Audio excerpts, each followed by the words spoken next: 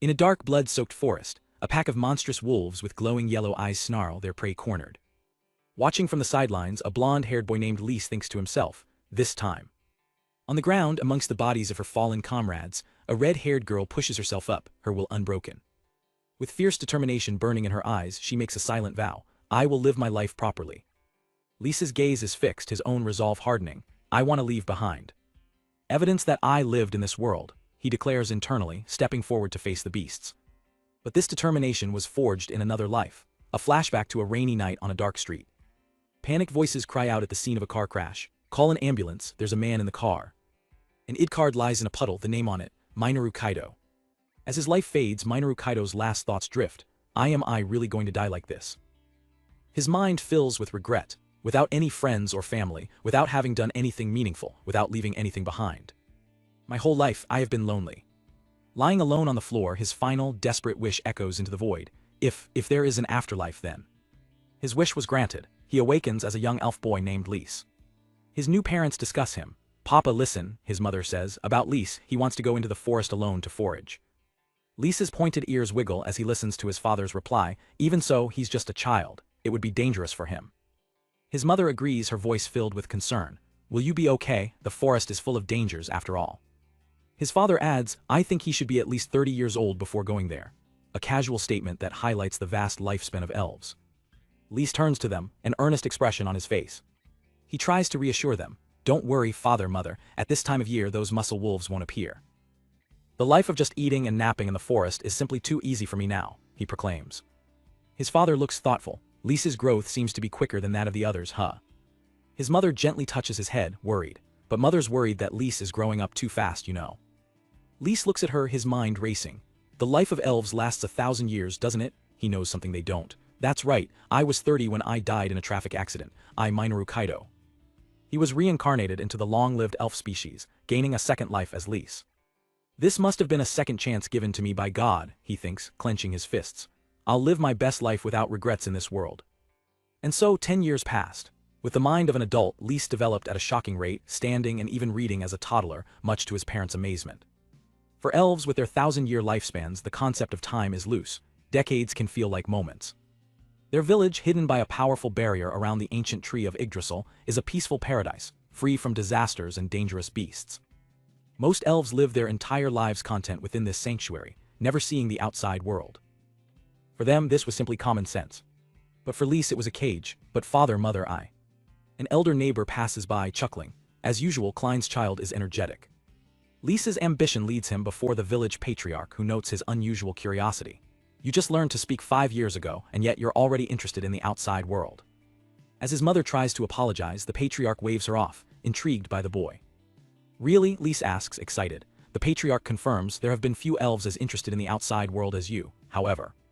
It will be a precipitous path. The patriarch's tone grows grim. In the 600 years I have led this village, most elves who went outside met an early end, especially those who got involved with humans. His mother looks at him, her worry returning. Lise, the outside world is dangerous. The patriarch looks down at the boy. I ask this because you are far more intelligent than the other children. Do you still wish to venture outside? Lise turns to his parents. Father, mother, thank you for raising me. I am appreciative of everyone in this forest. Even then. Even if I have 1,000 years, I don't want to live in this small world until the end. I will learn various things. I will meet various people. I want to leave evidence that I lived in this world. His eyes burn with the fire of his past life's regrets. And so, I want to live my life without any regrets. Seeing his unshakable will, his parents finally relent. If your will is this strong, then we won't stop you.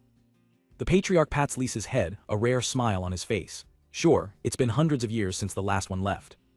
If you want to go to the outside world that much, then I'll allow it. He issues a challenge. Try to pass my exit examination, Lise Klein. Lisa's face lights up. Yes. The patriarch sets the terms. All right, then in a century, attain the peak of elven recovery magic that dwells within your soul. 100 years is it, Lise confirms. The outside world is dangerous, the patriarch explains. You must be able to protect yourself. If you pass my exam within 100 years, I will permit your departure. He gives Lise a sharp look. Understood. Lise considers it. 100 years. It sounds like an eternity, but it's merely a tenth of an elf's life. With his human perspective on time, this is more than generous. Understood, this will be great for me. But the patriarch leaves him with a final warning. However, this exam is not one you can pass half-heartedly, do not forget that. But 10 years later, a fraction of the allotted time, Lise stands with his arms outstretched, unleashing a torrent of power. Recovery magic, ardor. A massive wave of restorative energy flows from his body.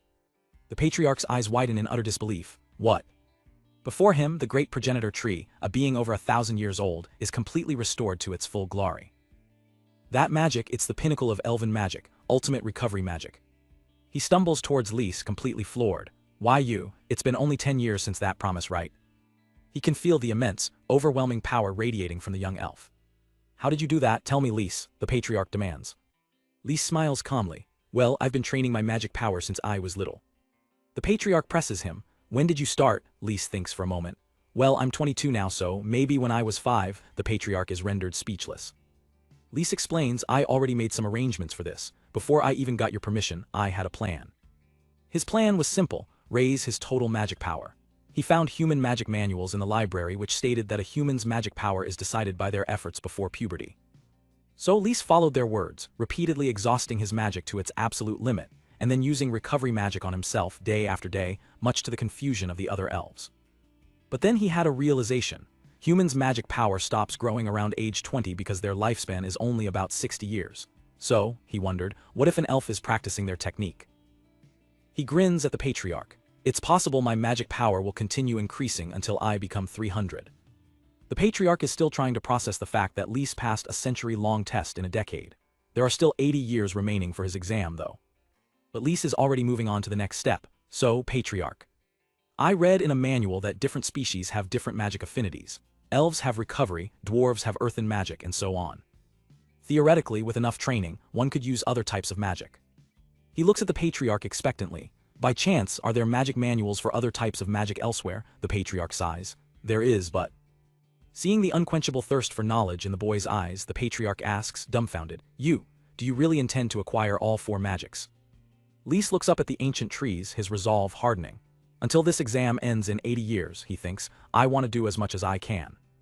The patriarch, seeing this fire in the young elf, remarks, even now, when demons don't exist anymore, he's passionately studying magic. Sighing, the old elf relents. He holds out an ornate key. It can't be helped, I suppose. Here, the key to the forest's library. I will allow you to access our forbidden books as well. But he gives Lise a sharp, warning look. However, magic manuals for which you have no aptitude will require much time. Even if you understand them, it may take 100 years. Lise is ecstatic, completely ignoring the warning. Thank you, patriarch, he shouts, practically bouncing with excitement.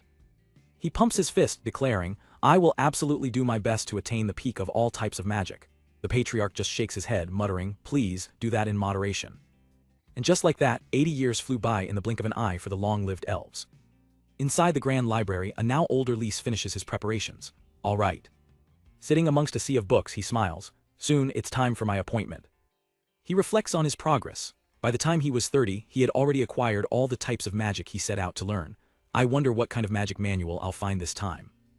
He recalls the patriarch, impressed by his progress, officially making him the keeper and manager of the entire library. And so, today was a special day. Lise had an arrangement to acquire new magic manuals from the outside world. The narration explains that the elves' only point of contact with the outside is a human noble family that manages the bordering territory, the House of Garlanda. To fund his obsession, Lise had made a deal to trade the rare products from the ancient trees for capital, allowing him to purchase books from the human world. He had established a good relationship with the family head, a man named Grillet Garlanda. Lise remembers Grillet being in awe of his talent, admitting that a normal human could never keep up with his pace of learning. During one of their last meetings, Grillet had excitedly told him he was going to propose to his childhood friend. Grillet had laughed, promising that he'd introduce her to Lise one day. Lise smiles at the memory. Man, he did say that last time we met, he thinks nonchalantly, that was years ago. Suddenly he spots a carriage approaching in the distance. Oh, he's coming. But as he gets a better look, he squints in confusion. Wait, what? The person stepping out of the carriage seems different. Hasn't Mr. Grillet's impression changed since we last met? A much younger man with glasses looks around, startled and out of place. The young man spots Lise and freezes in surprise. Lise, oblivious, gives a cheerful wave. Hey there, Mr. Grillet. He casually walks up to the stunned visitor. It's been a long time, huh? What sort of magic manuals did you bring this time? Lise tilts his head, confused by the boy's shocked silence. The young man's eyes are wide with disbelief. Elves, they really do exist, it's just as father said. The word hits Lise and his smile fades. Father. The young man bows formally. Yes, this is my first time meeting you, Mr. Lys. I am Grillet Garlanda's heir, Gallius Garlanda. Gallius continues, since my childhood my father Grillet told me all about you. Lys is completely floored, but we met just a few days ago, so Grillet is your father. Gallius explains sadly, my father wanted to come but nobody can win against the waves of time. He has begun growing weak, so I was chosen to come in his stead. The weight of Gallius's words begins to sink in for Lys. He crouches down trying to wrap his head around it. By the way, Gallius, when was the last time your father came here? Gallius adjusts his glasses. Ah yes, my mother and father got married about 2 years before that so. It was around 22 years ago. The number echoes in Lys's mind. 22 years, what felt like a moment to him was a lifetime for a human. He realizes with a jolt how different their perceptions of time truly are. The life of a human is so fleeting. Gallius is then shocked by Lys's next statement. You have only 7 years left before you leave the forest, Lys nods. Yes, if you do the math I'm already 93 years old. Lys smiles softly. If I leave the forest I may visit your family, can you tell Mr. Grillet that for me? Gallius beams, shaking his hand enthusiastically. Of course, I'm sure father will be overjoyed. Lys waves as the carriage departs, his mind reeling from the encounter. He looks out into the forest, a new determination in his eyes. As long as I overcome the patriarch's trial, I should be able to meet Grillet again. Returning to the library, he gets to work. He eagerly unpacks the new magic manuals Gallius brought. Looking at the massive pile of new knowledge, he grins. With this, I won't be bored for what few years remain. He immediately dives in, flipping through the first book. He skims over a children's story, Tales of Heroes. The hero defeats the Demon King, a nursery tale, He muses that in this world, demons were a long-extinct race, much like how elves might seem like a myth to humans. As he sorts through the pile, he finds a small, tattered book. This is old, it's in really poor condition. He can just barely make out the title on the crumbling page, Recommended Movement Magics. A new idea sparks in his mind. I, who acquired all types of magic, will finally set my sights on ancient magic as well. The book speaks of magic used long ago by extinct races and the demon kings who once ruled the world. It explains that these ancient magics were different from the 4 basic types and often required special, complex conditions to even cast. Lys's curiosity is piqued. This is interesting. Holding the ancient tome, he makes a decision. With a grin he declares, all right, let's give this thing a try. He finds a clear space in the library. For now, I'll just try moving somewhere near the house. He carefully reads the ancient, unfamiliar script. A brilliant magic circle explodes into existence around him as he shouts the incantation, Movement Magic Bizandal. The ancient words pulse with power. A strange, pulling sensation envelops his entire body. What is this feeling? He can't believe it. Did I really get the chant for this spell right in one try? In a blinding flash of light, Lys vanishes, the ancient book clattering to the empty floor. He slams face first onto the ground, the world spinning around him. Pushing himself up, he looks around, completely disoriented. Where am I? The first thing that hits him is the thick, coppery smell of blood, followed immediately by the terrifying roar of a massive beast. He scrambles to his feet and finds himself in the middle of a frantic retreat, surrounded by terrified human adventurers. One of them spots him appearing out of thin air and yells, "Where the hell did you come from? Are you one of the guild's posse?" Lys, still dazed, can only reply, "What?" His mind races to catch up. The teleportation spell worked, and it seems he's finally outside the forest barrier. Then his eyes lock onto a small figure lying amidst the chaos on the forest floor. A human child. It's a young girl with red hair, gravely wounded but still clinging to life. Lys stares, his heart pounding. She's still alive. This was it, his first chance encounter with a human in this new world. Lys casts a new movement spell, expecting to land near his home. But the spell goes awry. He finds himself in an unknown forest, realizing he's accidentally teleported outside the safety of Yggdrasil's barrier. He's immediately confronted by a group of hostile humans. Where the hell did you come from? One of them shouts, "Are you from the guild?" Lys realizes he's caught between 2 threats. Behind him are the humans. And in front of him, a pack of vicious magic beasts, standing over the bodies of fallen children. His eyes lock onto the tragic scene on the ground. Lys is horrified. Children, were they attacked by the muscle wolves? He clenches his fist, his mind racing. Then he sees it. Amidst the carnage, one of the children, a red-haired girl, is still moving. One of them's alive, he realizes. The humans behind him start panicking. Fuck, to be chased by magic beasts and the guild's goons. One complains, the merchandise won't be any good anymore. Lys's eyes narrow at the word merchandise. A ferocious roar from the alpha wolf cuts through the tension. The men decide to bail. Boss, before that bastard starts aiming for us. Let's get the hell out of here, the leader yells, turning to flee and leave everyone behind. Lys watches them go, his expression hardening. he doesn't care if they tried to use him as bait. He looks at the injured girl, his resolve solidifying. Whatever they're trying to do, I won't allow it to happen. He raises his hand and unleashes his power, shadow spell Black Whip. Tendrils of pure shadow shoot out, instantly catching up to the fleeing slavers. The men are caught completely off guard. The hell, what is this? The shadow whips bind them tightly, immobilizing them. What the fuck? The boss screams, this thing's too sticky, I can't move at all. With the slavers dealt with, Lise turns his attention back to the more pressing matters. He rushes towards the injured girl. Now I can help you, he declares. But before he can reach her, one of the muscle wolves lunges, teeth bared. Lise reacts instantly, channeling magic into his arm, hardening spell Magic Empowerment. He cocks back his fist, ready to strike. With a powerful shout of Beast Fist, he unleashes a devastating punch that connects squarely with the wolf's face. The sheer force of the blow sends the massive beast flying backwards. The surviving girl watches the display of power, stunned. Lise examines his fist, surprised by the effectiveness of the beastman magic he'd learned. That was my first time using it. I didn't think it would work on my muscles. He cracks his knuckles and glares at the remaining wolves. Next.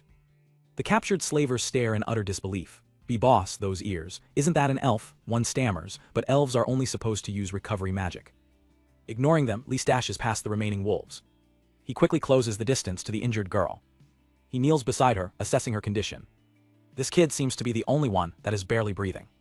If she's still alive, then I can heal her, he thinks with determination. He looks at her gently. It's okay, you'll regain your energy at once. Lise begins to cast a complex spell combining two powerful schools of magic. Conflux spell, Grand Fire and Recovery magic, Dragon's Healing Breath. A vortex of flames erupts around the girl. The slavers watch in horror. Is he burning her? No, the boss says, his eyes wide. The flames. She's absorbing the flames. Lise kneels as the light from the healing spell intensifies. As the magic fades, the girl's hands touch the ground, her strength returning. She sits up, her once fatal wounds completely gone, and stares at her savior. Lise looks back, relieved that his spell worked. The slavers are dumbfounded. A wound that can't be cured by anything less than grand recovery magic was cured in an instant. The girl tries to thank him, but no words come out, only panicked gasps. Lise notices the thick metal collar around her neck. Oh, I see. He leans in closer. This collar has sealing magic applied to it, and that's stopping you from talking, huh? He examines the cruel device. If anyone other than your master tries to remove it, it explodes. So there are magic tools made for slaves, huh? I get the situation now. He looks at her with a kind and reassuring gaze. It's okay, you can trust me. He tells her, just hang in there. Lise prepares another spell. First, I'll remove the spell from this collar. I'll need to overpower it with my own magic while simultaneously inserting some destruction magic.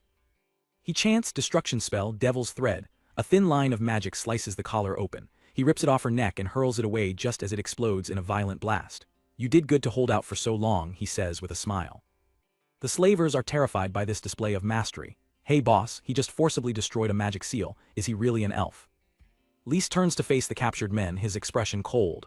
Right then, now to figure out what to do with you guys. The lead slaver immediately starts pleading, spinning a pathetic lie. We were here to protect the kids. We just ran into some muscle wolves. Those damn beasts split us up and ate us one by one. He continues his desperate appeal. You have to help us. Every one of us was about to be eaten to the bone. So can you please remove the spell, he begs. Lisa's eyes are shadowed, his voice dangerously calm. You tried to help, huh? He gestures to his pointed ears. You may have realized this, but I am an elf. The slavers' faces pale, as the reality of their situation sinks in. Thanks to that, Lise says, his voice dripping with contempt, I know you were planning to ditch everything. And elven ears aren't sharp for no reason. The boss can only curse under his breath, realizing he's been caught. The slaver scoffs, trying to play dumb. Elves have great ears, you know, but Lisa's expression is ice cold. He heard everything.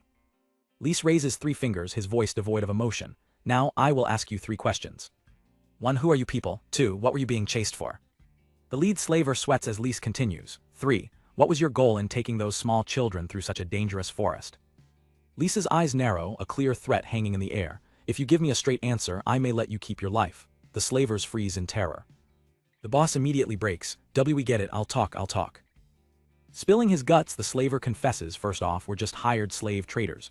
Plenty of parents sell their kids when they're broke. Secondly, we were being chased because someone at the guild set us up.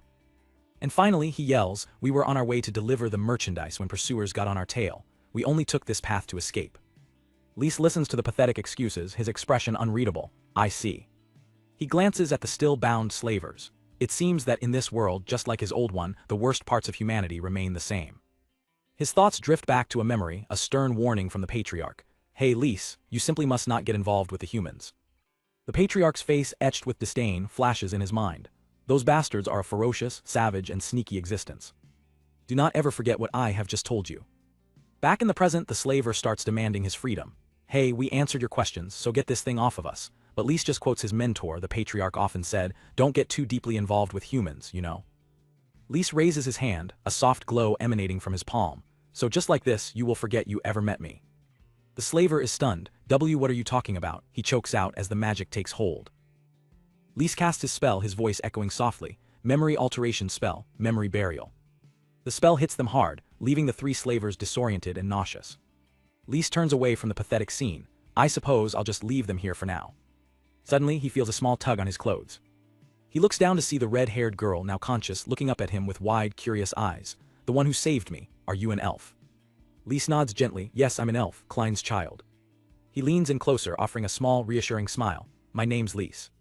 The girl begins to tremble and Lise's smile fades. I'm glad you're able to talk again. I'm sorry. I wasn't able to help the other children.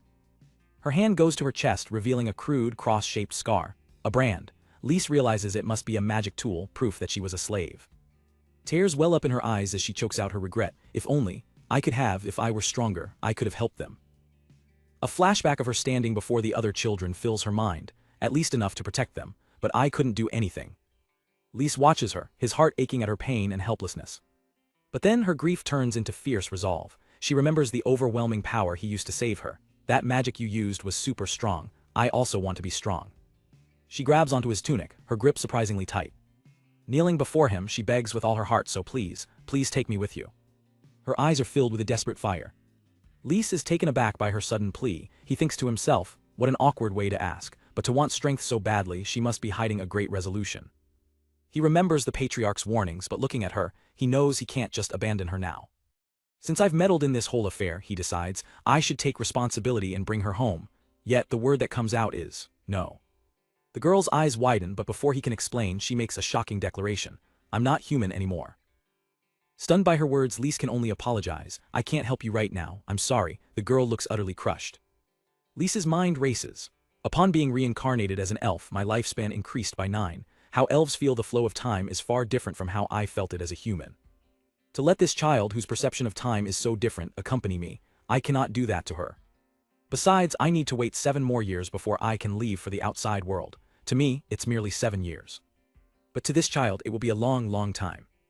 He gently places a hand on her head as she slumps, unconscious from the ordeal. But I'm not ready to erase such determination. You will remain in the depths of my heart.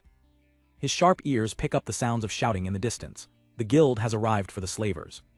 Lise watches from the trees. Well, I'll leave the rest to the guild. He gently lays the sleeping girl down in a safe place. Kneeling beside her, he makes a decision. Now 7 years remain.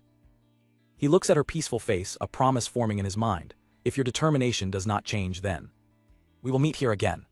With his promise made, Lise departs, leaving the girl to be found.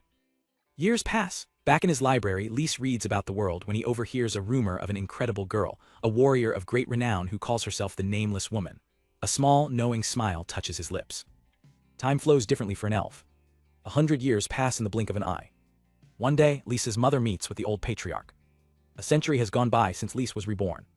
Sorry for calling you out here, she says. The patriarch waves it off. It's fine. That mischievous child has always turned up here. He sighs, a hint of admiration in his voice. I told him I'd train him until he was 100 years old, but it seems his heart has not wavered. The patriarch explains the harsh reality of the world outside their barrier. Elves are meant to live out their lives peacefully in the village, under Yggdrasil's protection. What do you think would happen if one were to leave for the outside? He picks up a small stone, his voice growing grim. It's akin to what would happen if a baby mouse were to jump out onto a battlefield. What happens is. But that time is now. A young-looking female elf with sharp eyes appears before Lise. She is to be his proctor. Her boots step forward, signaling the start of the trial. Lise stands ready, his heart pounding with excitement. Finally, the day has come. I've trained for 100 years for this day. A brilliant smile spreads across his face. The trial to allow my passage outside has begun. It's time to show them what a century of training really looks like. The patriarch's voice echoes through the ancient forest. The examination is finally over, Lise. He stands before Lise, a young elf who has trained for 100 years. Even after a century, the patriarch continues, your wish to leave this forest hasn't changed, has it? Lisa's answer is firm and unwavering, yes. Suddenly, a new voice cuts in, seemingly from nowhere. Patriarch, it seems we've quite the lively child preparing for departure, huh? Lise whips his head around, confused. Someone's talking, but I can't see them. The Patriarch sighs, a hint of pride in his voice. This rascal hasn't lost to me once. In fact, he's my equal in every way. It's troubling. The mysterious voice continues, praising Lise. He must be a genius to get your permission to leave after a mere century, a level of genius I can't even put into words. Perhaps now, the voice says, he'll finally understand the scope of his own power. In a swirl of leaves, a figure appears before them. Well, I may have to look forward to that. Lise is stunned by her sudden appearance. Where did she come from? The blonde elf introduces herself calmly.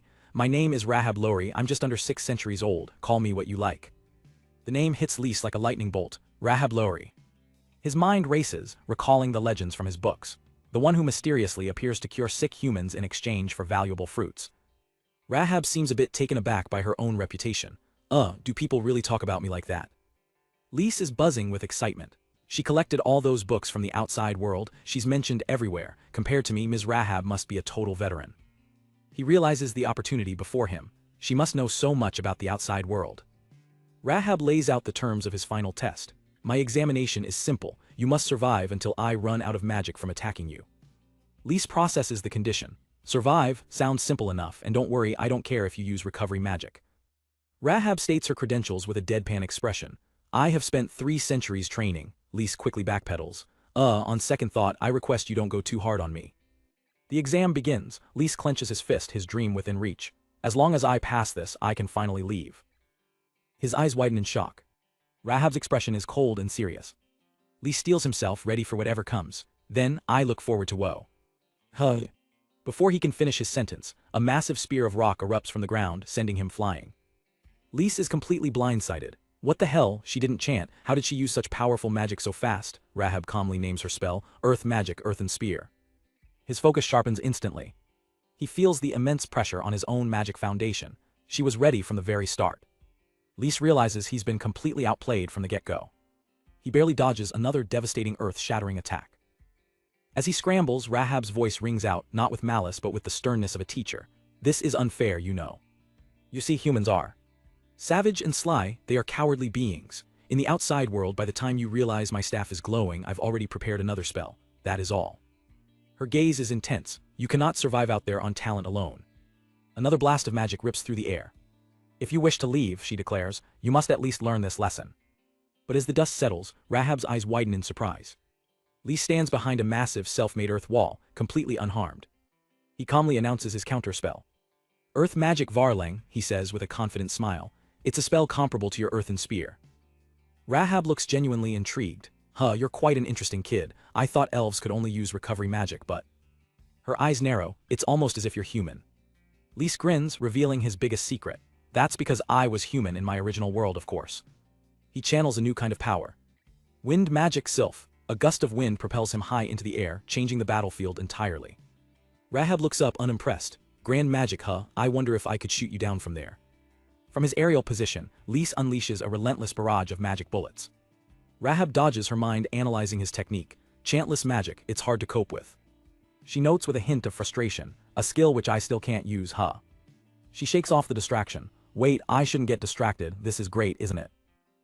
Lise presses his assault from above. My attacks are unceasing, soon enough you won't be able to escape them. He nimbly dodges her counterattacks in mid-air. Amidst the chaos, Rahab suddenly has a thought. Oh right. She casually asks Lise, why do you want to go to the outside world? Lise can't believe it. You're asking that now. While launching another spell, he begins to answer. It's because I figured an elf's life is super long, probably. He continues, his voice filled with a century of pent-up desire. The elven village is peaceful, more so than anywhere else, but... He lands gracefully, the battle pausing for a moment of truth. It's been 100 years since I was born as an elf.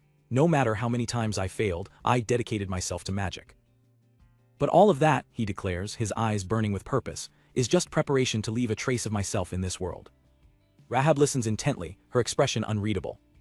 A flashback to a lonely, unfulfilling past life flickers in his mind. In my previous world, I didn't dedicate myself to anything. I didn't get involved with anyone. I was filled with regret until the very end. He clenches his fist, the memory fueling his resolve. But because of those thoughts, I must. In this world, I will know the world more than anyone else. enjoy the world more than anyone else, and be remembered by someone else. Lise concludes his heartfelt speech, surrounded by the books that fueled his ambition. In order to realize that dream, I felt that I should leave for the outside. With a bright, determined smile he finishes, that is how I feel. Rahab listens intently, her gaze thoughtful as she processes his profound motivation. After a moment of silence, she tilts her head. Conversely, why did you want to go to the outside world? Lise is taken aback by the question, not expecting to have it turned back on him. He watches, confused, as Rahab seems to be looking for something. She suddenly produces a single, shiny fruit.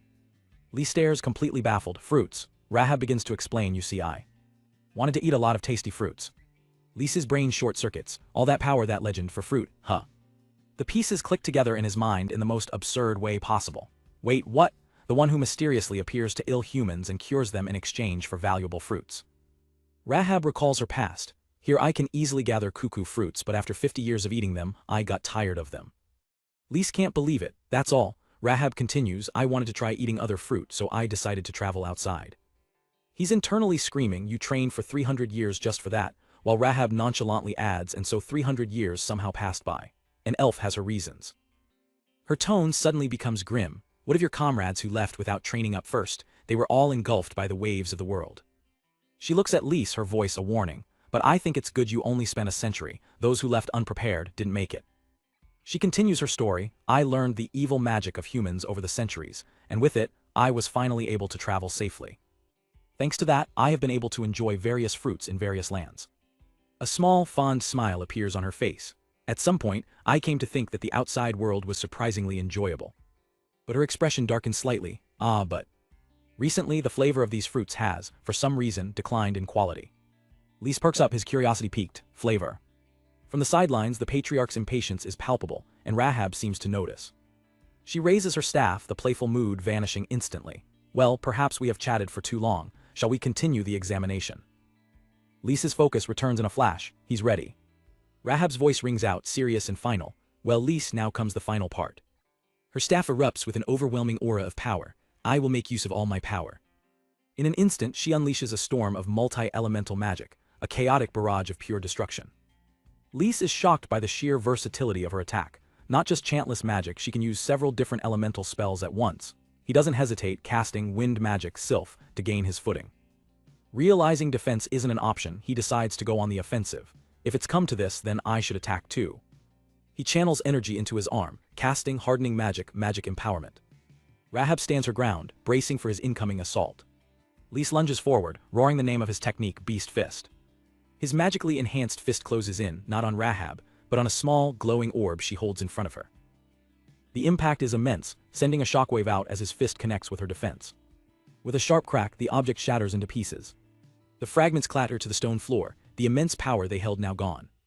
Rahab looks down at the broken pieces, completely unfazed. I see, so you've managed to destroy that material. Lise stands panting, confused by her calm reaction. What is that? She explains casually, a magic stone made by humans. Just by inserting a small amount of magic power, it automatically casts spells. Holding up a shard, she adds, a magic tool, you could say. It's surprising that humans can even make something such as this.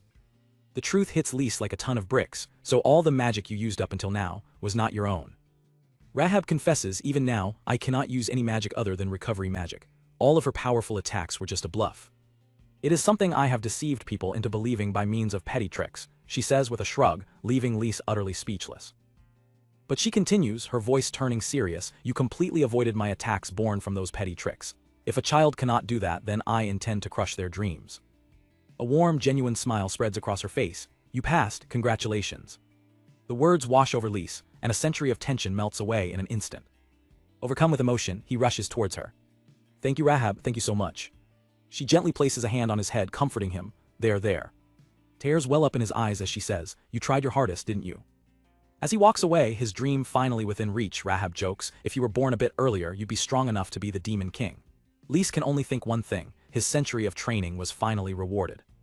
Meanwhile, in a bustling human city far away, a lone figure walks with purpose through the crowded streets. Their determined steps echo on the cobblestone. It's the red-haired girl Lise once met, now a grown and capable woman. She stops at a fruit stand. Excuse me. The shopkeeper greets her enthusiastically. Welcome. He stuns silent when she drops a heavy pouch of coins on his counter. Looking him dead in the eye, she says, I would like to have all of the fruits over there, please. The shopkeeper is flabbergasted. Why you really want to spend this much money on fruits again? She looks down, a faint, knowing smile on her lips. It's because I heard that elves like fruit. Confused but not wanting to lose a sale, the man quickly agrees. Ah, nothing, sure, just a moment. Her inner thoughts reveal her true purpose. I have laid ever waiting for the day to come upon which we meet again. Her gaze is fixed on the future, her voice a whisper of promise. Elf, a prelude to a long-awaited reunion had just begun. Back in the serene elven village, nestled high among the ancient trees, Lisa's family waits. After acing his trials, Lise is finally ready to share the big news. He rushes towards his parents, his voice filled with excitement. Dad, Mom. The village patriarch greets the young elf with a proud smile. Lise.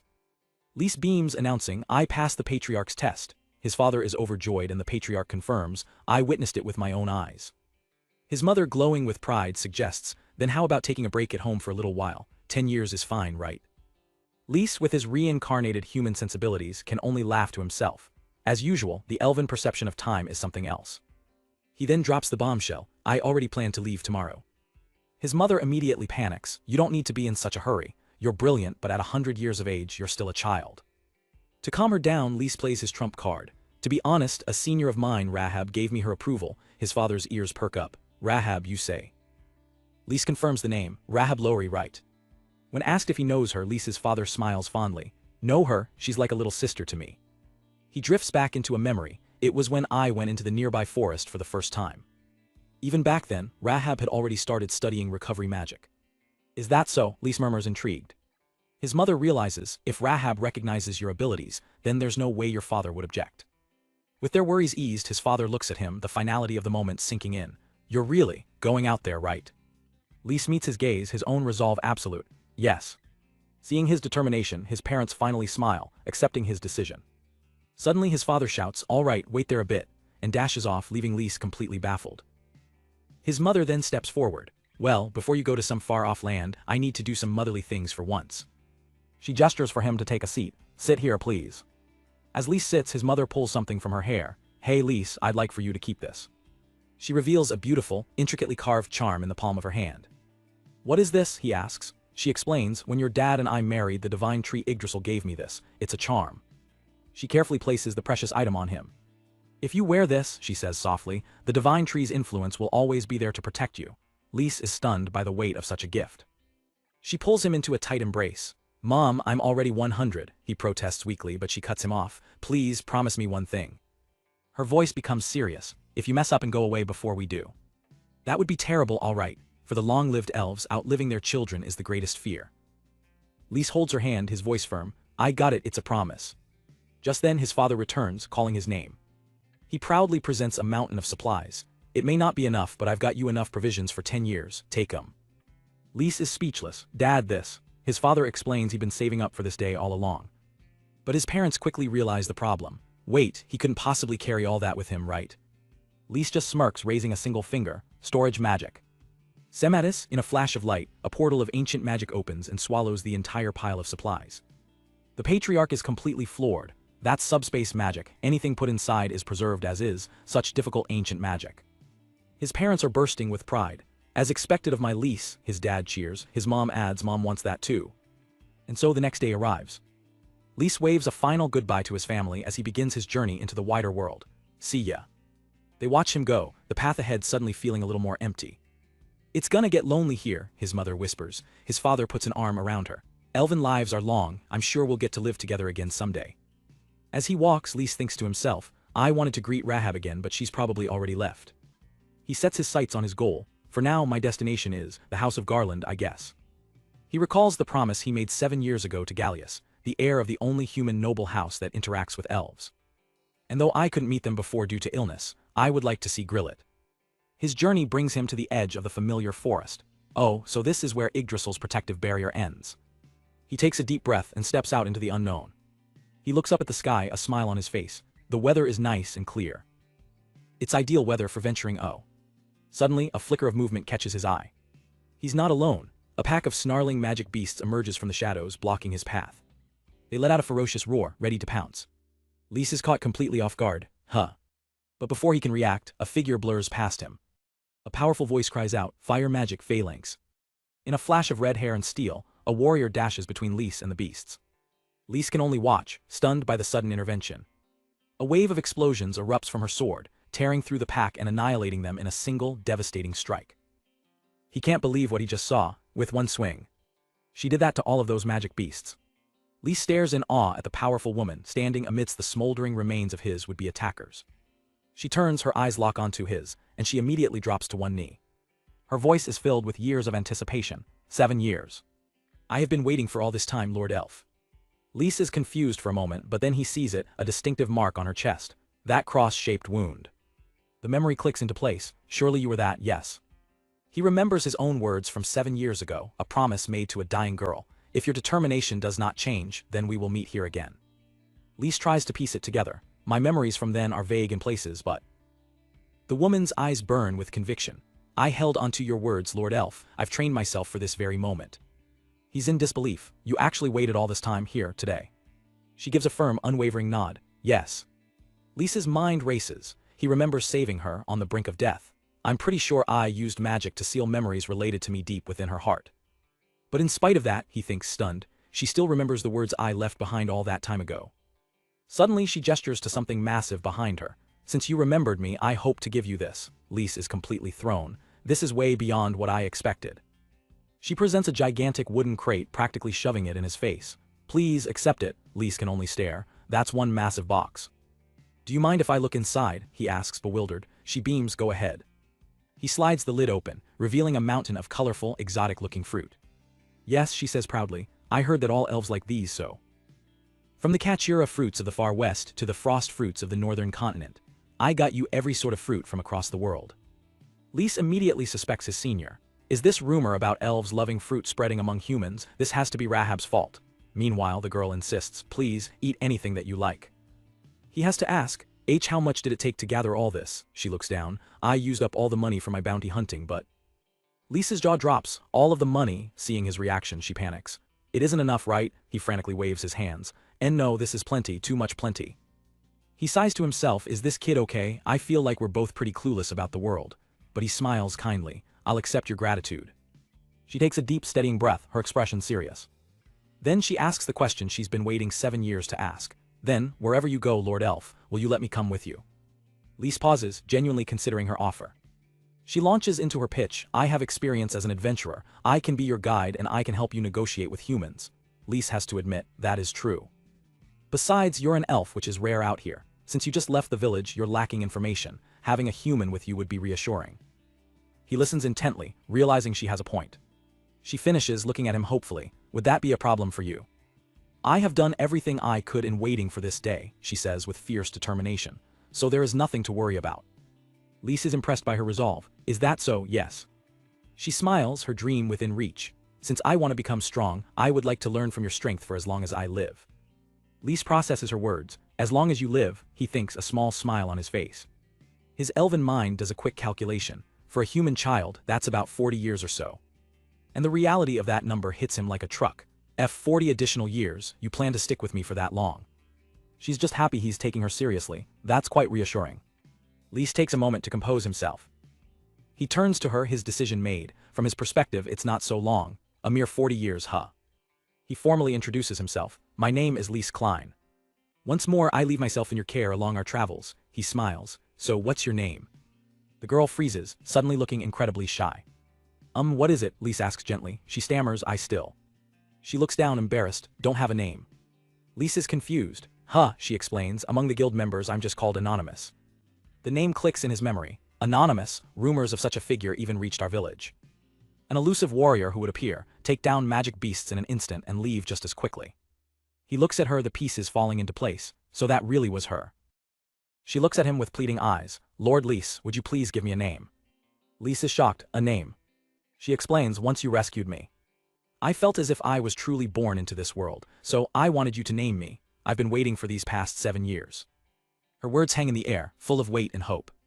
Lise is deeply moved. I didn't think one person could view such a brief event in such an important light. To a small human girl, 7 years is an absurdly long time to wait. A memory from his distant past surfaces. He remembers being a human child asking his mother, why'd you give me the name Minoru? His mother's gentle voice echoes in his mind. Because as you live, I want you to bear more fruit than others and exceed them. Looking at the dedicated girl before him, the answer becomes clear. That's what I wish for you. He speaks the name, Minori. He tries it out, a warm smile spreading across his face. Minori, I wonder. She whispers the name to herself, tasting it for the first time. Minori, hey. Her face lights up with pure joy. It's a wonderful name, Lord Lys. Lys reflects, in my previous world, I bore no fruit in the end. But this time I had someone waiting for me without even knowing if I'd really show up, and all the while she continued to train herself. With such drive, he thinks, looking at her, perhaps she could achieve something great. With their partnership sealed, Lys sets their first goal. For now, I intend to go to the house of Garlanda. They're in the Garlanda March, right? Minori eagerly pulls out a map. Give me a moment to figure out the way, Lys smiles. Thanks. While she's occupied, Lys casually gestures at the massive crate of fruit and casts his storage magic. Sematus. The crate vanishes into a pocket dimension. He then pulls a single fruit from the same space. Guess I'll have one right now while I wait. He inspects the small, round fruit and takes a bite. A strange sensation spreads through his mouth. Kinda tingles, he mutters just as Minori calls out. Lord Lys, I got it, she exclaims, having found their route. Really, then? Lys turns to his new companion with a bright, adventurous smile. Shall we, Minori? Her answering smile is just as brilliant. Yes, Lord Lys. In a bustling guild hall, the adventurer Minori steps up to the counter to cash in her latest haul. We'd like to turn in 1 horned rabbit and 3 slimes. What's the best you can do? As she negotiates, patrons at a nearby table take notice. One of them points, exclaiming, hey, it's that strange woman, it's Minori. Her companion Lys chuckles to himself. Minori is sure famous around here. Minori, having secured their pay, turns to him excitedly. Rhys, this should be enough for us to get to Margrave Garulanda's frontier. Overhearing their destination, the bartender asks another adventurer, are you guys really going to Gallius' neck of the woods? The man nods, yeah. Another patron explains he's the new feudal lord Gallius Garlanda. Ever since he took over, the economy has skyrocketed, mostly because of all the requests to hunt magical beasts. For the first time in a while, adventurers are eating well. The name Gallius triggers a memory for Lys, a face from the past. He thinks to himself, it's been 7 years since then. 3 weeks after leaving the land of the elves, Lys travels with Minori, his mind on their destination and the man who rules it. That Gallius. Suddenly Minori's voice cuts through his thoughts. Rhys, look, if we cross this path we can see Fort Kukure. We're finally at the Margrave Garulanda frontier. Lys smiles under his hood. For someone like him who knows nothing of the outside world, Minori has been a true blessing on this journey. She points to a map confirming their location. We came out of these woods. Fort Kukure should be right here on the border. Lys recalls what he knows of the region. The feudal lord, Garulanda, keeps a lot of magical beasts on these borderlands. They help protect the empire from the sacred forest. But as they draw closer, the scene becomes grim. The roadside is littered with the bodies of fallen soldiers and adventurers. Lys stops, a sense of unease washing over him. He turns to Minori. The closer we get to the fortress, the more casualties we're seeing. Minori looks concerned. I heard there's been a recent invasion of magical beasts. Lys pulls out an apple, pondering the situation. Gallius, the feudal lord, has a great reputation, but it seems even he can't handle this surge of monsters. He takes a bite, but his expression immediately sours. Minori, he says, holding out the fruit, is it just me, or does this apple taste a bit off? Do you want to try some? Minori completely short-circuits. Is it really okay for me to eat something that has touched your lips? After a moment of frantic internal debate, she steels herself. She takes a huge, decisive crunch out of the apple. Her eyes sparkle. I don't taste anything funny. In fact, after you've taken a bite, it tastes even better. Lys just watches her, thinking, I see. But something still feels wrong. He remembers a conversation from the past. Recently, the flavor of fruit has gone downhill. Let me try something. His hands glow with magical energy as he focuses on the apple. Observation magic, Gronoces. The analysis appears before his eyes. Water, sugar, and a third horrifying component. His eyes widen in shock. Miasma. Minori notices his strange silence. How was it? Did it not suit your taste? Lys quickly puts on a smile to hide his discovery. No, it's nothing, it was delicious. I just wanted you to have some. His kind words send Minori into another flustered blush. But as she enjoys the apple, Lys's mind is racing, stuck on one terrifying word, miasma. He can't believe it. He's found a phenomenon once controlled exclusively by demons. But that's impossible. There shouldn't be any demons left in this world. As they finally arrive at the gates of Fort Kukure, the dark thought lingers. There's no way. At the city gate, their request is met with immediate scorn. You want a meeting with Lord Gallius. The guard laughs in their faces. He's a top noble in the Ul Empire. There's no way I can just let you meet him. The guard puffs out his chest. I've been guarding this gate for 5 years. I know every face that passes through and I've never seen your ugly mug around here before. Minori begins to tremble with rage, a low growl escaping her lips. Lise places a hand on her shoulder, trying to de-escalate the situation. But Minori is having none of it. If you insult Reese, then you insult me, she seethes. Just as things are about to explode, a calm, familiar voice cuts through the tension. Oh, if it isn't Reese. Lisa's face lights up in genuine surprise and relief. It's Lord Gallius himself. Hello, Gallius, how have you been? Gallius beams back. I can't believe it's been 7 years. The guard and Minori can only stare in disbelief. Gallius smiles warmly. I'm glad you remembered it about that promise. Lise nods, his own smile unwavering. Yeah, I came to see you. A flashback takes us back years ago, to a time when Lise met Gallius's father. Grillet, a burly warrior, had told him about the elven forest. So you have to pass a test only the elves know of to get out, Lise had said, intrigued. Grillet grinned. Well, once you get out, make sure you swing by our place. Grillet's expression had turned serious. Don't die until I leave the forest. Lise had agreed easily. Yeah, sure, but you gotta get out of the forest as fast as you can, he had made a promise. Back in the present, Gallius looks on with a bittersweet expression. Dad made a promise like that. Minori is completely lost. Reese, you aren't just friends with Gallius, you knew the previous feudal lord too.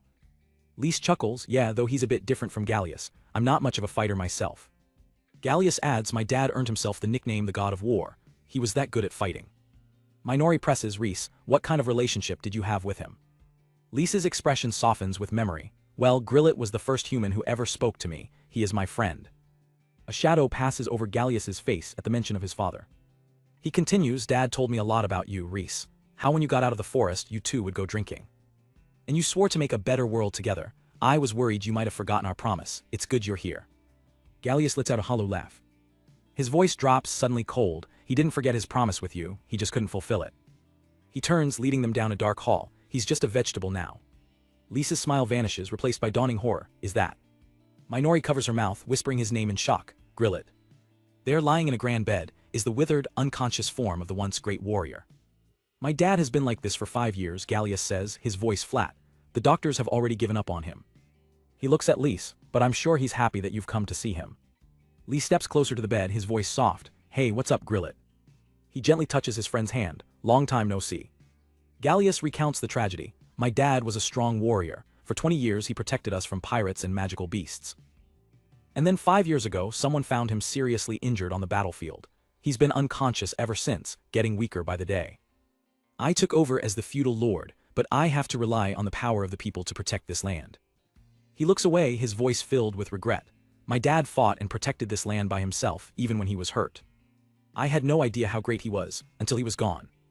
Lise processes the devastating news. He'd heard about Gallius's good reputation, but he had no idea it was built on such a tragedy. He realizes Gallius is keeping this a secret to prevent widespread panic among his people. He looks at the frail man in the bed. He fought magical beasts, alone. As he thinks, his eyes fall upon a dark, unnatural bruise on Grillet's hand. In an instant, Lisa's gaze sharpens. He recognizes the sign of a dark power at play. Without warning, Lise lunges towards the bed, startling Minori. Reese. She stares in shock, completely bewildered by his sudden action. What are you doing? Ignoring her, Lise points to a dark mark on Grillet's arm. Gallius, do you know anything about this bruise? Gallius looks downcast. We called in the most powerful white magician in the land, he explains, and not even he knew what it was. When he saw the bruises, he tried the highest level of magic possible. Gallius continues. It did nothing. It seems magic doesn't work. Lisa's eyes narrow with focus. He knows what he has to do. Observation magic. He casts the spell, his hands glowing as he summons the diagnostic magic. Gronoces. The results appear in a flash of light and the diagnosis is horrifying. Miasma content, 91%. Lisa's eyes widen in grim understanding. I knew it, he thinks this bruise is. Miasma. The concentration is off the charts, but that content, 91%. It all clicks into place for Lise. I see. The white mages can't beat this level of miasma concentration. His body just rejected it. He turns back to Gallius for confirmation. Hey Gallius, you have tried the highest level of healing magic on this, right? A stunned Gallius nods, why yes. Lisa's expression hardens with resolve. Then. He looks Gallius dead in the eye and makes an unbelievable proposal. We have to go above that and use the ultimate recovery magic. You haven't tried that yet, right? Gallius is completely floored, unable to process what he's just heard. He forces a nervous laugh, pushing up his glasses. Ha ha ha, surely you jest, using something like the ultimate magic. No way, he mutters, but a flicker of hope crosses his face as he looks at his old friend, Reese. Lise stands firm, his back to them. I haven't been sitting around doing nothing for the past 100 years. Minori watches from the doorway, a mix of awe and concern on her face. Lise turns, a gentle smile on his face that belies his immense power. I came all the way out here to see my friend. I can't just go home without even saying a word to him. The reality of the situation hits Gallius. Reese, you don't mean. Lisa's tone becomes deadly serious. Gallius, listen carefully. He delivers the hard truth. Even if Grillet wakes up from this, he hasn't got long to live. He probably has about 2 years left, Lise states plainly, knowing that. He poses the ultimate question, his gaze unwavering. Do you want to revive him? Gallius falls silent, the weight of the choice pressing down on him. His voice cracks with years of pent-up regret. My dad always fought alone for us. I have never been able to tell him thanks or leave it to me, nothing at all. With tears streaming down his face, he begs Lise, if you can bring him back, I have hundreds of things I want to tell him. Lise's expression softens. He gives a single, determined nod, got it. In an instant, a colossal magic circle erupts, filling the room with blinding light and ancient runes. Gallius can only stare in wonder. There is a legend that humans once theoretically reached it.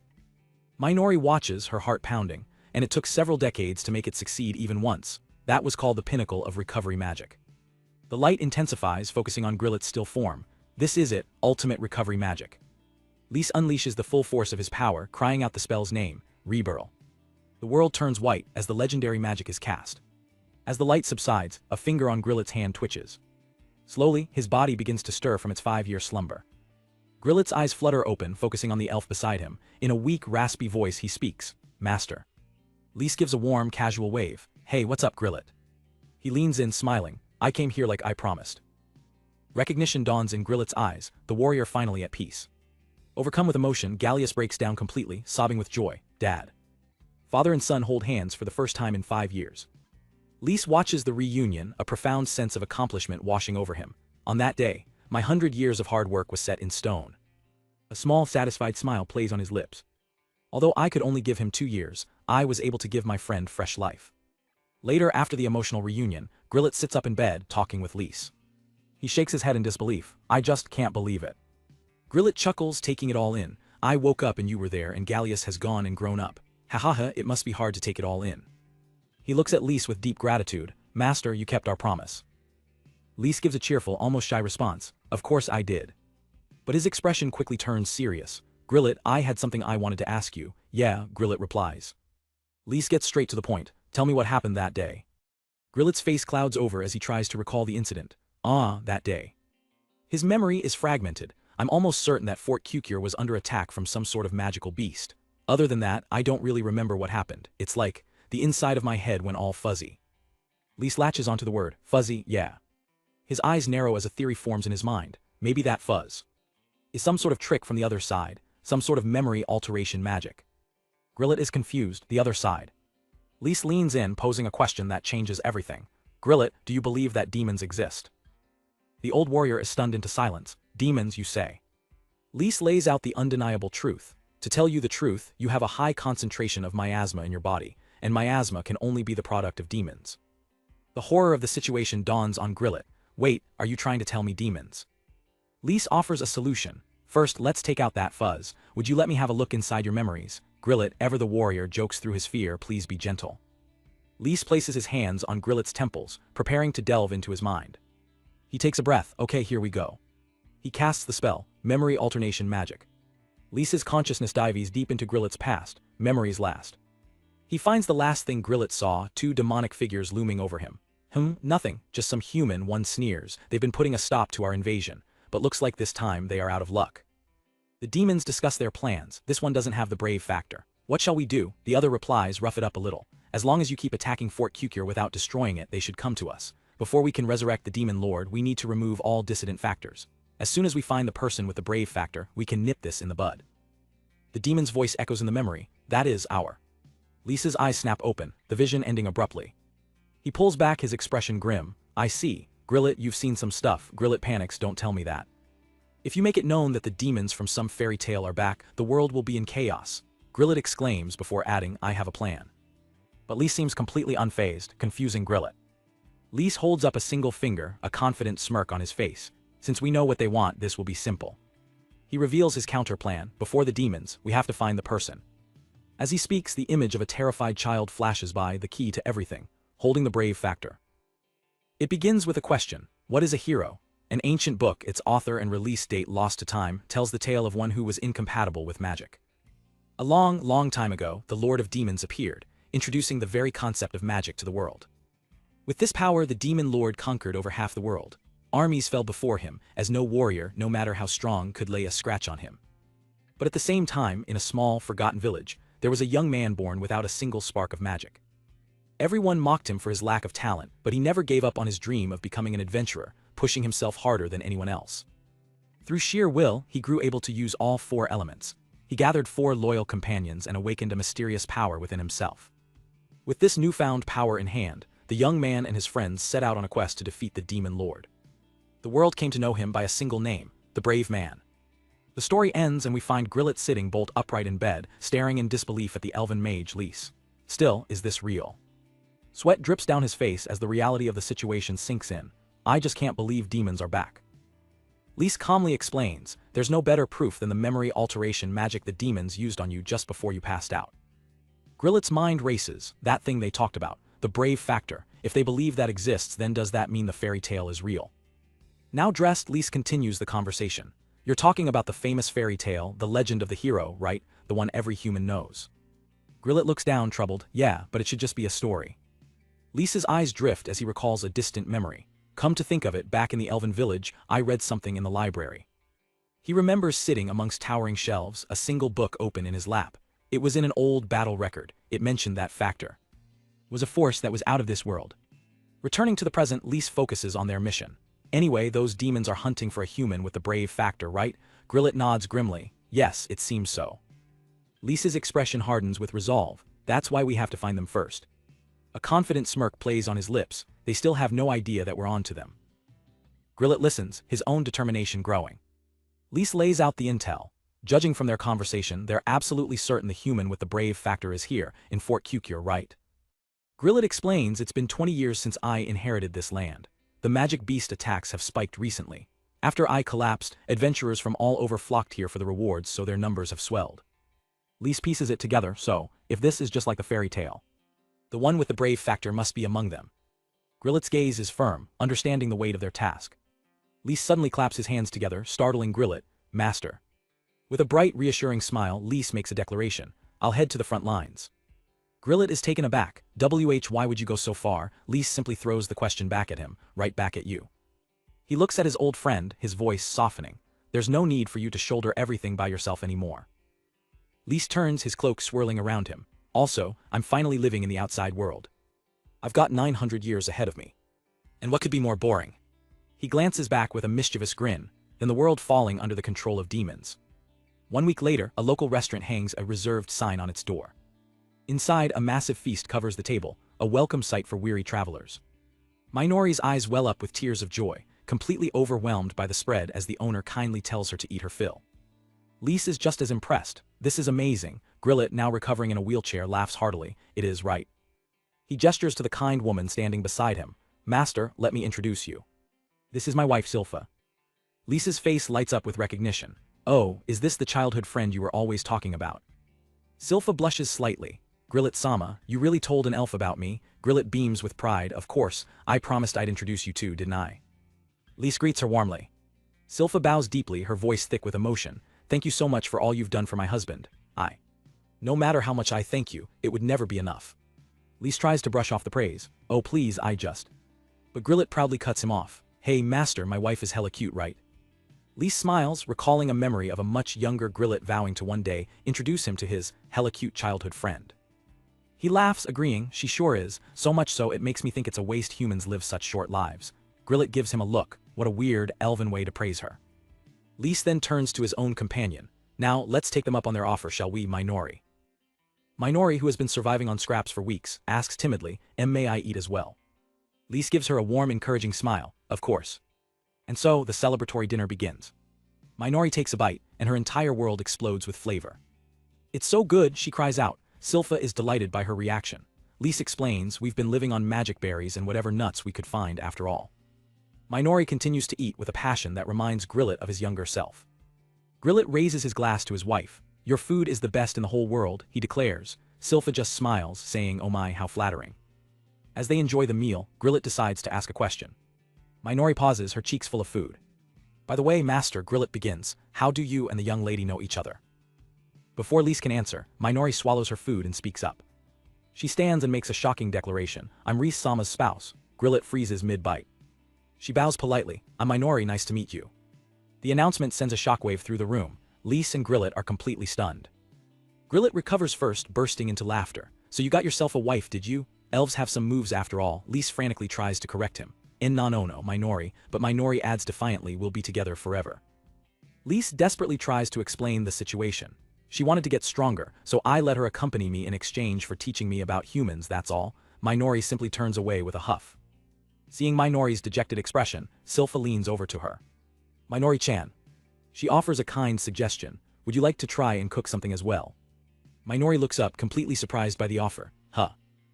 She becomes flustered. But I'm only good for fighting, I've never even cooked before. Silpha just smiles warmly, it's fine, don't worry so much. Silpha winks, leaning in closer. After all, there's an old saying, that the way to a man's heart is through his stomach. Lise looks utterly baffled by the human saying, the way to a man's heart is through his stomach. But for Minori, the words resonate. Blushing with determination, she looks towards Lise. If it could make Rise-sama happy, I want to give it a try, I'll do my best. Later, Grillet pulls Lise aside for a more private conversation. He whispers, Master, I heard it's really hard for humans and elves to have children with each other. Lise is taken aback. And why are you bringing that up now? Your chief told me so a long time ago. Grillet presses on, getting to the heart of the matter. So, what are you gonna do? Lise's expression softens into something more somber, unfortunately. He gives a gentle, sad smile. For the time being, I just don't see Minori like that. Grillet looks on with sympathy. That is truly a pity. As they speak, Minori is in the kitchen, happily getting her first cooking lesson from Silpha. Lise continues, the weight of his elven lifespan heavy in his voice. The truth is, Minori will die long before I do. His gaze is distant, she knows that. In the kitchen, Minori's first attempt with a knife is a bit too enthusiastic, startling Silpha. But she quickly gets the hang of it, concentrating under Silpha's kind guidance. Lise watches her, a faint smile on his face, and yet she still pursues those feelings. A week later, the time comes for them to depart. Lise and Minori stand before Grillet, Silpha, and Gallius. All right then, we'll be back, Lise says. Grillet nods from his wheelchair. Sure, I'm counting on you, Master. Lise smiles back, right. Gallius offers a final piece of advice. The place you're headed to, the Great Circle Forest Vastara, is where the magic beasts have been showing up. It's quite an uncertain place, so do be careful out there. With their goodbyes said, Lise and Minori turn to leave. Grillet and the others watch as the two adventurers walk away, their figures shrinking in the distance. Now deep within the woods, Lise looks around. This forest seems to be the main place for adventurers to take down magic beasts heading for Fort Kukure, right? Minori nods. Yeah, I haven't been to the forest myself, but I've hunted beasts that made it to the gates before. Lise connects the dots. In other words, in this area, we can keep an eye out for both adventurers and the ones behind the beasts at the same time. Minori pulls out a map. According to Grillet-san, there's a vacant house in the forest. I'm thinking we'll make that our base. She looks up, a hint of doubt in her eyes. I wonder if it's really possible to find the one with the brave factor. Minori thinks through the logistics. Our only clue is the fairy tale, so we'll be looking for someone who can't use any elemental magic, but we won't know unless we ask everyone to use magic in front of us. Lise considers her point. He then reveals his plan. With my appraisal magic, I should be able to tell whether someone has the hero factor or not. Minori points out the flaw. Still, there are droves of adventurers here. We're going to have to appraise each and every one. Her eyes suddenly widen in realization. Wait, can you really use your magic to find the one with the hero factor? She looks at him in awe. Rise-sama. Lise gives a confident smile. I think so. Minori is practically vibrating with excitement. You're so amazing, Rise-sama. Lise decides to test his theory right then and there. Focusing his energy, he casts the spell on himself. Appraisal magic status. His eyes glow as the magic takes effect. A status window appears, revealing a unique trait. Factor, Otherworld Reincarnator.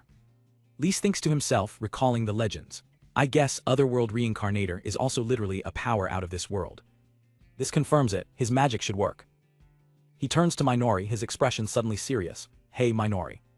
Are you really okay with this? Minori is confused. What are you talking about, coming here with me?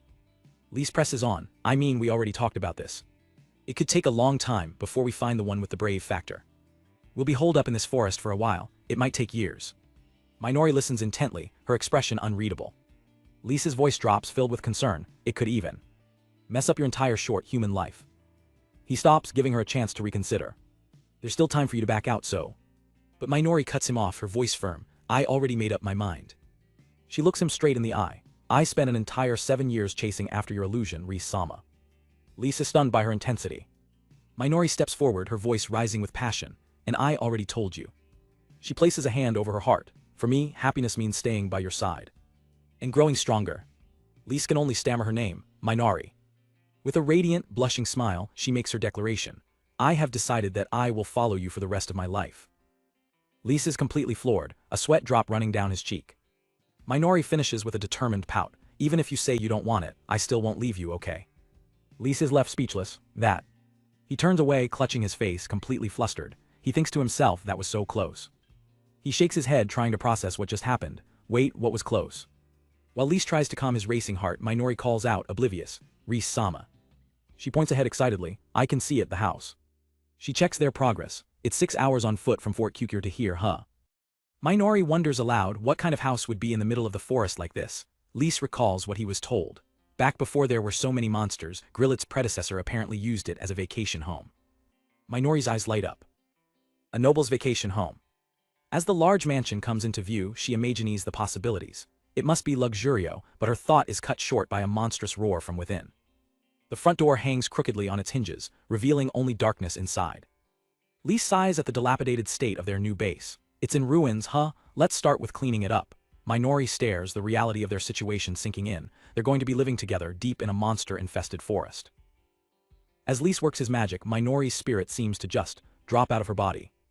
Lise turns, completely baffled. What's wrong, Minori? Head bowed, Minori mutters, Ris-sama, you. Lise sweats, confused. I. With a snap, the dilapidated mansion is shown in its former state, before Minori points an accusing finger. You just used magic to clean everything up in an instant. As Lise cheerfully boasts about how handy his magic is, Minori fumes. And here I thought it was my chance to finally be useful to him. Lise explains, surrounded by glowing spirits, I made a temporary contract with the spirits around here. It's called spirit magic. He adds casually, I deciphered it when I was 78. Seeing Minori still moping, Lise is at a loss. Wait, huh? Why does that make you depressed, he asks. Minori snaps back, no, I'm not depressed. Lise is still not convinced. Why you're not? Shaking it off, Lise claps his hands together. Well then, time for the finishing touch. He holds out his hand, gathering a dense sphere of energy. Barrier magic. With a determined look, he unleashes the spell, Yggdrasil Sylph. He plants a small, glowing seed into the ground. There we go. Minori looks on, curious. What's that, Ris-sama? Lise just smiles. Well, just wait and look. Minori watches, her eyes wide with anticipation. With a sudden pop, the seed erupts, and a massive tree begins to grow at an impossible speed. The tree's branches spread out, forming a shimmering, dome-like canopy over the entire mansion. Minori is speechless. What? Lise explains, now this building has been rendered invisible to the outside world thanks to this barrier. Her eyes sparkle with awe. Amazing. As we search for the one with the brave factor, neither magic beasts nor demons will find us. But her excitement fades as a familiar thought returns. Ris-sama can really do anything by himself. She thinks to herself that it's basically a simplified version of the world tree, Yggdrasil. Minori's mind drifts back, recalling Lisa's words. He only let her join him because she wanted to get stronger, and in exchange, she would teach him about humans. Ris-sama is kind, she thinks. Even though she feels she can't do much for him, he still tells her, thank goodness you're here. She knows the truth, that Ris-sama would be perfectly fine on his own. And she admits to herself, it's merely my own selfish desire to stay by his side. Her past flashes before her eyes. I never knew my parents, and as a slave, I didn't live, only survived. And just as I was about to be killed, Ris-sama saved me. She remembers the lonely years that followed. For the next 7 years, nobody wanted to form a party with me since I used to be a slave. I did everything to gain the power to survive so that I didn't waste this life I had been given. And then on the promised 7th year, I went to the agreed spot every day, waiting for Ris-sama while clinging to his memory. She looks at the Lise of today, a small smile on her face. She wants to tell her past self that her wishes came true. But as she follows behind him, her expression hardens. But I can't be happy with just this. I don't want him to keep me by his side, merely to satisfy my own selfish wish. I want to be able to do more, so I can be useful to him. Her resolve solidifies. I want to be much stronger, so that I can fight by his side. Snapping out of her thoughts, she calls out to him, Ris-sama. She asks him directly, are you planning on finding that brave factor person and then defeating the demon lord together with them? Lise listens intently. If I can, he replies. Well, I don't have the brave factor needed to defeat the demon lord, so maybe we'll have to train together first after I take them under my protection, or something like that. He admits I have no idea how things will turn out in the future, though, as of now, I'll do my best to stop the demon lord from taking over the world. Minori looks at him with unwavering faith. I'm sure that Ris-sama could defeat the demon lord. She raises her voice full of passion, but still Ris-sama. She takes a deep breath and makes her plea. Could you train me during our time here? Lise is taken aback. But aren't you already really strong? I mean, you can defeat powerful magic beasts all on your own, right? Minori looks him straight in the eye. I want to fight the demon lord alongside you. Lise pauses, a gentle smile forming as he understands. Right, her goal was always to get stronger after all. He gives his answer, got it. From then on, they trained. Day after day, Minori honed her skills under Lise's watch. During that time, Lise would occasionally visit Fort Kyukyur. He checked in on Gallius and his family, watching as they welcomed a new life into the world. Time flew by in a blur. And before they knew it, 2 years had passed. Out in the forest, their training continues. Lise and a more mature Minori dash through the trees, moving with a practiced ease. Suddenly Minori calls out. Ris-sama, I detect magic beasts at our 3 o'clock, 5 of them. Her eyes glow as she uses her appraisal magic, 4 B ranks and 1 A rank. Lise nods impressed, appraisal magic parodies. Minori has grown quite adept at it. He then throws down the gauntlet. Do you think you can take the rank? After a brief, sharp intake of breath, Minori replies, got it. With a fierce grin, she shouts, you can count on me. Lise smiles, proud of her growth. Then I will, he says, splitting off from her path. He rushes ahead to deal with the weaker beasts. Sounds of screeching and crashing echo from the woods ahead. Lise finds his targets, a flock of B-rank cockatrices charging right at him. As Lise dashes forward, a group of B-rank cockatrices shriek, their eyes wide with panic. He leaves Minori to handle the rank beast, trusting her completely. You can count on me, then I will. Lise faces the flock of lesser beasts head-on. He raises his hand, gathering power, wind magic. Mantis, with a single word, invisible blades of wind slice through the air, cutting down the entire group in an instant. Standing amidst the fallen beasts, Lise notices something odd, strange. They completely ignored Minori despite her killing intent. He looks past the clearing, sensing the real threat. So they were running away, Minori stands her ground, her expression locked with focus. The ground trembles as a massive paw slams down. Lise realizes the truth. They were fleeing from something far scarier than Minori's aura, a massive, scarred wild bear. The rank beast lets out a ferocious roar, its eyes glowing with rage. Minori remains unfazed, beginning her incantation as she holds her sword aloft. High-rank fire magic, enchant. The bear roars, preparing to charge. It looms over her, a mountain of muscle and fury, but Minori doesn't flinch. Her eyes narrow, pouring every ounce of her will into the spell. Ultimate fire magic, enchant. Her sword erupts in a column of divine flame, phoenix. The bear recoils, sensing the immense power. With a final battle cry, Minori unleashes her ultimate attack. A torrent of fire, shaped like a mythical bird, engulfs the massive beast. The battle is over. Minori pants heavily, the magical exertion taking its toll. From behind her, Lise's voice cuts through the silence. Good job, Minori. She turns, her face flushed with effort and pride. Ris-sama. A wide, triumphant smile breaks across her face. I finally did it. I managed to use ultimate magic.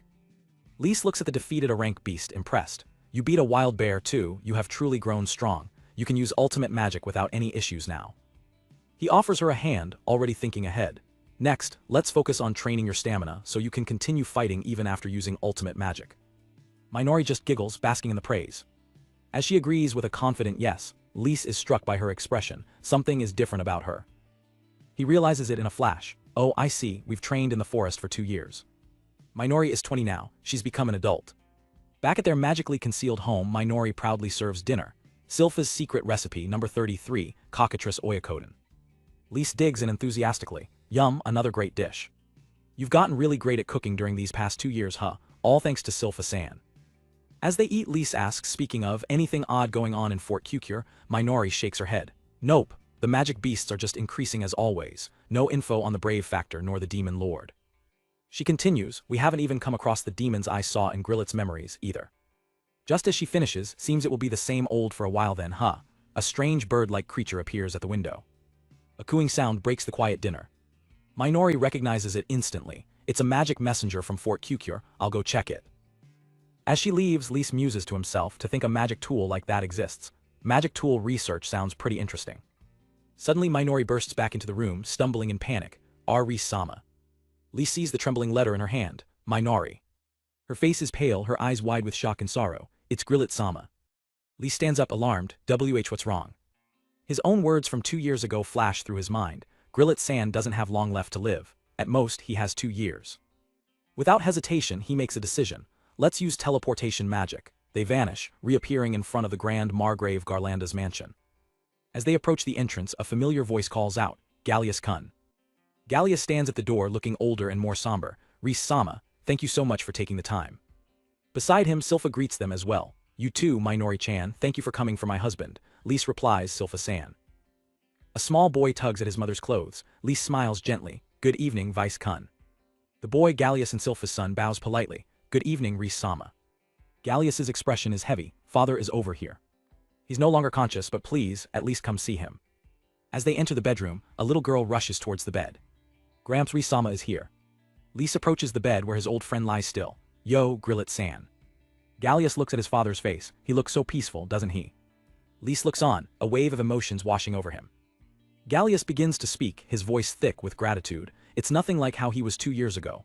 I was also able to have the time to talk everything out with him. I used to merely fumble my way through my work as a lord, but now he has taught me what he knows. He pulls his son close, his eyes shining with tears. And most of all, I'm so grateful that I have Vice now. Gallius looks at Lise, his gratitude absolute. Everything is thanks to the time you gave him, Reese-sama. From his arms, Vice asks, are you crying, Daddy? Lise offers a sad smile, thinking to himself, 2 years. It only felt like a mere moment. Silpha wipes a tear from her eye, but everyone else has already accepted it. Lise gently takes Grillet's hand. Grillet-san, were you satisfied as well? Gallius continues softly, he still has a faint pulse, but his life is quietly waning away. Lise holds the frail hand, a memory surfacing. He's the first friend I made in this world. He looks down at their joined hands, the contrast stark. I wonder, when did his hands grow so small? A look of resolve hardens Lise's features. He turns to Grillet's son, Gallius-kun. Facing the harsh reality of their different lifespans, Lise makes a request. Can I be a little selfish? At the bedside of the dying war hero, Grillet, a quiet request is about to be made. Lise's voice cuts through the somber air, addressing Grillet's son. He turns to Gallius, who cradles his own newborn child. Gallius-kun, can I be a little selfish? Minori and Silpha don't hesitate for a second. We'd accept anything you want, Reese-sama, Minori insists as Silpha nods. Go ahead. With their blessing, Lise states his impossible wish. I'd like to talk to Grillet-san one last time. Gallius looks up, his face a mask of confusion and disbelief. To talk with father. Lise looks down, a quiet determination in his eyes. He murmurs, as if reminding himself of his own power, you really can do anything, can't you? Stunned, Gallius can only ask the obvious question, but how? Lise reveals the forbidden nature of his plan. Death magic, necrosome. It's an ancient magic that governs the cycle of life and death, once used by an ancient necromancer. Gallius holds his child tighter, listening as Lise continues, if I can just get a little time. Lise's expression softens, offering a sliver of hope. If I succeed and you can see Grillet-san one more time, what would you tell him? Gallius looks down at the new life in his arms, a sad, gentle smile forming on his lips. As tears well up in his eyes, he gives his answer. Let me see, I'd say, thanks. He chokes up, adding, and with those words, Lise begins to channel an immense and ancient power. Lise gathers the energy of life and death, weaving a spell that tears a hole in reality itself. His consciousness is ripped from his body, pulled into another plane. He finds himself standing alone in an ethereal space, a stranger in the land of the dead. Before him stands a colossal glowing gate, as wisps of light, souls drift towards it. Lise watches them, his mind racing. Are those souls? The realization hits him, then that must be the gate to the afterlife. Suddenly a familiar voice echoes through the void. Huh, if it isn't Master. Lise spins around to see not the old man from the sickbed but Grillet in his prime, clad in full armor. Grillet-san. Grillet looks just as surprised to see him. Hey now, it's not your time to be here yet, is it? Lise wastes no time. Don't worry, I have to be back in a few minutes, so let's cut right to it. Grillet is completely lost. What are you talking about? Leaning in, Lise makes his incredible declaration. I know of magic that can temporarily materialize your soul. Grillet stares, dumbfounded by the concept. Materialize. Lise quickly explains the ancient and powerful technique. It's called necrosis. A famous necromancer once used it to summon the first demon lord and the dragon king to his side. He grabs Grillet's arm, making a desperate plea. It is pretty limited, but I promise that one day I'll find a way to revive you for real. Tears stream down Lise's face as he begs, so if you could wait until then. But instead of agreeing, Grillet bursts into a hearty laugh, his voice full of warmth and admiration. Ha ha ha ha, you really can do anything, can't you? Lise is stunned into silence. Grillet-san. Grillet places a reassuring hand on his shoulder. It's okay. He looks off towards the gate, a peaceful expression on his face. I've lived plenty enough already. Grillet turns back to Lise, his voice filled with gratitude. Thank you so much for coming to see this old man off one final time. Lise tries to argue, his voice cracking, but Grillet cuts him off gently. Thanks to you, I was able to protect Fort Kukure, and I could spend my final days in the comfort of my family. A proud smile spreads across his face. I got to see my cute grandson. I have no regrets. Lise can only listen, his own arguments dying on his lips. Grillet's smile fades slightly as he reconsiders. Is that true? He admits, well, I guess I do have one, a final lingering attachment. His silhouette darkens as he confesses his greatest failure. I couldn't do anything against those talking beasts and demons. His voice becomes a low growl, filled with urgency. If the demon lord revives and starts a rampage, humanity may be trampled in an instant. He grabs Lise, his grip like iron. His eyes burn with a final, desperate plea. So master, promise me. He pulls Lise close, entrusting him with his life's mission. You'll find the hero and defeat the demon lord.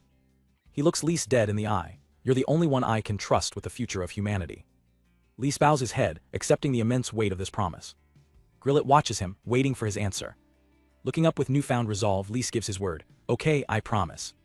A wave of relief washes over Grillet. As long as you and Gallius are there, I don't have anything to worry about. Lise is startled by the sudden shift in tone. Grillet looks down at his own gauntlet, then at Lise's hand. I still have the faint sensation of touch. He remembers the moment Lise first took his hand back in the world of the living. A memory flashes in his mind, the young elf who saved him. Grillet says softly, your hand hasn't changed since I first met you. It's still pale and smooth. Lise is struck by the observation, a profound realization dawning on him. Grillet explains the nature of Lise's kind. Elves don't really start growing old until they reach 800 years old. Lise's mind whirls. Does that mean the elder has lived for so many centuries?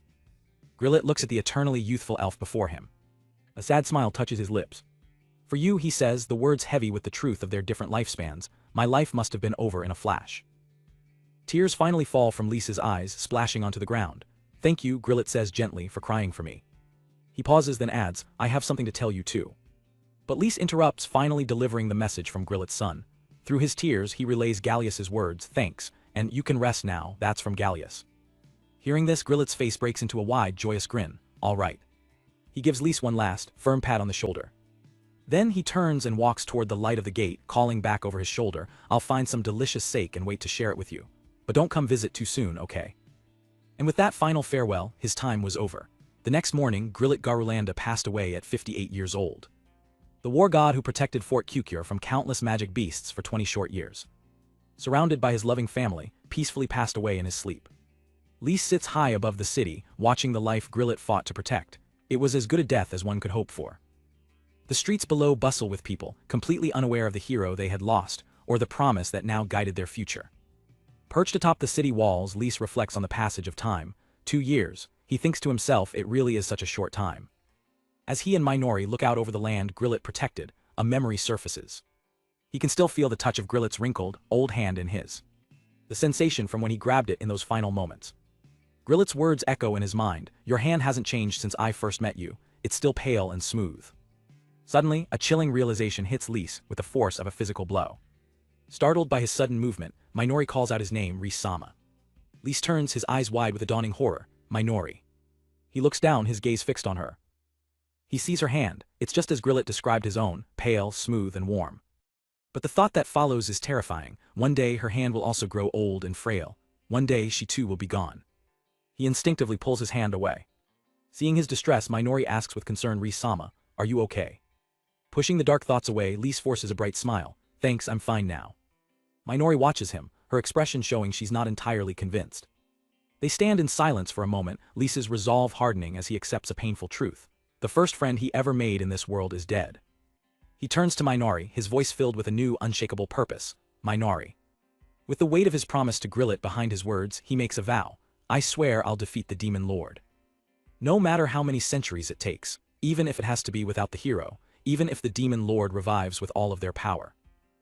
A confident smile returns to his face. Stubbornly pursuing a goal for ages is my strong suit after all. He trails off, adding with a hint of self-awareness, if I can anyway. I don't have the brave factor needed to defeat the demon lord after all. Minori looks at him, her eyes filled with admiration for his determination. Without a moment's hesitation, she declares, yes, I will follow you wherever you go. As they walk away from the city, Lise makes another silent promise. My friend's legacy, the place he protected all his life, I shall inherit it and make it part of my own. Time passes. 1 year later, Lise and Minori have settled into a quiet life in the forest. Lise muses, tonight's dinner is Minori's special number 48. Minori presents the meal with a flourish. Lise takes a bite and his face lights up. Farah steamed in white wine, your food's gotten even more delicious lately. Minori beams, proudly explaining she's been learning all sorts of new tricks. Lise then asks a thoughtful question, but is it fine to no longer be naming it after Silpha? Minori's expression softens as she remembers her former mentor. Silpha-sama told me something, that you should support the people you want to support, so. Lise listens, understanding the weight of those words. It's a bittersweet memory. Because 1 year after Grillet's passing, Silpha had peacefully followed him into the afterlife. Minori smiles, her eyes looking toward the future. I want to show her all the recipes I came up with. When I meet Silpha in the afterlife someday, I'll fill the Minori special menu with all kinds of dishes. Lise grins back, sharing in her hopeful spirit. You can look forward to it, I will. Later that night, the house is quiet. After their meal, Minori has drifted off to sleep. Watching her, Lise thinks, she's matured quite a lot. Come to think of it, Minori will be 22 at the end of this year. When I first met her, she was just a little kid. The faces of his departed friends flash through his mind. Humanity moves at such an incredible speed. A familiar fear creeps back into his heart. I don't want to accept that, with Minori. Suddenly his elven ears twitch, catching a faint sound from the forest. He sits bolt upright, instantly alert. Is someone fighting? He rushes to the window, peering into the darkness. I can sense several different mana signatures rampaging in the forest. Focusing his power, he casts a spell, Appraisal Magic. A wave of energy expands from the house, scanning the entire area. Information floods back to him. His senses lock onto a specific signature, and his eyes fly open in utter disbelief. He turns from the window, a look of pure shock on his face. I found them. Startled awake, Minori rubs her eyes. Risama, what's going on? Lise can barely contain his excitement. I found them, Minori, I finally found them. With a massive, triumphant grin, he delivers the impossible news, the one with the brave factor. Minori can only stare, completely stunned. The scene shifts, rewinding to half a day earlier. In that same forest, a young man with dark hair struggles under the weight of an enormous backpack. His supposed party members sneer at him. Hey man, why the hell do we have to look after a weakling like you? If you can't even carry our luggage, we'll ditch you as soon as we get the chance. The young man pants, his legs trembling under the strain. One of his companions scoffs, geez, this is exactly what I meant when I said people who can't use magic are useless. He bites his lip, trying to hold back tears of frustration. Another party member adds a cold threat, if you drop even one thing, I'll make sure you repay us in full. The party walks on ahead, leaving him to struggle alone. He grits his teeth, pushing through the pain and humiliation. He forces himself onward, repeating a mantra in his head, it's just part of my training. As he trudges on, Lisa's voice echoes from the future, filled with years of searching. I've been looking for you for ages. At the edge of a dark forest, a voice cuts through the night. Stop. It's Jin, the party's supporter, trying to halt his group. Going through the forest at night is too dangerous, Luke. But Luke, the party leader, scoffs at the warning. It's supposed to be perfectly safe during the day, so let's just camp. Jin presses on. Recently, there's been a mysterious mist, and reports of weirdly strong monsters showing up. Solala, one of the mages, mocks him. Solala wants to get this quest over with and go home. You're always such a pain, Jin. Jin flinches at her words. Carol, the other spellcaster, sides with the leader. Luke's right. Outvoted and ignored, Jin can only sigh in defeat. Okay. He makes one last attempt to reason with them, pulling out a map. Then let's at least take one of the safer routes. But Luke cuts him off, shouting, oh my god, shut up already. Luke arrogantly reminds him of their status. We're a B-rank party, you know that, right? Jin lowers the map, the unspoken words of his party echoing in his mind. A supporter like you who can't even use magic should just shut their traps. With the decision made, Luke leads them into the darkness. We're going. Jin tries to steel himself, forcing a bit of optimism. It'll be fine, let's just focus on doing what I can. Lugging a massive backpack filled with everyone's supplies, he follows them into the woods, vowing to himself, I will grow stronger. As night deepens, the party pushes forward. The sounds of their heavy breathing fill the tense silence of the forest. An unsettling feeling begins to creep in with every step. Suddenly Jin senses scream danger, shit. From the shadows, monstrous boars and snakes emerge, wreathed in a sinister black aura. Jin is horrified. What the hell are those? Luke panics, those freaky things. Luke's arrogance vanishes, replaced by pure fear. It's obvious that they're no ordinary monsters. Carol tries to rationalize what she's seeing. They should just be C-rank monsters, a magic snake and a magic boar, but The party members ready their spells, preparing for a fight. Luke gathers a ball of crackling energy in his hand. He unleashes a powerful blast of magic straight at the enemy. But instead of an explosion, the spell is simply absorbed by the monster's dark aura. Luke stares in disbelief and terror. The magic snake stands completely unharmed. It didn't do any damage at all. Carol realizes the horrifying truth. Only rank monsters and above should be able to absorb magic. The twin mages, Solala and Lulala, cry out in fear. Both Solala's and Lulala's magic don't work either. Luke's bravado is a thin mask for his panic. We're a B-rank party, man, they're just damn C-rank monsters. Jin, weighed down but clear-headed, yells the only logical plan. Anyway, let's run away. The party turns and flees for their lives, but the monsters are right behind them. They're still chasing us, Luke screams. As they run, Jin notices the strange energy surrounding the beasts. And what the hell is that black aura? Carol pants, finally putting the pieces together. It's mana, they must be the weirdly strong monsters Jin warned us about. Luke's eyes flash with anger at the accusation. Carol continues, if you had just listened to Jin in the first place then, but Luke explodes, shut up. He turns the blame on her. You brushed it off as well, right? You don't have any right to complain now. Another party member cries out, Luke, we're gonna get caught at this rate, we're gonna die. The fear and pressure are getting to Luke. Jin tries to cut through the panic with a plan. If we continue like this, the situation is only gonna get worse, we should find a way back to the fortress.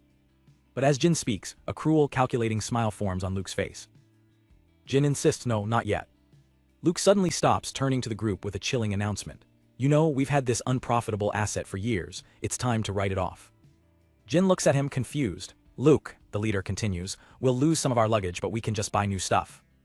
Carol understands his horrific implication immediately. Luke, you can't. Luke glares at her, his voice cold as ice. Then are you fine with taking his place? The threat silences Carol instantly, she can only stare in shock. With no one left to object, Luke declares, it's settled then. Jin makes one last desperate plea. Luke, listen to me, there's a path over there, all of us can still make it out of here. Tears welling in his eyes, he begs his childhood friend, so please. Luke looks down on him with utter contempt. You can't even use magic, what the hell do you live for? The sheer cruelty of the words leaves Jin speechless. Luke twists the knife. I've brought you this far only because we grew up together, but you've been nothing but a hindrance this entire time. He pulls out a valuable magic tool. I don't want to use something this valuable, but whatever. Jin can only stammer his name in disbelief. A wicked grin spreads across Luke's face. At least you can be of some use in the end. As Luke prepares the spell, Carol screams, Jin. Luke activates the scroll. Advanced water and earth fusion magic, Deboris. The ground beneath Jin's feet instantly turns to thick, inescapable mud. Jin cries out as he's pulled down, his heavy pack sealing his fate. He struggles, but it's no use. My legs, the bag is too heavy, I'm sinking. One of the others shouts, Luke, what are you doing? But the leader simply watches Jin sink. Luke turns to the mages, his plan now in motion. Solala, Lulala. He gives the final order. We'll use the worthless guy as bait so we can escape. Solala, terrified, quickly agrees. As the others flee, Carol hesitates for a single, gut-wrenching moment. Jin, sinking and betrayed, calls out to his last hope. Carol, but she turns her back and runs, abandoning him to the monsters. Carol hesitates, her face a mask of conflict and fear. But in the end, she turns her back on him. With one last guilty glance, she runs, leaving Jin sinking in the magical mud. His entire party, the people he called friends, abandon him without a second thought, disappearing into the dark forest. Jin reaches out a desperate hand, his mind reeling from the betrayal. His thoughts echo in the silence, we could still all make it out. But it's no use, he's alone, trapped and left for dead. As he sinks, his life flashes before his eyes. If I was able to use magic. I wonder if I could save people just like the others. As long as I can remember, my dream has been to become a strong adventurer. He remembers the stories that sparked his dream, tales of traveling the world, defeating monsters. And protecting the smiles on people's faces. To a young Jin, it was the coolest thing in the entire world, however. There was one massive problem. In this world, magic is everything for an adventurer, and Jin couldn't use it. Most humans awaken their magic around age 5, with their mana peaking at 20. He watched as his childhood friends grew stronger at a terrifying speed, their powers blossoming. But for Jin, nothing ever changed. He was left behind, stuck at 0. Still, he refused to give up on his dream. To make up for his lack of magic, he poured everything into swordsmanship. He studied relentlessly, gathering information and planning routes, doing everything he could to be useful to his friends. But no matter what he did, his physical skill could never compete with the raw power of magic. He couldn't even use the most basic magic tools. In a world where magic is everything, being unable to use it felt like he wasn't even allowed to have hope or a dream. Back in the present, the last of his strength fades. The corrupted monsters, the magic snake and boar, close in on their helpless prey. With his final moments approaching, Jin's only thought is of his broken dream. I wanted to be a cool adventurer too. The snake lunges, its fangs ready to deliver the final blow, but suddenly a sphere of pure black energy slams into it. A violent explosion of dark power erupts, blasting the monster back. Jin looks up, his eyes wide with shock and disbelief. A mysterious girl stands before him, her voice ringing out as she casts her spell, Muriel Schwartz. A torrent of black flames engulfs the magic snake, incinerating it on the spot. Jin stares, completely stunned. Black flames. The girl turns, shouting with relief. We made it in time, Reese-sama. Suddenly another figure lands softly behind Jin. That sure was close, huh? This new arrival, a calm, hooded man, turns his attention to the last monster. Another guy, I'll take care of the magic boar. He walks calmly toward the snarling beast. The boar lets out a furious roar, ready to charge. But it's no match for him. Ultimate fire and wind fusion magic, he chants. Dragonia, a cataclysmic vortex of energy erupts, completely obliterating the monster. Jin is just floored. The sheer power is unlike anything he's ever seen. He can only stare in utter disbelief. From the edge of the forest, Luke and the others can only watch in shock. An elf. Jin thinks the same thing. A real elf? How? Why? Meanwhile, the girl Minori rushes to her companion's side, calling him Reese-sama. The elf Lise casually observes the twitching remains of the monsters. It's been a while since we've seen monsters that survived a spell, huh? He turns to his partner. This is a good chance, Minori. See if you can defeat that magic snake using at most 5 ultimate spells. Minori nods seriously. Yes, Reese-sama. Lise then adds, and no need to worry about that kid. He glances back at Jin with a confident smile. I'll protect him. Jin is at a complete loss for words. Minori, however, is visibly flustered by Lisa's declaration. She pouts, thinking to herself, I want to be protected by Reese-sama too. Shaking it off, she leaps into action to finish off the last monster. Lise then walks over to Jin, his voice calm and knowing. Seems you've been abandoned by your comrades because you can't use magic. Your party must be as blind as one can be, huh? The elf kneels, and it's as if he can see right through Jin. Because you can't use magic, you've been training your body and mind constantly. Jin's eyes widen in shock. You've always believed magic will come to you someday, while keeping up constant training, never giving up. Jin can't comprehend it. How do you know that? Lise gives him a gentle, knowing smile. That perseverance of yours is precisely what makes a hero. The word hangs in the air, leaving Jin completely stunned. Lise holds out his hand, a complex magic circle glowing before him. Ultimate recovery magic Shi-Ralpha. In a quiet clearing, now fully healed, Jin sits with the elf. Lise smiles warmly. Thank goodness it's someone like you who carries the brave factor. And so, for Jin Fritz, age 17, this fateful encounter with an elf would become the turning point that changed his life, and eventually, the world. Jin stares at his own legs in disbelief, the lingering glow of magic fading away. You healed my injured legs instantly, he gasps, without even using a potion. As Jin processes the impossible, Lise simply looks down, muttering to himself about the incompetence of Jin's former party. Geez, why don't they just have each member carry their own share of luggage? The realization hits Jin like a lightning bolt. This isn't just any healer. One of the elves of legend, then he must really be one. Lise glances back at the boy, offering a rare compliment. Still, good job keeping pace with your party while carrying this heavy bag on these rough forest roads. Lisa's eyes narrow slightly, sensing something is off. Have you been doing all this without magic this whole time? Jin flinches at the question. He looks down, unable to meet Lisa's gaze, the silence speaking volumes. Looking at the massive pack that nearly broke him, Jin finally speaks. I was born. He clenches his fist, the shame and frustration evident in his voice. Without mana. Lisa's mind races, confirming his suspicion. It's true, I can't feel any mana waves coming from him. That means he can't even use magic tools. He assesses Jin's physique with a new perspective. He must have worked incredibly hard to make up for it. His arms and legs are well trained. Jin's voice cracks with emotion as he grips his hands together. If only I was stronger, I wouldn't have been abandoned by everyone. Lise understands. Jin isn't blaming the party that left him for dead. He's blaming his own weakness, and in that moment Lise sees it clearly. This kid, he might just be the one to bring the hero factor to its true potential. Lise makes a declaration that shatters Jin's reality. You have the talent to become a strong adventurer, or rather, I'll make you into one. He gives Jin an out, testing his resolve. If you've lost the drive to be an adventurer, I won't bother you.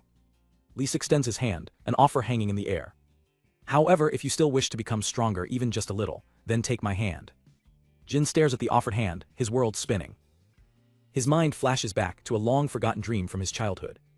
I'm sure that one day, I too will be a strong adventurer that protects people's smiles. The memory fuels a fire inside him. Tears welling in his eyes, he whispers, "I want to become stronger." With a desperate cry, Jin reaches out, grabbing onto this one last chance. "I want to become stronger." A warm smile spreads across Lisa's face. He firmly grasps Jin's hand and pulls him to his feet, a new partnership forged in the twilight. Lise looks at the tear-streaked but determined boy and thinks, geez, both Minari and this kid have amazing resolve for their age. He chuckles to himself, "I was nothing like them in my past life."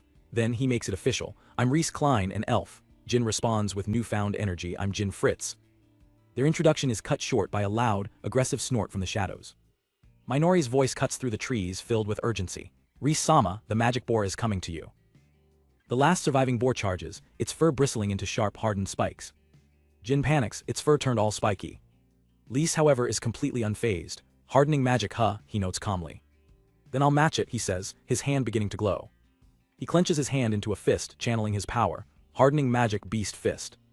But he's not done, and then thunder magic enchant.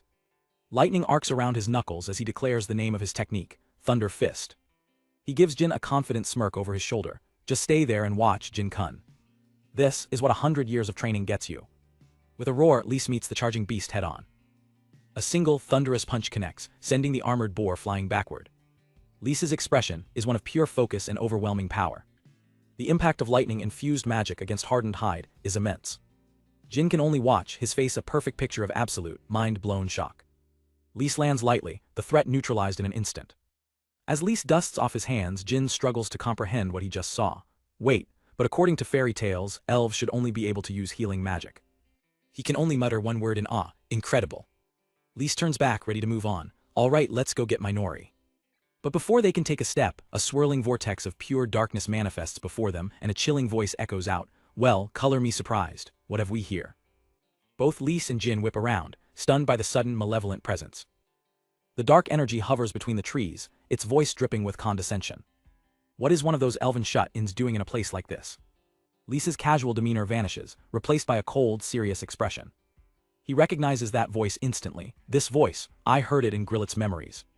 The dark energy descends upon the fallen boar, possessing its corpse. An intense, suffocating miasma erupts from the newly formed beast, forcing Lise to brace himself. What an intense miasma, he thinks, glancing at his new companion. How's Jin-kun taking it? Jin is terrified and pale, but he's still on his feet. It's too much for him, but he's still conscious, Lise notes. Stepping in front of Jin, Lise shields him from the worst of the pressure. He faces the dark entity with a calm, almost cheerful expression. "Hello, nice to meet you." Or so I'd like to say. His eyes narrow, the friendly facade dropping completely. "But I remember your voice." The entity seems amused. "Oh." Lise doesn't hesitate. 10 years ago, you attacked Grillit Garlanda at Fort Kukure, right?" His gaze is sharp and analytical. "You look much different now. I assume that's some kind of dark magic. I'm actually pretty interested, since you've clearly spent a while in this incorporeal form." He lands a verbal jab. "Although compared to then, you appear much fainter." The dark energy fully animates the boar's body. The beast rises, now a vessel for the ancient soul. The entity speaks through its new host, its voice echoing with ancient power.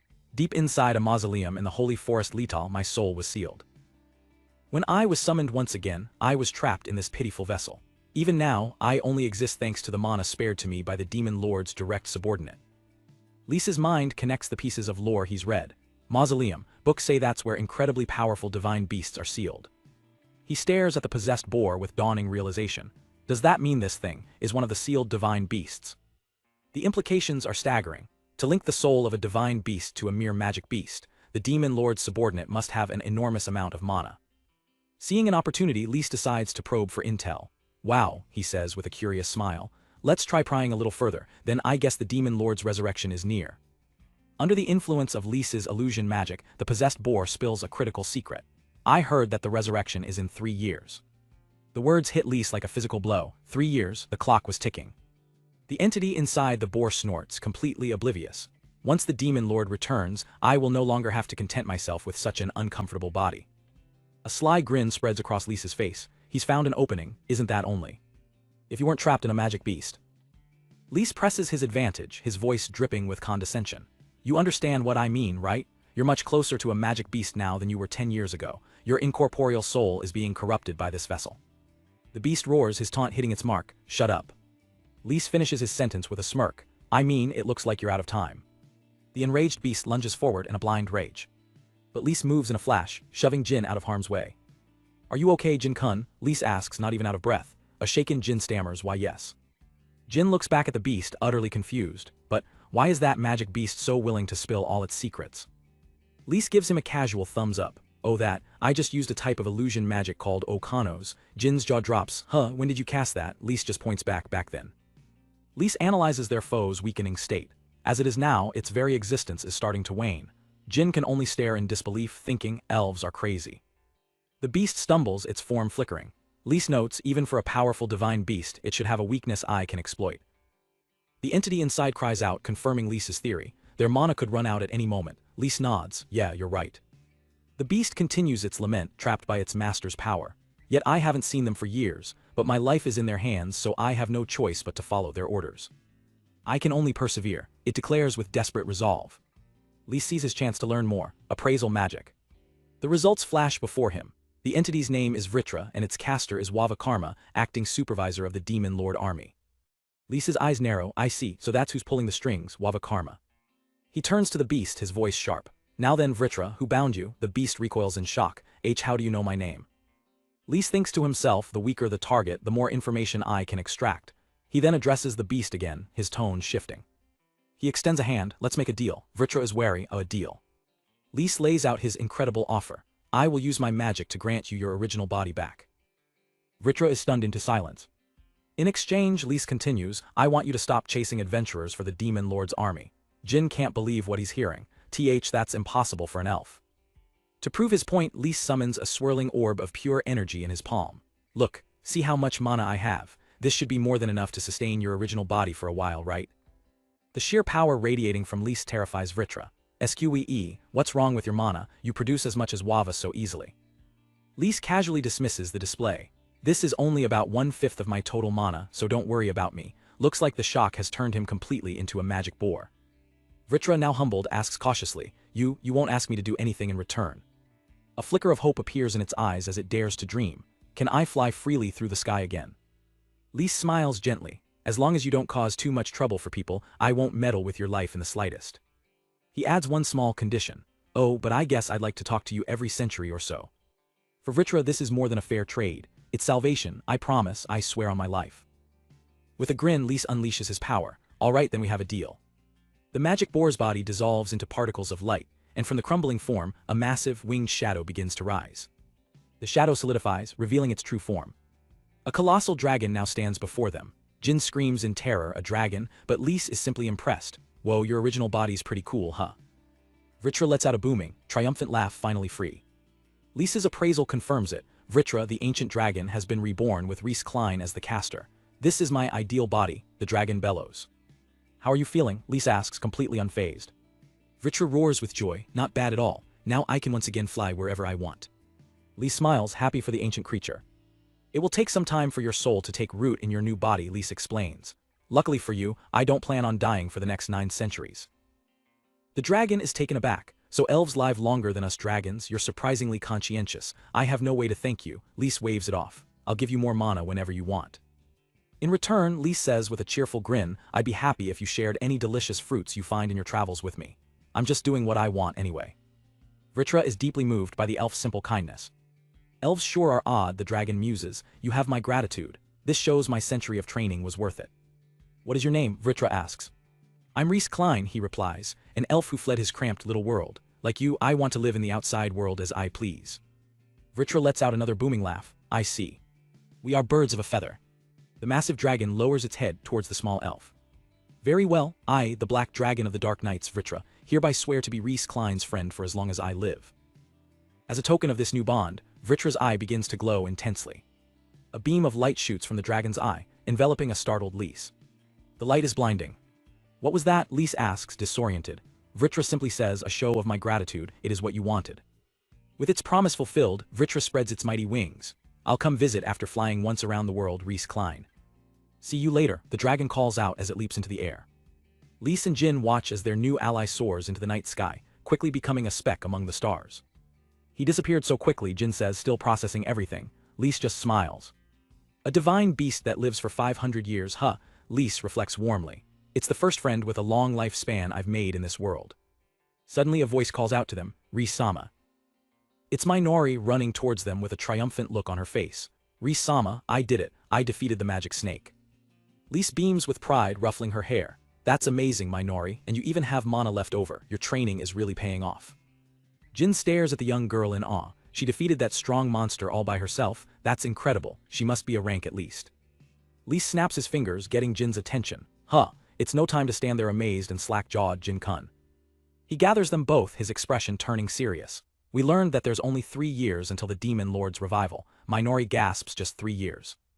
"Listen up, Jin-kun," Lise says, his voice low. "I'm about to tell you something important." He looks Jin dead in the eye. "You have a dormant power inside of you known as the Brave Factor. That's needed to fight the Demon Lord." Jin is terrified. That kind of power is inside me." Lisa's gaze is unwavering. "You're the only one who can defeat the Demon Lord. I'm sure it will be a difficult fight." And so he declares, pointing at Jin, "In this next year, I'll have you become stronger than Minori is now." Jin can only stare back, completely bewildered, a single thought running through his mind. Is he insane? In a quiet training yard, the stage is set for a transformation. The text declares, the op training begins. Minori stands with her longsword, eyes closed, focusing her power. From the sidelines, Lise begins an incantation, his voice echoing with power. With arms outstretched, he chants enchant, ultimate fire magic. In a flash forward, we see the result of this training. A colossal Minori brings a sword wreathed in black flame down upon Jin, roaring Valhalak. Her eyes burn with intensity as she screams, "I'm going all out." But Jin, though sweating, meets her gaze with unwavering determination. This is their 182nd match. Jin braces himself, shouting back, "I look forward to your instruction." But to understand this moment, we have to go back 182 days, to the very first day of training. A much younger-looking Jin inspects a simple wooden sword with curiosity. He turns to his mentors, Lise and Minori, confused. "We're training with wooden swords." Lise smiles. "Yep, it's a bit unusual though." Minori steps forward to explain. "Jin-kun, Ri-sama personally made that weapon for you. It's special equipment for your training." Surprised, Jin takes the sword with both hands. "Okay, I'll accept it gratefully." Lise then begins to explain the foundation of his plan. "From what I can see, while you may not have any mana, you do have what's needed to hold it. A mana vessel. Think of it as a bucket and mana as water. If you use up all the water, the bucket runs dry. But with time, the mana returns on its own and the vessel grows a little bigger." Jin's eyes light up. "Wow, I read that in a book on magic theory." Lise nods. "So you already knew. You've done it too, right, Minori?" Minori quietly agrees. But internally, Minori is having a panic attack, remembering her own experience. "I couldn't move a finger for a week. It's a terrifying training regimen." She thinks, just as Lise cheerfully tells Jin, "I think I'll have you do the same." Jin's hand shoots up. I have a question. I don't have any mana, right? So where am I gonna get it from?" Lise gives him a grin that's both brilliant and slightly insane. "Simple. I'll directly pour my mana into your vessel until it's full." Jin is utterly speechless, unable to process what he just heard. Lise points to the sword. "You'll be training to channel the mana through this wooden sword. I've installed a magic tool in it that can absorb mana. By following these steps, you'll rapidly expand your mana vessel while getting used to controlling mana. Everyone born with mana still has to learn how to use it, just like learning to talk. And by doing this," Lise adds, "we won't waste any time waiting for your own mana to appear." Lise thinks to himself, realizing the unique advantage Jin possesses. He has no mana at all right now, which means his body has no need to regenerate it. We won't lose time waiting for him to recover, like we had to with Minori. He lays out the insane routine. "It might be difficult at first, but once you get used to it, you should empty your vessel once a day. Then I'll just cure your fatigue and fill you up again." Jin can only imagine the results if we do this every day for a year. Lise gets hyped, shouting the endgame. "Your mana vessel will be 30 times its current size, and when the brave factor inside you awakens and finally gives you mana, you'll already be the strongest." Jin's confidence wavers.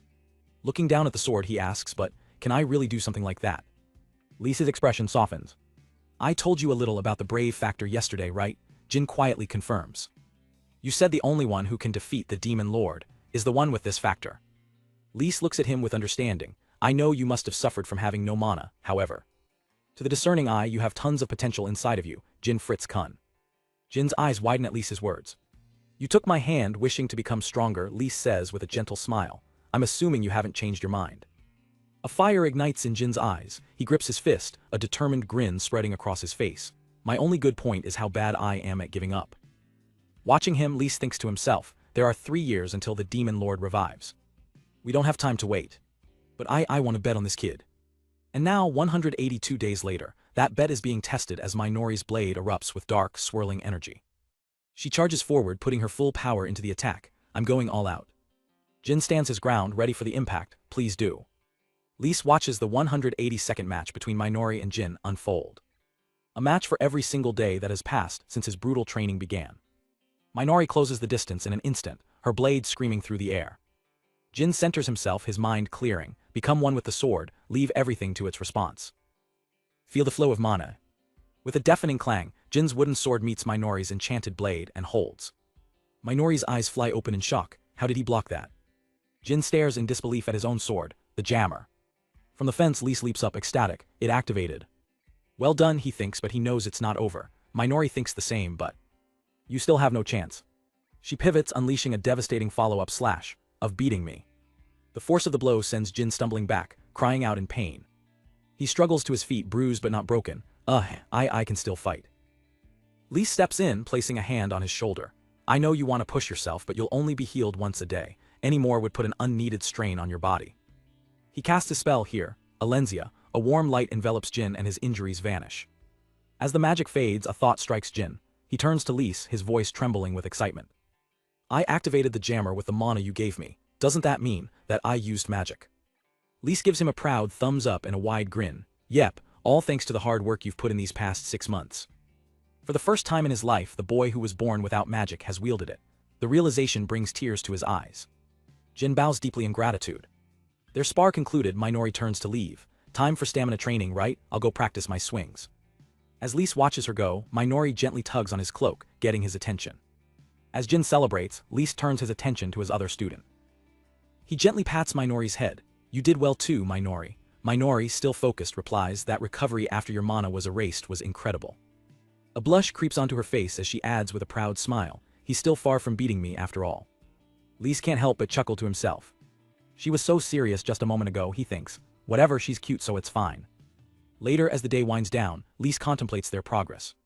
His thoughts drift to the next phase of their plan. If Jin has learned how to use mana, Lise muses, the next step is awakening his brave factor and his own mana supply. He recalls the ancient legends. According to the tales, the hero's key to awakening the brave factor is overcoming a great difficulty. Alongside his companions. However, Lise thinks, wrestling with the problem, Jin-kun isn't a hero yet. I'm uneasy about sending him out on his own, but if Minori and I go with him, he won't face any real difficulty. Suddenly Minori calls out Ri-sama. Lise turns, what is it, Minori? She points a single finger towards the sky. Look. A massive shadow descends, landing with a ground-shaking thud. A colossal dragon roars, its voice booming across the clearing. Muahaha, it's been a while, my dear friend Lise stares in disbelief. Vritra. Lise approaches the beast, unfazed. You came back much sooner than I expected. Isn't it too soon for you to be out of mana? The dragon, Vritra, scoffs, of course. I'm nowhere near exhausting the mana you gave me. But look, see what I can do. Lise watches, curious about what the ancient dragon has in store. In a flash of light, the titanic dragon shrinks down into a tiny, almost cute version of itself. Jin is floored, the dragon got small. Minori, however, is delighted, immediately poking the chibi dragon. It's so squishy, hee. Lise quickly deduces the reason. Is it because your body is made of mana? Minori looks up admiringly. As expected of your mana, Ri-sama. Seeing they have a guest, Minori gets an idea. I'll go prepare some tea. After things have settled down, Vritra perches on Lise's shoulder. So, Lise asks, how come you're back so soon? Vritra grumbles, the demons out there are too annoying. It's unpleasant. Lise's expression hardens instantly. Demons. Vritra explains they're preparing for the demon lord's revival. The magic beasts and demons are slowly accumulating miasma before they set out. Lise nods grimly, you must have realized it as well. Yeah, I saw your memories. Vritra hops off his shoulder, so I thought I'd stay with you for a while. Lise is taken aback. Here. The tiny dragon puffs out his chest. I've made up my mind. I'm gonna defeat the demons so I can get a good night's sleep. And you're planning to defeat the demon lord anyway, right? Lise sighs. You really are a selfish dragon, huh? Lise corrects him firmly. Let me get this straight. I'm not the one who will defeat the demon lord. Vritra freezes. What? A memory of Jin flashes in Lise's mind. I'm betting on the kid you chased. The one with the brave factor.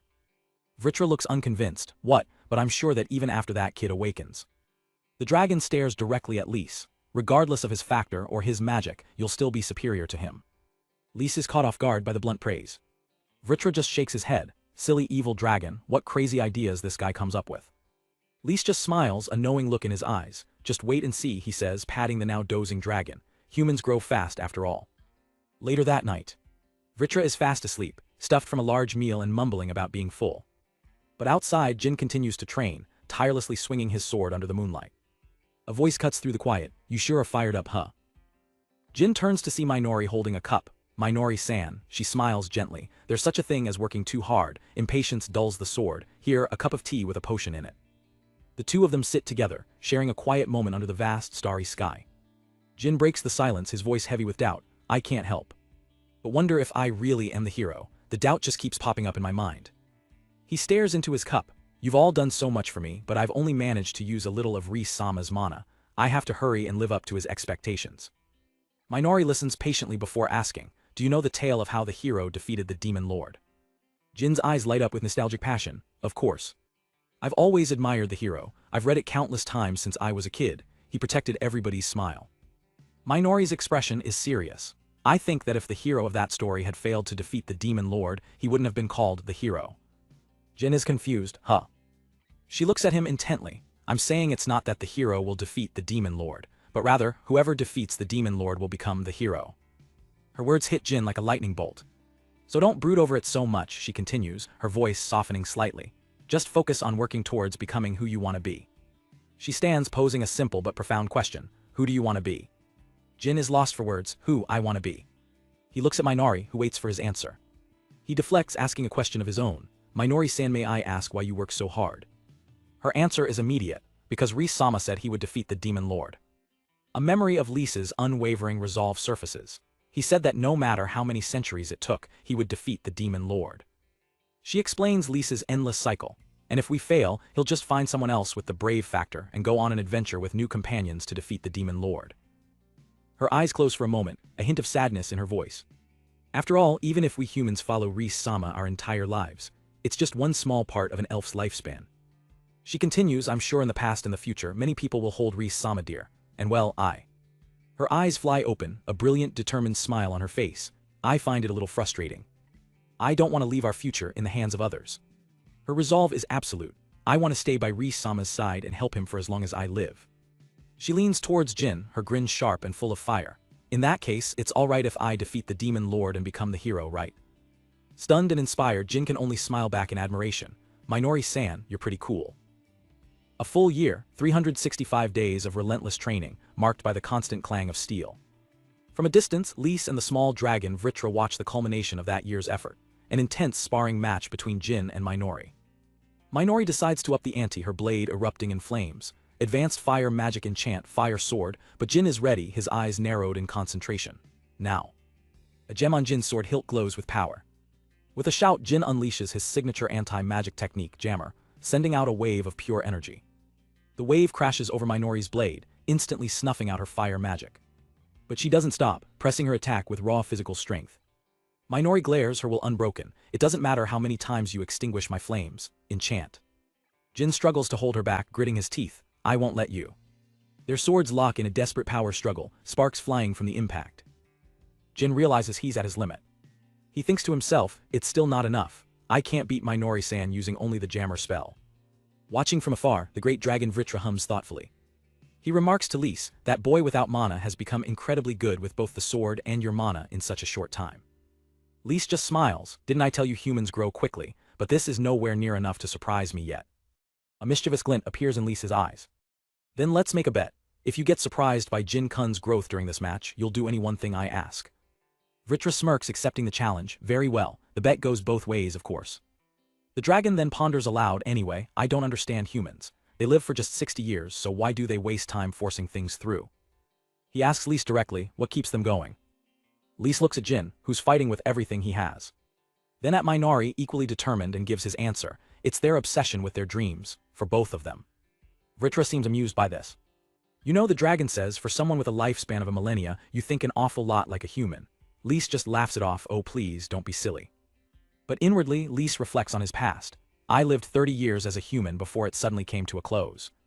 Compared to me, he thinks with a genuine smile, those two, they're shining beautifully. Back in the fight, Minori lunges forward with a swift strike. Jin barely twists out of the way, crying out as the blade just misses him. They stand apart for a moment. Minori catches her breath. "So you were able to dodge that. It's our 365th match after all. I've picked up on your habits a little." Lise watches impressed. Oh, pretty good, but he notices Vritra flying off. Vritra. Lise warns him, don't get too close, it's dangerous, but Vritra waves him off, it's fine, don't worry. Minori closes her eyes, gathering an immense amount of energy. Jin senses the sudden shift in power, his face filled with alarm. Vritra hovers dangerously close to the action, thinking, it'd be a waste not to enjoy such a fierce battle from up close. Minori unleashes her final attack, a massive swirling inferno, ultimate fire magic, blaze. The sheer scale of her own spell shocks her, whoops. Vritra's eyes go wide with terror. Lise panics, realizing the dragon is in the line of fire. Jin's face contorts in horror. The wave of fire rushes towards the screaming Vritra, who is trapped in its path. Instinct takes over. Jin sprints forward, hand outstretched, yelling Vritra-san. In a brilliant flash of light, a powerful shield erupts around Jin, deflecting the flames. He stands firm, holding back the entire inferno on his own. Minori can only stare, completely dumbfounded by what she's seeing. Lise is just as shocked. Just now, he whispers. After the dust settles, Minori rushes over. Jin-kun, Vritra-san. She apologizes profusely to the soot-covered dragon. I'm so sorry, Vritra, still shaken, mutters, I was about to become roasted dragon. I got a little ticked off and used too grand a spell. Lise walks over and scolds the dragon. See, I told you, it's your own fault for flying so close. He sighs, geez.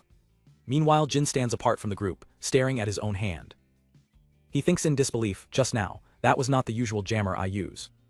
Vritra, now recovered, flutters over to him excitedly. Anyway, that sure surprised me, boy, looks like you can use it now. Jin looks up confused. Vritra clarifies, magic I mean. Jin stammers and no, it just never felt like that before. Lise approaches with a proud smile. They're right, this is what you've always wanted. He points right at Jin, his voice filled with excitement. You just used magic all on your own. The reality of it finally hits Jin. I did. Lise begins to explain the fundamentals. By far, the most important aspect of casting magic is picturing the effect. He asks the critical question, what did you picture? Jin looks lost. I don't know if I pictured anything.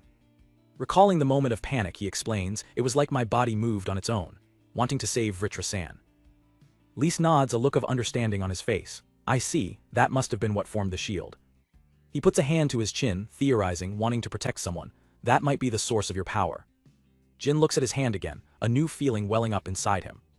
Lise turns to the other witness. What do you think, Minori? Minori is still processing the sheer power of Jin's defense. I put my everything into that attack, and he negated it perfectly. She looks at Jin with newfound respect and admiration. I think it was an amazing and powerful spell. Today, on their 365th match, a major milestone was reached. For the very first time, Jin ended his duel with Minori standing on his own 2 feet.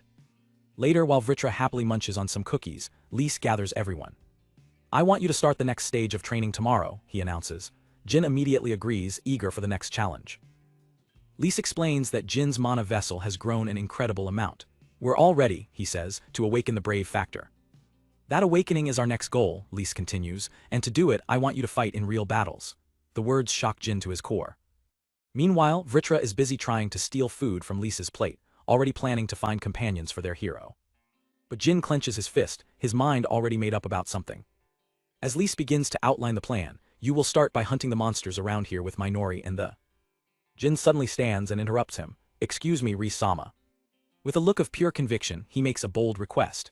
Would you allow me to act alone and start over as an adventurer again? The sudden proposal leaves Lise and Minori completely stunned. Lise is concerned. I've heard powerful magic beasts have been showing up everywhere and people are getting hurt. But alone, he asks, without my mana, how are you going to fight? Jin explains his dream. I want to be a cool adventurer, I want to protect everyone. His voice rings with passion. I understand how selfish it is, but that's precisely who I want to be. Minori is visibly moved by his powerful declaration. His determination reminds her of the person she's always admired. I think this way will make me stronger, Jin continues. He smiles sheepishly. Also, I feel like I'm taking advantage of you by staying here. Lisa's mind flashes back to a painful memory. An adventurer, he thinks, but Jin-kun has already been betrayed by adventurers once before. Jin adds quietly, to be honest, I really want the people I care about to stay where I can help them. Hearing this, Lise understands, this unwavering will is Jin's true power. Okay, he says, agreeing to the request. But on one condition, Lise adds, a playful look in his eye. He smiles, patting the small dragon, bring Vritra with you. The decision shocks them both. Vritra-san, Jin exclaims while Vritra shouts, I'm going too. The little dragon flutters in protest. You didn't tell me anything, Reese. Lise just laughs, I decided just now. His expression turns serious. Vritra. With a sly grin, he reminds him, "You lost the bet with me, didn't you?" Lise recalls their deal. If Vritra was surprised by Jin's growth, he'd owe him a favor. Vritra's own words, "That sure surprised me, boy," had sealed his fate. "Also, you can take this chance to study human life," Lise teases. "So that you don't end up sealed again, right?" Vritra can only growl in defeat. "Fine," the dragon concedes. "I, Vritra, will accompany you on your travels, boy." Jin is ecstatic. "I'm glad to have you."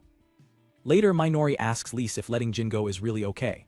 "I'm sure he's the strongest bodyguard around," Lise says, referring to Vritra. He then reveals his deeper strategy. Also, for him to awaken the brave factor, he needs 4 companions, 1 for each element. He looks towards the powerful fire dragon.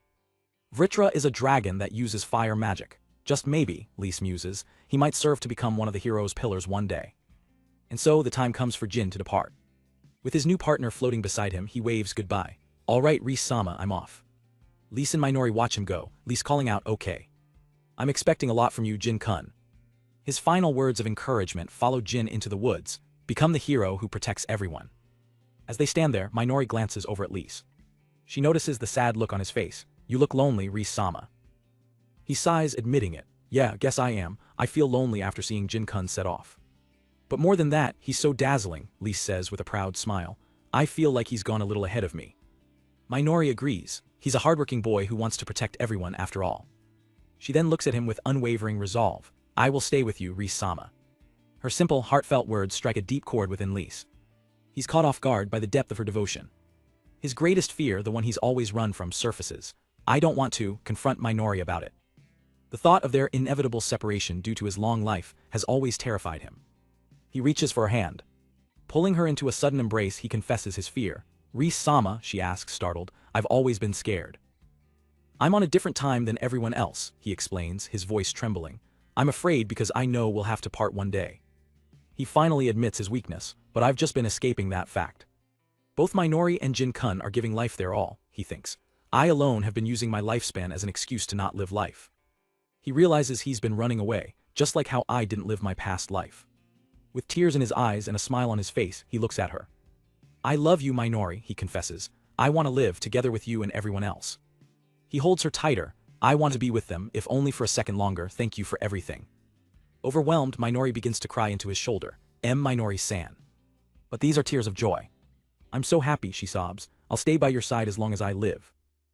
With their feelings finally shared, a new sun rises on their promise to do everything in their power to stay together. With the hero Jin-kun now on his own journey, Lise decides they can't just sit around and wait. He finds Minori training and calls out to her, "Minori. Do you have a moment? There's something I'd like to talk to you about." Intrigued, Minori asks, "What is it?" Later, in a quiet forest clearing, Lise lays out his thoughts. "Now that Jin-kun has left and we're just waiting for his brave factor to bloom, I've been thinking about what we should do." He continues, "We can't just sit here doing nothing, after all." Minori, however, thinks to herself, "But I was enjoying living with just you for a change, Reese-sama." Lisa's expression turns serious as he reveals his plan. "I was thinking about going to Dal's, the demon realm." The words hit Minori like a lightning bolt. "Dal's." Lise taps his head. "Yeah, I saw it in Vritra's memories." He begins to explain, pointing out over the landscape. "This is the forest we live in, the Great Circle Forest, Vastara." Lise traces a path on an imaginary map. And it's said that in the deepest parts, in a place called Lastesia, you can find where the Demon King sleeps. And this, he says gravely, is where the demon race lives, a place called Dal's. Minori is in disbelief, demons inside the forest, but they're supposed to have been extinct for a long time. She adds, "We can't even sense their presence." Lise nods, understanding her skepticism. "I don't blame you," he says. "They're hidden by recognition inhibition magic. It's the same kind of barrier we elves use." The explanation makes Minori pause, realizing it could actually be true. Lee stands up, his voice filled with urgency. "The truth is, we know next to nothing about the demons, their scale, their society. Or even the Demon King's goal. We're completely in the dark. To ensure that Jin-kun's generation can defeat the Demon King, we have to know more about our enemy." The mention of Jin-kun's generation strikes a chord with Minori. Lee turns to her, his gaze intense. "Minori, will you come with me?" Without a moment's hesitation, Minori leaps to her feet. "Yes, of course." Lise thinks when the demons attack in 3 years, Jin-kun will be on the front lines. His true motivation becomes clear in his mind. "And so that I can always be with Minori, there are some things I need to know. I've already decided, I have things that I need to do." A week passes and their new mission begins. A week later, Lise leads Minori to a seemingly ordinary spot in the woods. This is it. Minori looks around, confused. There's nothing here, though. A sudden rustle in the bushes puts her on alert. Suddenly, the head of a demonic beast phases through thin air, as if from another dimension. Lys raises his hand, casting a spell that reveals a shimmering portal, Hellgate. Seeing the gateway fully formed, he says, "All right, it looks like this is really the entrance." As they step through the portal, Minori's eyes widen in shock. The lush green forest is gone, replaced by a dark, twisted landscape of gnarled, leafless trees. The scenery changed. Lys analyzes their new surroundings. It looks like they set up some sort of one-way barrier. You can go out, but you can't go in. Minori suddenly clutches her mouth and nose, recoiling from the foul air. Lys does the same, miasma, and it's pretty dense too. Covering his face, he looks ahead with grim determination. From here on, we're in Dalles, let's go. They soon come across what looks like a village, but it's completely destroyed and abandoned. They step cautiously into the desolate settlement. Lys sighs, another destroyed village. It's been a month since we entered Dalles and we still haven't encountered a single demon. Minori adds, all of the houses are weirdly shaped too. Lys kneels to investigate the ruins. He finds massive claw marks scorched into the ground. Looks like this village was also wiped out by demonic beasts. There are still traces of magic power left. Let's tread carefully. As they continue their search, Minori notes, the number of monsters we've encountered has been steadily increasing. And they're all strong ones at that.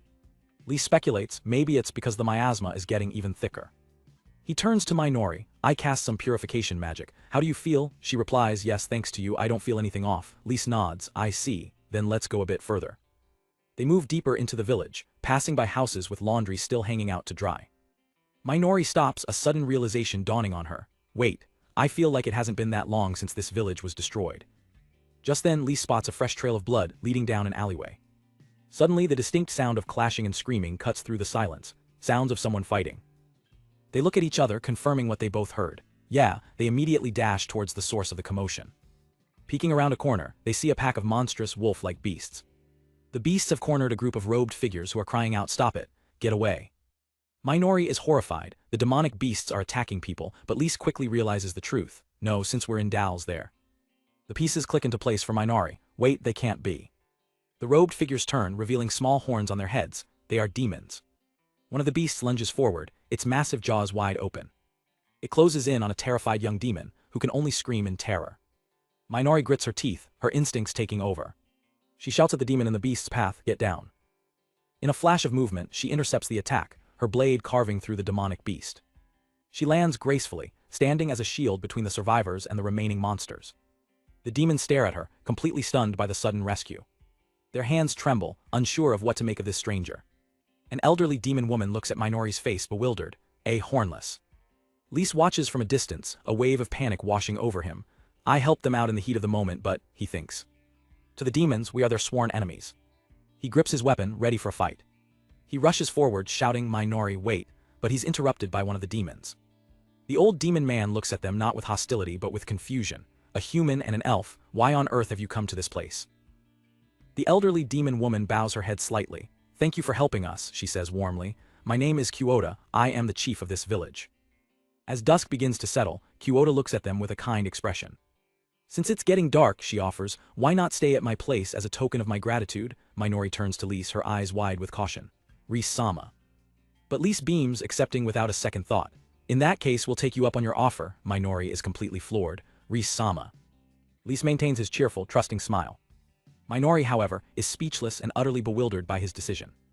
Then come with me, Kyoto says, leading them to a rustic, traditional-looking home with a warm hearth inside. Once inside, Minori looks around at the cozy interior.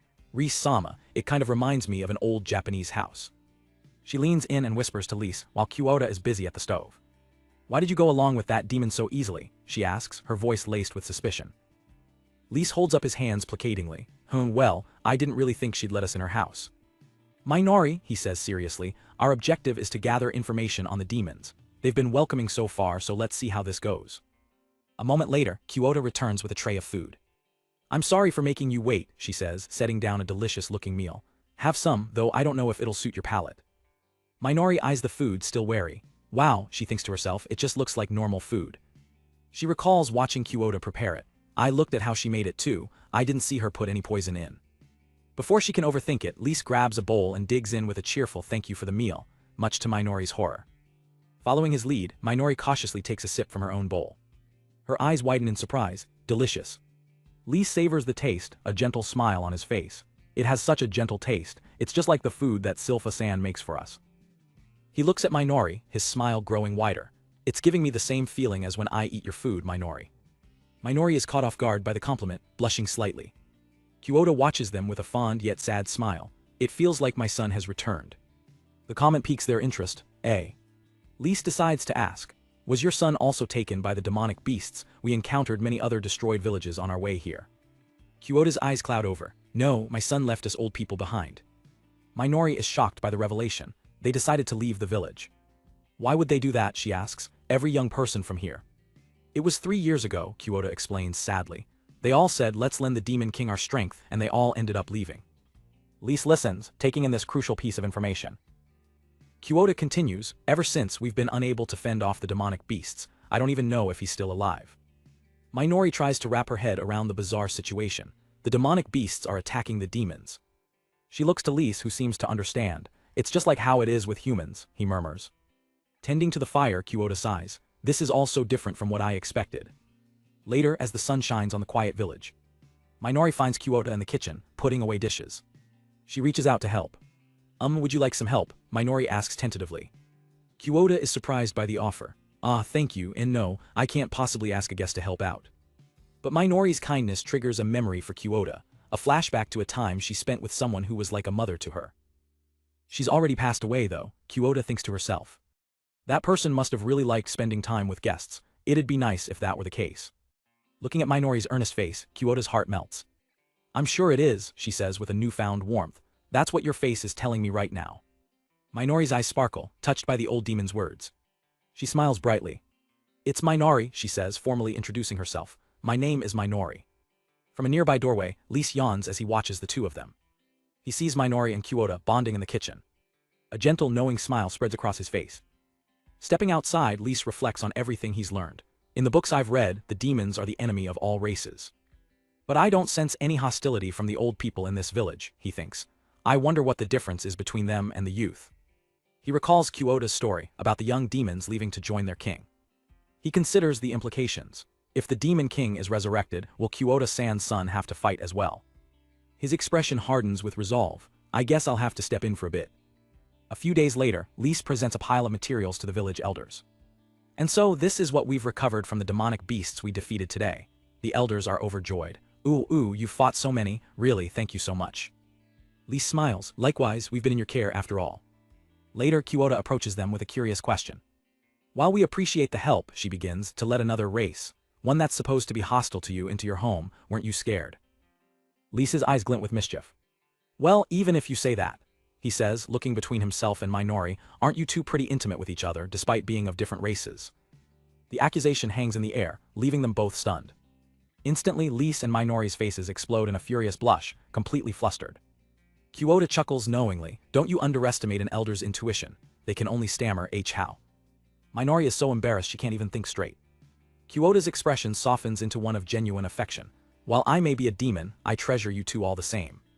Her words cut through their embarrassment, and they look at her, deeply moved. Us too, they say in unison, their smiles returning. We love you too, Grandma Kyoto. In the quiet demon village, Lise and Minori prepare to say their goodbyes to the elder who showed them such kindness. With a bright, genuine smile, Lise speaks for both of them. We love you too, Grandma Kyoto. Kyoto looks at them, her expression filled with a grandmother's warmth. She chuckles softly. You really are a bunch of cute kids. I wish you could stay in this village forever. Lisa's smile softens, touched by her words. Thank you, Grandma. But he turns his back to her as he explains their reality. But we must continue our journey. I want to know more about this world. He glances back, a determined glint in his eye. And about you demons. Minori watches on, understanding the weight of their mission. Kyoto falls silent, her gaze thoughtful as she processes his words. The next day, as a parting gift, Lise prepares to give the village something invaluable. The demon elders gather, watching him with curiosity and anticipation. Minori and Kyoto stand by, observing the proceedings. Lise stands before the assembled villagers, closing his eyes and focusing his energy. Breathe in. Magic power erupts around him as he thrusts his hands forward. Ultimate barrier magic. He unleashes the spell with a shout, Valkyria glitter. In an instant, a colossal dome of pure light envelops the entire village. The villagers stare in absolute awe at the radiant shield, now protecting their home. Kyoto is speechless. You oh my, Lise explains, it's a type of ancient magic called barrier magic. With this, no demonic beast can approach the village as long as I'm alive. With tears of gratitude in her eyes, Kyoto smiles. Thanks to you, we'll be able to wait for my son and the others in peace. Lisa's expression turns serious. Your son and the others, they ran off when they heard about the Demon King's revival, didn't they? Kyoto nods sadly. Yeah. She adds a chilling detail, and their horns turned bright red. Minori reacts with shock. Their horns turned red. She begins to explain, it might seem strange to humans, but we demons are demi-humans. With our horns, we're able to convert the poisonous miasma into magic power. It's what allows us to live in the demon realm. The realization dawns on her. That means we're a race that can exert more magic power the thicker the miasma is. To think the horns had that kind of power. Lise calmly interjects, I actually knew when I first saw it. Thanks to their horns, the demons are able to have the same amount of internal magic power that we do. They can generate external magic power just by using the miasma in the air. Especially here because of Dal's thick miasma. He looks off into the distance. That's why I was certain. They were able to survive even after the hero defeated the Demon King. I also had the ability to sense miasma when I was young, but... Kyoto cuts in, it's different now. Her face is etched with worry. His horns, they had turned redder than anything I'd ever seen before, and even his physical appearance changed. The conversation shifts to the topic of the Demon King's revival. The other elders scoff at the younger generation. A bunch of fools, one says, another adds seriously, to think they'd be led astray by a baseless rumor. Lise plays along saying what foolish people my son and the others are, but internally he confirms a suspicion. I knew it. The demons in this village don't feel that strongly about the Demon King's revival. He continues his thought, perhaps they just think of the Demon King as some sort of figure from a fairy tale. And that's why they treated us so nicely. But Minori can't stay silent, clutching her chest in distress. But the Demon King's revival isn't just a fairy tale, end. Lise turns to her, surprised by her outburst. Minori, she presses on, her voice trembling, and if it's true. That the Demon King is going to be revived. Lise looks at her with concern, realizing how real this threat is for her. The tension is thick, but Kyoto's voice cuts through it all. Oui. She clenches her hands, her wish simple and pure, as long as everyone returns alive and well. That's all we're asking for. Her heartfelt plea strikes a chord with Lise and Minori. Lise is suddenly thrown back into a memory of his master, Grillet, entrusting him with a heavy burden, defeat the Demon Lord. You're the only one I can trust with the future of humanity. He's torn, his internal monologue is a battlefield. My goal has always been to defeat the Demon King, but if I do that, then Grandma's son will. He stands frozen, caught between his duty and the kindness he's been shown. What should I do? Just then, one of the elders interrupts his troubled thoughts. That's right, I completely forgot to give this to you. The elder approaches, holding a carefully wrapped package. It might be very worn out, he says, so I don't know if it'll be enough to show our gratitude for saving our village. As Minori takes the gift, Lisa's eyes widen in disbelief. It's an ancient, rune-covered book, a grimoire. His inner magic scholar awakens. It looks incredibly old, and it's written in demon language. He realizes the sheer value of their gift. Only a few copies of these are in circulation in the human realm. This is a very valuable treasure. Lisa's composure shatters as he goes full on magic nerd. What kind of magic is written in there? Minori struggles to hold him back. Ris-sama, please calm down, it's still time for our farewells. He pleads with her, desperate for a look. Minori, just a little peek, but she stands firm, you can't. Clutching the book tightly, Minori scolds him. If you get a hold of it, you just spend the entire day reading it here. I won't hand it over. Lise sulks, defeated, as expected. You know me well. Kyoto smiles warmly at the exchange. As you can tell from Ris-sama's body language, this is the best gift you could possibly give. With a kind chuckle, Kyoto pushes the book towards them. It'd be nice if it was useful to you. Lise, practically vibrating with excitement, can only manage a single word, yes. Still in disbelief, Lise asks, why would you give us such a valuable grimoire? Kyoto's expression softens as she recalls his earlier words. You said you wanted to know more about this world, and when you said it, I didn't feel like you were lying. At least, that's what I think. She continues, her voice filled with gratitude. You two have gone to great lengths to protect us. Surrounded by the other elders, Kyoto looks towards the horizon with renewed hope. We will believe that our children will return home one day. We'll do our best for just a bit longer. Lise, moved by her unwavering faith, gives her a warm, reassuring smile. Everyone will come home safe. At least that's what I think. A single tear wells up in Kyoto's eye. She smiles, her voice thick with emotion. You really are a very kind elf. With a final handshake, their time in the village comes to an end. They left Grandma Kyoto's village and headed deeper into the demon territory of Dal's. Their journey continued, taking another step forward into the unknown. But let's rewind the clock. Just 1 month before Lise and Minori's departure, another story was unfolding in a bustling human city. Our scene shifts to the local adventurers guild. Inside, a young man is getting shot down by the guild receptionist. Unfortunately, as you are operating alone. I cannot allow you to partake in the guild's missions, she states bluntly. It's Jin with little Vritra on his shoulder looking utterly dejected, but he pleads. Whispers immediately start up around the guild. Hey, isn't that Croxonair's baggage carrier? One adventurer asks. Another sneers, I heard he died because he couldn't use magic and was too slow to escape. He was still alive, the words hit Jin like a physical blow. Vritra, however, is having none of it. He explodes at the receptionist. What do you mean he's operating alone? Am I invisible to you?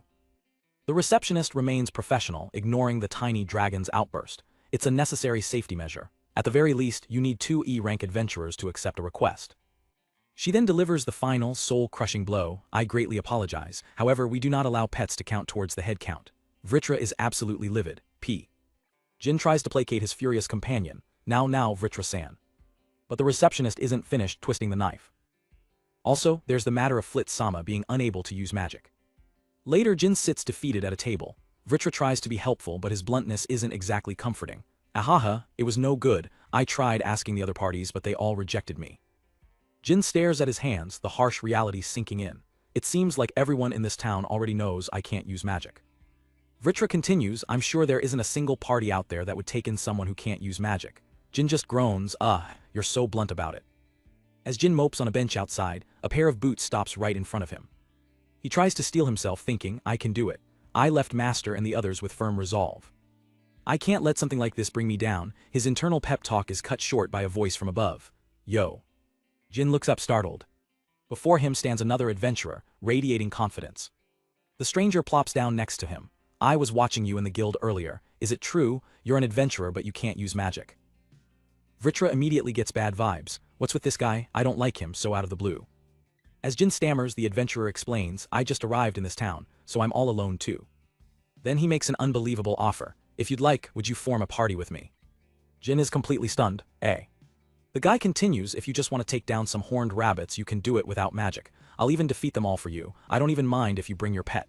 For the second time today, Vritra is insulted. Again. He extends a hand, I'm Raiden. Jin hesitantly introduces himself, Jin flits. They shake on it, alright, I guess it's decided, Raiden says cheerfully, you just need to tag along. He puffs out his chest with pride. You can leave the rest to me, the best earth mage from my village. A moment later, Raiden's confident expression freezes. Because in the forest, Jin has single-handedly taken down a mountain of horned rabbits, leaving Raiden utterly speechless. Raiden stammers, completely bewildered. Why you? I thought you couldn't use magic. Jin just wipes his blade clean. Yeah. Jin reflects on his situation. Not having magic has always been inconvenient. This just made me realize it once again. With Raiden still processing in the background, Jin looks forward. It looks like I still have a lot to learn. He breaks into a run, filled with a new sense of purpose. To get even one step closer to Master, I have to work harder and harder. Raiden can only watch, a bead of sweat trickling down his face. He thinks to himself, a sense of awe dawning on him. I just wanted to help someone out, so I partied with him, but could I have formed a party with some amazing person? That makes 50. Meanwhile, in a different part of town. Inside a rowdy tavern, a group of familiar faces draws attention. It's Croxonair, Jin's former party. The tavern patrons whisper if it isn't Croxonair's party. Just a year ago, they were the hot new rookies. Luke, the party leader, scowls as he overhears the gossip, but now they're just companion killers. They've fallen pretty far, all because of that porter who couldn't use magic, right? One of the patrons leans in, sharing a juicy rumor. But you know, I've heard people have seen that companion alive somewhere. He continues, unaware of who's listening. Yeah, something about him showing up at the guild alone, and now he's partied with some country bumpkin. Crash, Luke slams his fist on the table, silencing the man. He grabs the patron by his collar, his one visible eye burning with intensity. Oi, is that true? The rumors about Jin's survival had finally reached the very people who left him for dead. In the open plains, a monstrous beast kicks up dust as it charges forward. Standing in its path is Raiden, unflinching as the creature barrels towards him. He holds up a magic tool, its central eye glowing with stored power. With a defiant grin, Raiden raises his fist and yells, bring it on. He slams his hand to the ground, instantly erecting a jagged wall of earth to block the beast's path. But the creature is too fast, its eyes locked on its target. It easily leaps over the barrier, prompting Raiden to shout a warning. Jin, it's coming your way. Waiting patiently is Jin, his simple wooden sword held at the ready. As the beast closes in, his sword erupts with a crackle of energy. Jin's eyes narrow in concentration as he unleashes his technique, magic interference, jammer. A brilliant flash of light engulfs the beast as Jin's attack connects. With a final powerful swing, he cuts the creature down. Raiden rushes over ecstatic, Jin, you did it. Jin smiles, turning to his partner. It's all thanks to you, Raiden, for skillfully luring it. Raiden reflects on their recent partnership. It's been 2 weeks since I've partied up with Jin. He thinks to himself, though Jin himself doesn't seem to have any magic power, he can keenly sense the flow of mana. Moreover, his swordsmanship has absolutely no wasted movements. Raiden's thoughts trail off as he notices the aura around Jin's sword, adding onto that. He stares intently, a bead of sweat on his brow. What's up with the amount of magic power stored within that wooden sword? He calls out to his partner Jin, you, but Jin just looks back innocently, asking yeah. Raiden is comically freaked out, you're one scary fellow, why? Later at the Adventurers Guild, the receptionist makes a nervous announcement. Your mission's success has been verified. From now on, the D-rank party, Travelers of Hope, has been officially approved as a C-rank adventurer party. Jin and Raiden erupt in celebration. They've earned their Bronze Guild button, a mark of their new rank. At a tavern, they celebrate their success. Raiden grins, it seems like we're being called the up-and-coming by the others. Jin just laughs. But Raiden's expression turns serious as he looks over a quest form. But in the end, we're faced with the same challenges as we had before. The C-rank quest form is clear. It requires at least 3 party members with individual ranks of C or higher. The reality of their situation sinks in, and both let out a collective, frustrated sigh. Raiden scratches his head sheepishly. I got so absorbed in completing the mission that I didn't even think about the requirements. Meanwhile, Vritra complains, grrr, the guild still refuses to acknowledge me as a member. Vritra boasts if I could just return to my original massive form, this would all be settled in an instant, but Raiden dismisses him. Oi Vrai, we're having an important conversation, so go eat some meat or something. Jin, however, looks on thoughtfully. Suddenly, a cold voice cuts through the tavern's noise from behind Jin. Hey, you good for nothing. Jin's eyes widen in recognition. He turns to see his former party leader, Luke, glaring at him with pure contempt. Behind Luke stand his other former party members, Carol, Solala and Lulala, all in disbelief. Jin, it really is Jin. Carol covers her mouth, whispering, he really was alive. Raiden, completely oblivious to the tension, asks, what's up, someone you know? Luke's voice drips with venom. If you want to join our C-rank party, don't fuck with me. Jin and Raiden are taken aback as Luke continues his tirade. He grabs Jin by the collar, shaking him violently. Jin, you bastard, how dare you shamelessly come back here? Luke screams, because of your blunder, we fell all the way down to D rank. Raiden steps in, yelling, oi, what do you think you're doing? As Carol tries to calm Luke down. Luke glares back at Raiden, snarling, bystanders ought to keep quiet. Raiden is stunned into silence by the sheer hostility. Luke turns his fury back to Jin. To begin with, you were supposed to have died in that forest back then, and it was your own fault for not being able to use magic. He shoves Jin, demanding an answer. So then, why the hell are you alive? With Jin cornered, Luke screams in his face, say something. Looking down, Jin quietly answers, I was saved. By someone. Luke scoffs in disbelief. By someone, bullshit. He mocks Jin's story. While you were being chased by those 2 monstrously strong creatures, there just so happened to be a rank adventurer in that forest with you.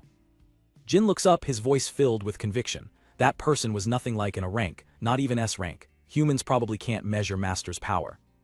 He continues, not only did Master save me, but he also taught someone like me, someone who can't use magic, how to fight.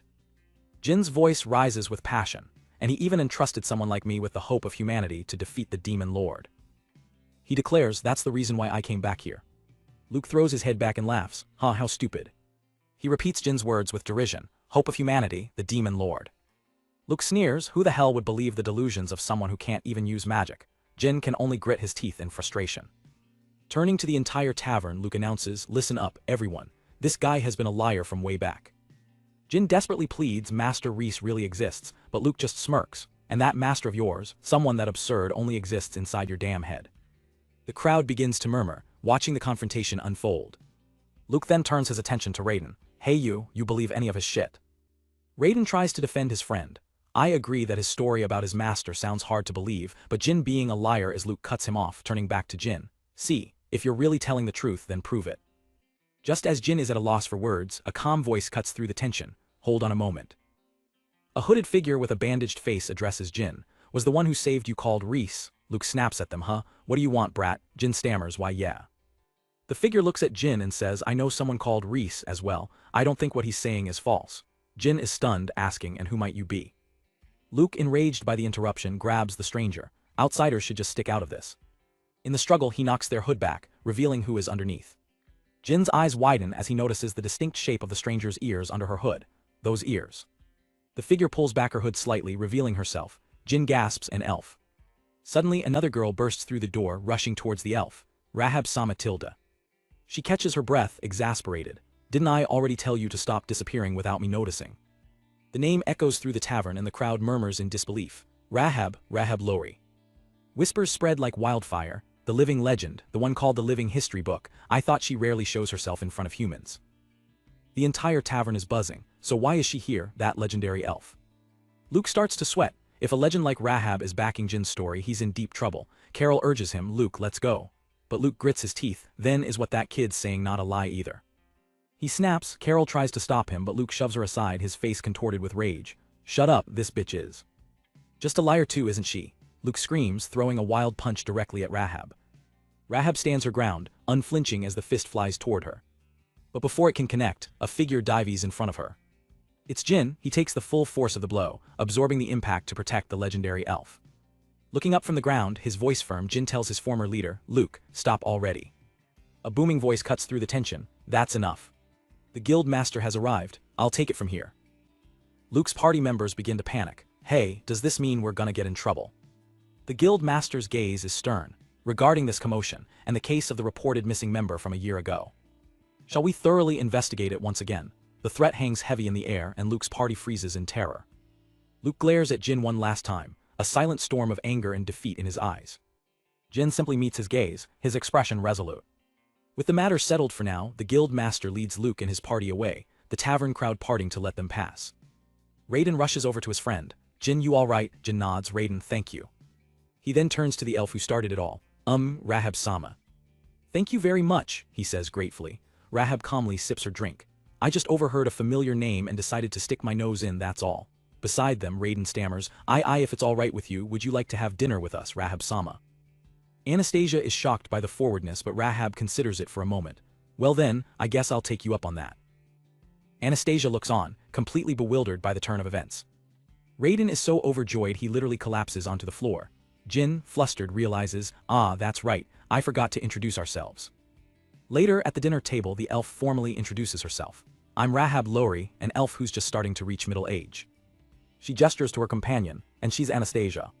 She's my current apprentice, Rahab explains as they settle in for their meal. Over a roasted chicken, Jin explains their situation. I see, so to take on a new request, you need more party members. Rahab nods, exactly, but looking at us now, nobody's crazy enough to even consider joining us. We've even got this weird pet with us too, Raiden adds, poking at Vritra, who's busy munching on some food. Raiden continues to mock the tiny dragon. This guy goes around boasting about breathing fire and being a legendary evil dragon, but when it comes down to it, he's only got enough power to light a cigarette. Vritra leaps up, furious. That's because I've not gotten a hang of this small body of mine just yet. Originally, I've got enough power to destroy an entire village. No, an entire town, Graha. Raiden just laughs it off. Yeah, sure you do. Maybe you'll be able to make an undercooked chicken skewer once you do. Vritra throws a tantrum. This is ridiculous, that Reese guy tricked me. Jin immediately jumps to his master's defense. Vritra-san, there's no way Master Reese would make a mistake like that. But Rahab chimes in, surprising everyone. Reese is one quack of a healer. I don't think what that dragon is saying is entirely wrong. Jin is confused. Rahab elaborates. I can see a vague disturbance in the magical circuitry running through that dragon's body. It's probably due to the sloppy use of magical power. This is a mistake by the one who performed the procedure on you. She then turns her attention to Jin. Jin-kun, as you were saying earlier. You're Reese's apprentice, right? Jin confirms, yeah, that's right. A warm smile appears on Rahab's face. Reese-sama is my master whom I greatly respect. I see, that's good to hear. I'll have to keep an even closer eye on you all now. Then she makes a shocking proposal that leaves Jin and Raiden speechless. If you guys would allow it, she asks calmly, would you let me join your party as well? Raiden explodes with joy. Hell yeah, a new member, that Rahab-sama would be with us. Rahab adds, since my personal rank at the Adventurers Guild is B rank, there shouldn't be any problem. Anastasia quickly chimes in, if Rahab-sama is joining, then I'll join as well. Raiden grabs Jin, ecstatic. Oi Jin, you'd be a fool for missing out on this. Let's go submit this application right away. Without a second thought, the three of them dash off towards the guild. Left behind, Vritra approaches Rahab with a sly look. What kind of relationship do you have with Reese? Rahab looks down at the tiny dragon. Hey, are you? She leans in and makes him an offer. If you keep quiet about it, I'll fix the magical circuits inside you. She puts a finger to her lips with a knowing smile. It's a master's duty to clean up after their apprentice's messes. Vritra's eyes sparkle, and my lips are sealed. He leaps into the air ecstatic, yippee. Rahab sips her tea, watching him fly around. She muses to herself, it seems like that kid is having fun in the outside world. Meanwhile, far away in the desolate mountains, the scene shifts to the ruins of Roto village, half a year after Reese and the others left their home. Lise and Minori walk through the wreckage. This village, like many others, has been completely destroyed by the demon beasts, Lise observes grimly. Minori asks, were there any residents to offer up to the demon lord? Minori points to some markings. Reese-sama, this dialect is from the grimoire in quota. Lise quietly confirms, yeah. A dark look crosses Lise's face. My bad premonition was right. Lise narrates their journey. Around 6 months after we left Quota village, Minori and I headed to Dals, the demon realm, searching for any information we could find about demons. The settlements we passed along the way were all destroyed, completely abandoned. We didn't encounter a single demon. He and Minori stand amidst the ruins of what looks like a massive library, shelves toppled and books scattered everywhere. But we did discover several grimoires written in ancient demon languages. Lise's hands carefully open one of the ornate tomes. Lise, drawn in a cute chibai style, struggles to carry a huge, happy pile of books. He thinks to himself, I'm so glad I kept investigating after Grandma gave me that first grimoire. Minori peeks over some rubble looking at a broken sign. This place, could it be the village's archive? Yeah, I think it says, Roadu Village. Lise is completely absorbed, a smile on his face as he deciphers a scroll. The differences between the grimoires in Dals and the human realm are fascinating. For demons, who evolved alongside magic and live so close to the miasma. A close-up on Lise's eye shows his intense focus. Perhaps magic was always a power much closer to them than to us. Because of this, my own dark attribute magic expanded immediately. A memory flashes back. Minori is shouting within 3 days. She puts on a pleading, cutesy face, hands clasped together. If you could, please. Lise, clutching a book so tightly it's about to break, promises, I'll definitely finish it in 3 days. Back in the present, Lise recalls, in the last village I got so focused on reading that I didn't eat or sleep for a week until Minori finally scolded me. Minori turns to him, well then, I'll secure the sleeping bags. Lise nods, understood. As Minori walks off, Lise reflects on the passage of time. 100 years have passed since I reincarnated as an elf. My own sense of time is becoming so different from a human's. He watches her go, filled with gratitude. For Minori, who's able to keep up with my current pace, I can't be thankful enough. 3 days later, they've set up a small camp amidst the ruins. Inside their tent, Lise closes another ancient book, a puff of dust rising from its pages. He stretches back in his chair, surrounded by massive stacks of books. Still no new information on the demon lord and the hero, huh? He thinks back to the conflicting requests he received. Grillet's voice echoes in his mind, I want you to destroy the demon lord. Lise thinks, I'll make sure to keep the promise I made to Grillet-san, but... He then remembers Kyoto's gentle wish. As long as everyone comes home safe and sound, that would be enough. The faces of the kind elders from Kyoto village appear in his thoughts. I know now that there are demons who are kind, demons who don't wish for war to exist. He glances over from his desk, where books are piled high. He sees Minori sleeping soundly in her bedroll. Minori. A sad thought crosses his mind. Considering how long elves live, our separation doesn't seem that far away. He slams his hands on the desk, shaking himself out of it. And no, I've already decided. With renewed determination, he focuses on his research. In order to stay with her even a bit longer, I've got to do whatever I can. As he reads, a profound question forms in his mind. It's been millennia since magic appeared, but until now, there's no way to use it to overcome the concepts of time and death. His eyes widen with a sudden realization. But what about the demon lord? He stares into the dim light of the tent. The lord has been destroyed multiple times already, and yet he keeps coming back again and again. He frantically flips through the pages of a grimoire. Could it be, is an element involved, a power beyond this world? The pieces click into place. An illustration shows a figure being reborn. The demon lord has died and come back multiple times. In my original world, this phenomenon was called Reincarnation. Lisa's eyes gleam with understanding. I thought you would take in both magic and elements, if that's true. If it was possible to obtain the demon lord's element, if... Suddenly his elven ears twitch, he senses something. He stands up, alert. What is that presence that's getting closer? There's no less than 100 approaching. Minori is already on her feet, sword in hand. Reese-sama. Lise continues his assessment, it's most likely demons. An army of demons marches into view, led by a powerful figure on a winged beast. And within them, Lise finishes, there's someone who holds power similar to a demon lord's. One of the demon soldiers scans the desolate ruins. Are there any residents to offer to the demon lord? Another reports to the commander, just like the other villages, they were all taken by the monsters. The commander's mount, a reptilian creature, lets out a questioning sound. Hiding behind a wall, Minori and Lise watch the army pass. The creature's head snaps in their direction. See, can that creature see us? Lise wonders. He recognizes the beast. That's a battle drake, a small, two-legged species of dragon, but we'll be fine. A small chibai. Lise thinks, I want to ride one too. The battle drake's eye flashes, sensing an overwhelming power. It locks eyes with their hiding spot, but recognizes a threat far beyond its level. Wisely, it turns its head away, choosing not to alert its master. Minori lets out a sigh of relief. As expected, Ris-sama. Lise, however, is still analyzing the situation. Putting that aside, though it's small, bringing a dragon above ground, indicates the demon riding it has quite some power. The commander, a large, scarred demon named Gulger, scoffs. HMPH. No survivors here either, weak as always. His subordinate mutters, even if you say that, Gulger-sama, I'm beginning to wonder if we're the same demon species. From his hiding spot, Lise whispers a spell. A glowing sigil forms in his hands, appraisal magic. The spell reveals the commander's identity, Gulger Zollinger, captain of the Southern Magic Retrieval Squad of the Demon Lord's army. Lise smiles satisfied, yes, my magic worked.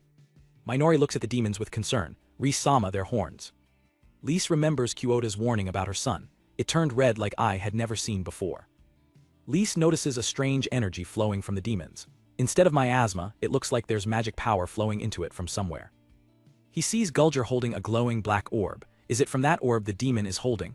Gulger's subordinate complains, but Gulger cuts him off. Lise's eyes narrow as he watches the orb. Gulger barks at his men, this is an urgent task. We must gather more magic power for the revival of the demon lord, you ignorant fools. The dark orb in his hand pulses with a sinister energy. Lise watches, a sense of dread washing over him. Suddenly, one of the demon soldiers screams, his eyes glowing white with fanaticism. We are all ready to throw our lives away for the demon lord. If we're told to die, even my grandpa and grandma, we as a family are ready to die. Lise and Minori look on, horrified by the sudden change. Gulger smirks cruelly. Heh, that's the spirit. I'm sure the demon lord will be happy too. The other soldiers erupt into a terrifying, unified roar. Their free will seemingly gone. Watching the demon's sudden, fervent outburst, Minori turns to Lise, completely bewildered. Ris-sama, what are they, all suddenly saying? Her eyes are wide with confusion and a hint of fear. Why are they acting like this? Lise stares at one of the demons whose face is twisted in a fanatical shout, yet tears stream from his glowing white eyes. Lise realizes with a shock, he's crying so desperately. Minori is horrified. Magic, is it really capable of this? Lise turns to her, his expression grim, its mind-corrupting magic. He explains, thinking of the dark orb Gulger holds. By infusing that orb with mind-corrupting magic, he's controlling the demons who were once good. And turned them into loyal soldiers, Lise concludes, as an image of the blank-faced, controlled demons flashes through his mind. The horrifying realization dawns on Minori. Ris-sama, will they no longer? Her thoughts immediately go to the kind people they met, even that grandma's son.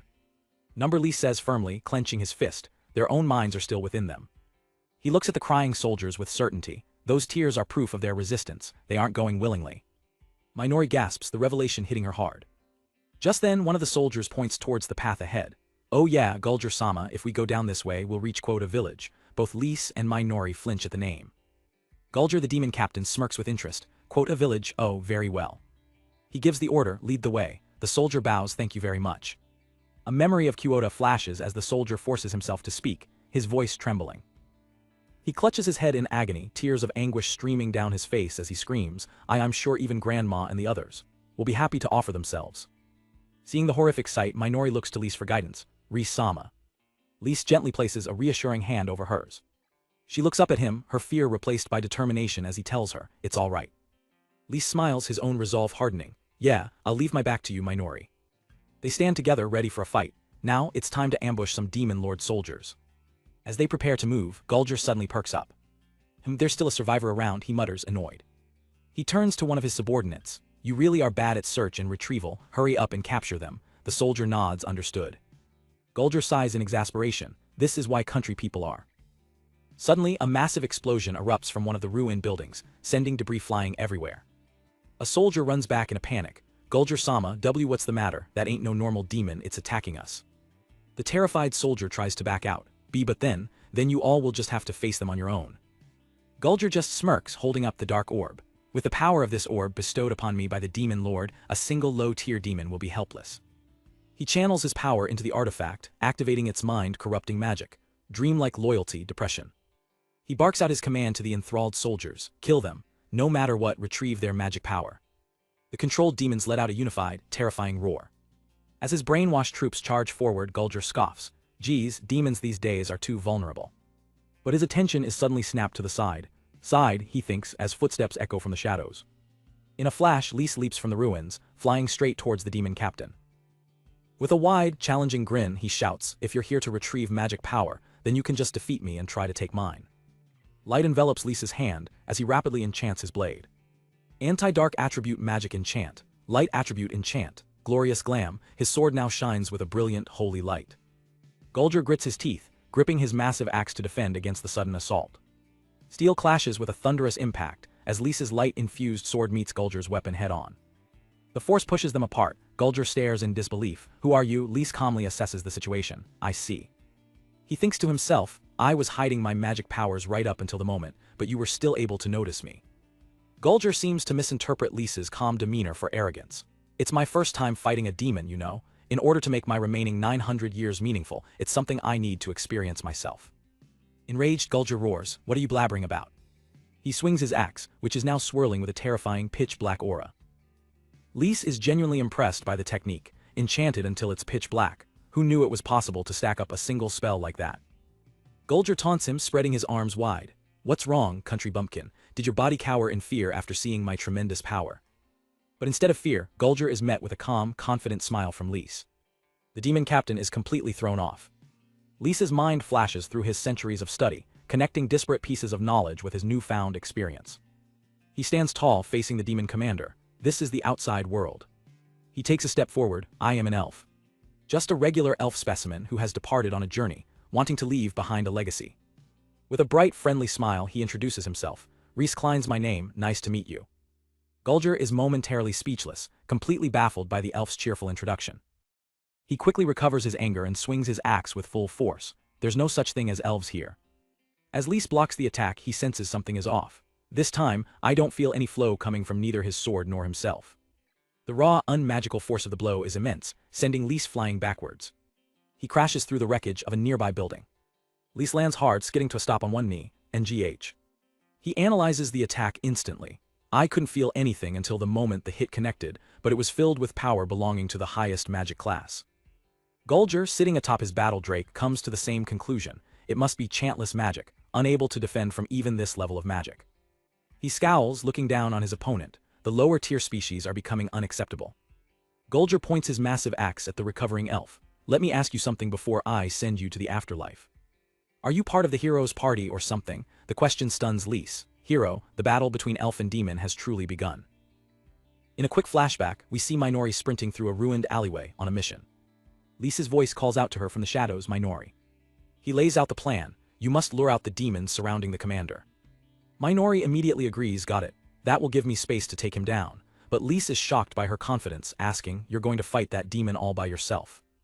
Minori looks back, confused. There's something else. Lys continues, and I have one final request. His expression is dead serious. You have a key role in this fight. Lys places a hand on her shoulder, entrusting her with a vital task. I want you to save the controlled demons. With a look of pure resolve, Minori accepts her mission. She turns and runs into the open, calling back, leave it to me, Lys-sama, and good luck. Just as planned, the brainwashed demons spot her instantly. There she is. Minori doesn't hesitate, gathering immense power as a magic circle ignites in her hand. Ultimate fire magic. We snap back to the present, where Lys is sent flying by a brutal, unseen attack from the demon commander, Gulger. Struggling to his feet, Lys gasps, trying to process what just happened. That swing just now. He looks at Gulger, a horrifying realization dawning on him. I didn't sense anything until the moment he actually hit me, but he deployed ultimate magic. Lys grits his teeth, understanding the impossible situation he's in. This demon can use magic without chanting. Gulger looks down on him, his voice dripping with arrogance. Let me ask you something before I send you to the afterlife. Lys can only watch, wounded and wary. The demon commander poses his question, are you part of the hero's party? Lys defiantly responds, what if I am? A sadistic grin spreads across Gulger's face. Then it's my lucky day, the demon lord will surely be overjoyed as well. He scoffs, looking down on Lys with contempt. If the hero's party consists of inferior races like you, then it will pose no issue for the demon lord. Gulger's energy flares as he roars, since I will wipe you all from the face of the earth. Without a word, Gulger unleashes a swirling vortex of dark energy. Lys is caught off guard by the sheer speed of the attack. No chant this time either. He thinks fast, realizing his disadvantage. He'll constantly be a step ahead of me since I need to chant. He quickly begins his own incantation, advanced water magic. Lys finishes the spell, shouting Revamment. A massive shield of water materializes, colliding with the dark magic. Lys thinks this should cancel it out. But in that split second, his eyes widen in pure horror. He spots the real threat hidden within the attack. There's an earth spear hidden in the flames. The spear shatters his defense and slams into him, sending him flying with a cry of pain. Lys realizes he's completely outmatched. That spell just now. Did he enchant it with earth magic as well? If I can't even tell what spells my opponent is using, there's no point in trying to cancel them out. Knowing he can't win a direct fight, Lys turns and flees into the ruined city. Gulger roars in frustration from behind him. All you do is run away. The Demon Lord and Wawa-sama must have been mistaken when they said you were a threat. As Lys runs, he analyzes the battlefield. This is Dal's, where the miasma concentration is high. I don't think it'd be an exaggeration to say he has infinite mana with the power of the horn, and then there's his chantless magic on top of that. He recalls a previous encounter. When I met Rahab at the Elven village, she had a multitude of magic tools allowing her to use chantless magic and multiple attributes. But this is different. It seems this guy is managing to replicate those feats all by himself. I'm at an overwhelming disadvantage in this situation. Gulger closes in, taunting him. So what will you do now? He glares at the fleeing elf. You annoying little shit. Gulger urges his mount forward, roaring, show me your power, Van. But as Lys continues to run, something unexpected happens. Gulger's battle drake, Van, suddenly stops dead in its tracks. The beast digs its claws into the ground, refusing to move another inch. Gulger is thrown off balance, furious and confused. Van, what's wrong? Why did you suddenly stop? From a safe distance, Lys smirks. He's the one who stopped the beast. All right, I managed to stop him, now's the time. Gulger finally understands he's been played. He seethes with rage, his eyes burning with hatred. You fucking elf bastard. Lys uses the opportunity to melt into the forest, putting more space between them. Finding a safe spot, he catches his breath. I think I earned enough distance. From afar, Gulger scans the trees, still able to see his target. All right, I can still see him. You bastard. I'll cut off my presence while he's lost sight of me. But Lys is already one step ahead. Perched on a branch, he begins a complex incantation. Ultimate appraisal magic. Status open. Target, Gulger Zollinger. The appraisal reveals Gulger's secrets. His right arm is enchanted with dark and earth magic, his left with fire and water, and his greatsword is imbued with explosion magic. Lys focuses on the source of the power, seeing the magic formulas etched directly onto Gulger's body. The truth hits him like a lightning bolt. The magic formulas are one with his body, so that's what was going on. Lys quickly breaks down the fundamentals. Normally, casting magic involves using words to construct a formula, then flowing mana through it to create a spell. But now he understands the hack. Chantless magic is materializing magic formulas on your body beforehand, allowing you to skip chanting altogether. He realizes the insane cost of such a power. Although demons have a high affinity for mana, the amount needed to constantly maintain the formulas is considerably large, and the control needed to instantly swap between them. It's an incredible feat that also requires a body sturdy enough to endure it. Lys ponders the mechanics of Gulger's power, but still, ultimate magic requires a huge amount of mana. How can he fire them off in just an instant? A sly, excited grin spreads across his face. For a magic researcher like him, this is a thrilling puzzle. Oh, how I love unknown opponents. Having gained some distance, Lys perches on a high branch, concealing himself to analyze the situation. His eyes gleam with focus. It's time to dissect his enemy's secrets. Standing tall, Lys spreads his arms wide, preparing a massive sensory spell. My target is the entire forest. I want to see the flow of miasma. He grins with anticipation. Show me even the slightest trace of the mana flowing around you. Lys unleashes his combined spell, a fusion of two powerful magics. Appraisal magic x mana sensing magic, Gitacrotchers. As the spell takes effect, the flow of energy becomes visible to him, confirming his initial theory. I see. Gulger's horn is a medium that transforms the miasma in the air into mana, just as I suspected. This must be that special trait of demons my grandma told me about. But as he traces the flow, he notices something bizarre. The mana flow.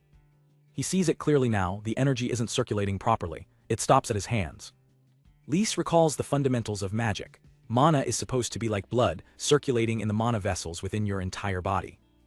But Gulger's body defies this rule, and yet, at his cores, his horn, his solar plexus, and his hands, the mana just stops. Looking at his own hand, the answer clicks into place. I see. It's simple now that I think about it. Gulger has turned himself into his own magic tool. The realization shocks him. Voluntarily blocking the internal flow of mana goes against the very foundation of a living body. so I never even considered it. A dangerous idea forms in his mind. If Gulger can do it, so can he. In that case, let's see. I'll materialize the magic formula and fix it to my fingertip. He begins the delicate process, gathering energy, and gather mana in my arm. Now, if I voluntarily cut off the flow. But the concentrated mana instantly dissipates. His first attempt is a failure. Whoops. Undeterred, Lise focuses again. I wasn't able to hold the mana back. Let's try again. Suddenly, he senses Gulger moving away at high speed. Lise looks down in alarm. Arg, he's returning to the village. Tired of the chase, Gulger scoffs. HMPH, playing hide and seek. I don't have time for his little games. A cruel idea comes to him. He'll come to me if I just catch his little friend. The horrifying realization hits Lise. He's headed for Minori. I need to hurry. Under immense pressure, Lise struggles with the complex technique. Materializing a formula for something as complicated as ultimate magic is still too difficult. He quickly pivots to a simpler spell. What about impact magic then? He visualizes the magic circle for one of his own creations, an advanced spell called impact magic. He remembers inventing it just for fun. It sends a flying shockwave forward. It's not that powerful, but that should make it easier to set up. This time it works. A stable orb of magic forms at his fingertip. Alright, I successfully cut off the flow of mana. In my 108 years of life, I have never experienced this before. He marvels at the strange new sensation. It feels so warm, like I'm containing a little pressure. And now he decides to test it. Let's try a small one first. With a simple flick, Lise unleashes the orb, which erupts in a cataclysmic explosion that tears through the forest. Lise stares, utterly dumbfounded by the sheer power he just unleashed. Huh. Miles away, Gulger's eyes snap wide open, feeling the massive surge of magical energy. He turns back towards the blast, a furious look on his face. You've shown yourself, huh? Lise clutches his hand, trying to understand what just happened. My mana vessels, I wasn't able to control it. It was much more powerful than I intended. Gulger immediately changes course, rocketing back towards Lise's position. He roars in frustration, so you cut off your own presence, you sneaky little elf brat. Lise watches him approach, a confident smirk returning to his face. Well, I'm grateful he's coming back at least. Also, he begins to gather the same energy in his hand, ready for round 2. I get the chance to try it out in battle right away. Fire magic. Gulger doesn't hesitate, launching a massive fire spell of his own. Traitor. He sneers, believing Lise's magic is useless against him. That won't work on me. But Lise isn't attacking. Gulger watches in confusion as the elf charges forward. HMPH, so you finally show yourself. Lise activates another spell, his body glowing with power as he blitzes through the flames. Ultimate physical enhancement magic, Tir Ajout. Gulger is shocked. An inferior race like you can use multiple attributes. No matter, you'll be easy to deal with. As Lise closes the distance, his enhancement magic suddenly flickers and dies. He looks down in shock. My magic got dispelled. Gulger grins, seeing his victory assured. Your loss, you shitty elf. But it's a feint. Lise's hand is already glowing with a different power. He thrusts his palm forward, unleashing the condensed power point blank into Gulger's chest. Impact magic. The demon commander coughs up blood, his eyes wide with disbelief as he's sent flying. Why, you bastard, you knew. Lise grins, victorious. I picked it up just now. Gulger finishes his thought, realizing he's been completely outplayed. Chantless magic. Standing over the fallen demon, Lise gives credit where it's due. Thanks to you.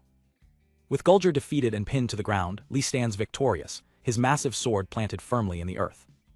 Lise's plan was simple but brilliant. He thinks to himself, if we seal the horn itself, which creates his magic power, then using magic will be impossible for him, right? A glowing glyph materializes, locking down Gulger's source of power. But he's not done yet, and then, Lise casts another spell, dark magic type Sticky Whip. The dark energy lashes out, first ensnaring Gulger's battle Drake Van. And then, the sticky substance wraps around Gulger himself. Bound and helpless, Gulger can only shout in confusion, Wah, what the hell is this? Lise turns his back on him as Gulger struggles, trying to play it cool. Oh, you noticed already? Damn you. But as he tries to break free with his magic, he feels nothing. The seal on his horn glows, completely cutting him off. He panics, why can't I use my magic? Lise turns with a smug grin. Who knows Tilda, he taunts. Gulger explodes with rage. Curse you, you shitty elf. You dared to use some underhanded tricks on me, huh? Regaining some composure, Gulger sneers, believing he still has an ace up his sleeve. Whatever, I still have many other soldiers. Even among demons, they're the lowest of the low, but the power of the magic crystal is at work here. You won't stand a chance against them.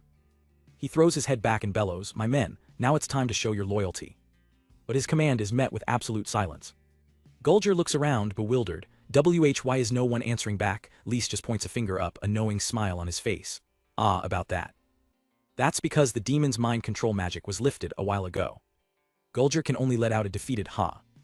Lisa's plan had another key component. We flash back to him speaking with Minori. He told her the key to winning this fight is you, Minori. Confused, she asked me, what do you mean by that? Lise simply replied, can I borrow your sword for a bit? Trusting him completely, Minori hands over her weapon. Lise closes his eyes and begins to chant, anti-dark attribute magic enchant. Dark, crackling energy engulfs the blade. The power is so immense Minori is forced to her knees just to hold it. This is. Lise reveals the name of the spell, Acetogrelin, Anti-Demon Invitation. It's from one of the magic books I got from a grandma in Quota Village, he explains. There's an anti-magic attribute in there. Lise recalls studying the ancient text. This magic has the power of inversion and ignores the physical laws of this world. It also looks like the magic only the Demon King can use. A spark of inspiration hit him then. If the Demon King is the only one who can use it because he has the factor, then maybe I can use it too. Minori's voice snaps him out of his recollection. Holding the pulsating sword, she asks, Ris-sama, what should I do now? Lise lays out the plan. If you can take control of the demon's horns with that enchanted sword, inversion will occur and return their brainwashed state back to normal. Minori looks down at the powerful weapon, a hint of fear in her eyes. I won't hurt anyone, right? Lise gently places his hand over hers, reassuring her. Don't worry, if it's you, I know it'll be okay, he says with complete confidence. The only person in this world who I can trust to have my back is you, Minori. His words fill her with courage. Yes, I'll do my best. Back in the present, Gulger is frozen, the reality of his situation sinking in. He remembers the absolute control he had, his orders echoing in his mind. Kill him, retrieve his magic powers at all costs. Lise smirks, seeing as all that happened, your allies won't come. Gulger stammers, wah. The demon general stares in disbelief. You cured that amount of brainwashed people. With a cheerful tone, Lise says, I have to say, I really appreciate you. Gulger is completely lost. What are you talking about? Lise then reveals the mind control orb he'd recovered. He walks towards the terrified, bound demon. After all, you gave me the opportunity to learn magic without chanting. Now I can try out this magic on you. Gulger begins to tremble. Stop, stay away. Holding the orb over Gulger's horrified face, Lise gives a chilling smile. All I want. A flash of light signals the end of the confrontation. Later that night, the demons who were once puppets begin to stir, their minds finally their own again. They sit amongst the ruins of the village they were forced to destroy. Minori approaches one of the dazed demons. Are you awake? He looks up confused. You are a human, he asks, seeing her among the wreckage. Minori introduces herself kindly. My name is Minori. Grandma from Quota Village has treated me well. The mention of the grandma from Quota sparks a painful recognition. My mom. The demon's eyes widen as he realizes who she's talking about. Could it be, you're the son, Mom, I. The full weight of his actions under mind control crashes down on him. Without any hesitation, I sacrificed my mother's life to the Demon King. He clutches his head in agony. My horn suddenly started burning. I wasn't myself anymore. I also hurt the other villages, he cries out, surrounded by the proof of his deeds. Just as his despair threatens to consume him, Minori cuts in, excuse me. She stands before him and the other freed demons, holding out some food. Can we eat together? The demon, Kyoto's son, looks up, surprised by her simple act of kindness. Minori smiles gently. When you feel hurt, it's best to eat some delicious food with someone. He hesitates for a moment, but her warmth is undeniable. As he eats, Kyoto's son remembers a lesson he holds dear. He thinks to himself, I was taught this by people who I respect. Minori kindly offers him another serving. You want some more? He gratefully accepts. Thanks. He takes a bite from the bowl, and the flavor instantly hits him. Tears stream down his face as the memory floods back. This is Mom's favorite flavor. Minori watches on with a gentle, understanding smile. Just then Lise arrives on his battle drake, Van Chan, drawn by the firelight. He sees an incredible sight. Minori, standing in the middle of the ruined village, sharing a warm meal with the very demons they just freed from mind control. She's beaming, bringing a small moment of peace to the devastation. Lise watches her, a silent understanding in his eyes. Minori spots him and happily calls out Ris-sama.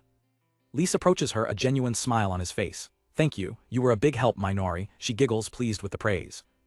Kyoto's son chimes in, that's true. No matter where we come from or what race we are, gathering for a meal is the same. Minori looks at Lise and adds, I'm sure the only one who can bring everyone together like this is Ris-sama.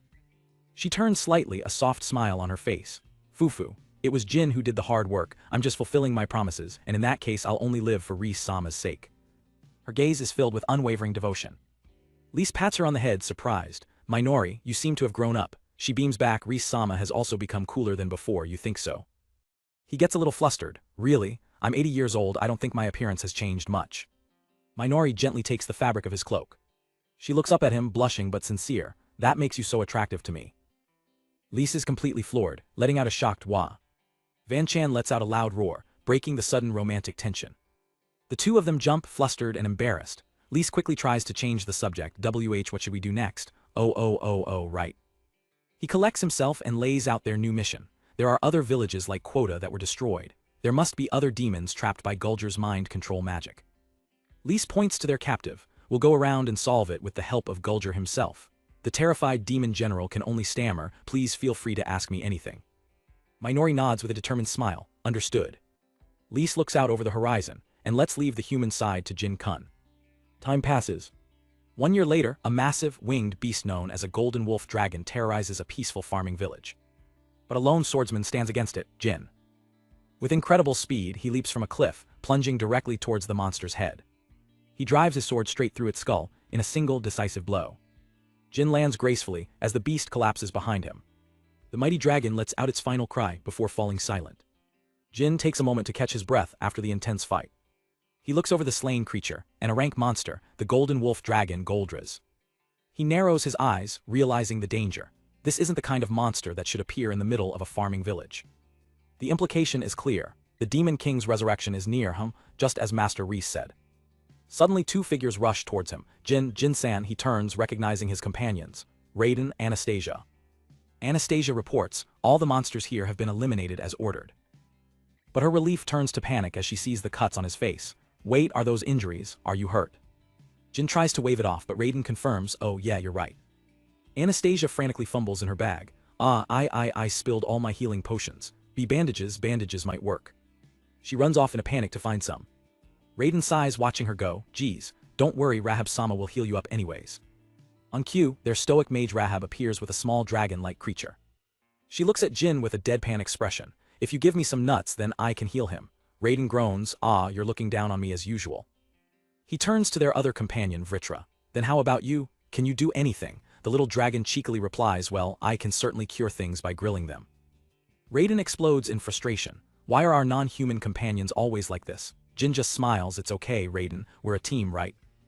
Raiden looks at his friends already healing wounds in disbelief. Are you really human, though? Wounds like these will soon heal by themselves.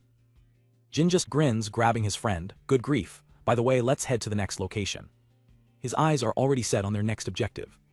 The party arrives at a massive fortified city, Fort Kukure. Raiden reads the briefing. It's the closest human territory to the demon territories. Anastasia adds with a worried look, it seems like more beasts are appearing than ever before. The Lord himself sent us a request while we were on another quest. The situation must be really tough. Jin looks at the fort, understanding the gravity of the situation. If Fort Kukure is overtaken, it will become even more serious. He turns to his team, full of resolve. Let's get going. Rahab quietly observes him. Our leader is really quite impatient, huh? Well, it's also thanks to him that Travelers of Hope became a rank party just 2 years after it was formed. Raiden looks at Jin's back with a smirk of admiration. I'm following you, Jin, because I know that you're a man who gets things done when it comes down to it. A year later, the hero has finally found his companions. We open on Fort Kukure, humanity's last bastion. The walls are under siege, with soldiers desperately holding the line against monstrous beasts. One soldier is nearly overwhelmed, the sheer force of a demonic wolf cracking his shield and threatening to break through. But help has arrived. Jin's party, the Ragrage Guild, makes their way through the chaos towards the main gate. A guard immediately recognizes them. Gallius-sama told me you'd be coming, you may pass. They're led away from the battlefield and into a lavish room overlooking the city. A man with glasses and a goatee turns to greet them. Sorry for the wait, you must be the leader of Ragrage. He focuses on Jin, a knowing smile on his face. Jin-san, right. The opulence of the room stands in stark contrast to the battle raging just outside. Raiden can barely contain himself, thinking, it's the real Lord Gallius Garulanda-sama. I'm so nervous. Jin, flustered, manages a reply. It's an honor, Gallius simply nods. I've heard about your outstanding actions. His expression then turns deadly serious, getting straight to the point. He lays out the mission. What I wanted to ask you is to go to the Great Circle Forest Vastara and defeat the demons hiding there. Jin is stunned into silence. Raiden blurts out, what demons? He quickly puts 2 and 2 together, because of the miasma. Gallius explains the grim situation. The fort is suffering heavy casualties from constant demonic beast attacks, and worse, eyewitness accounts of actual demons in the Vastara forest are skyrocketing. He delivers the chilling conclusion, the demons must be preparing for the return of the demon lord. The gravity of the situation hits the party hard. Raiden asks, his voice trembling, the return of the Demon Lord, are you serious? Gallius's voice is firm.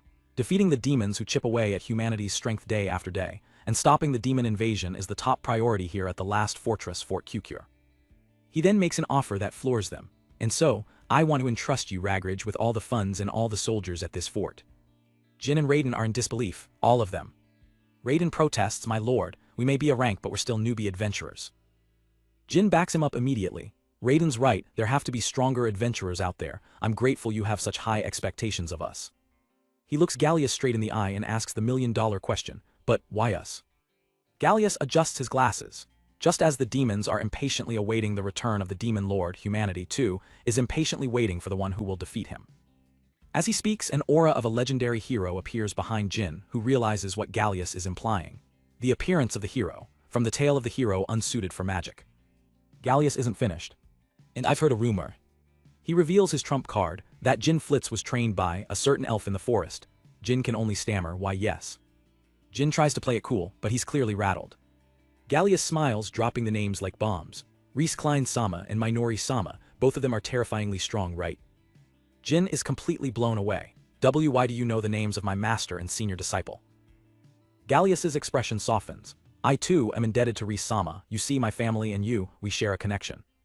He continues, after hearing the story, I immediately understood. A faint image of Reese and Minori appears as he speaks. I understood that those two are trying their best to keep their promise to my father.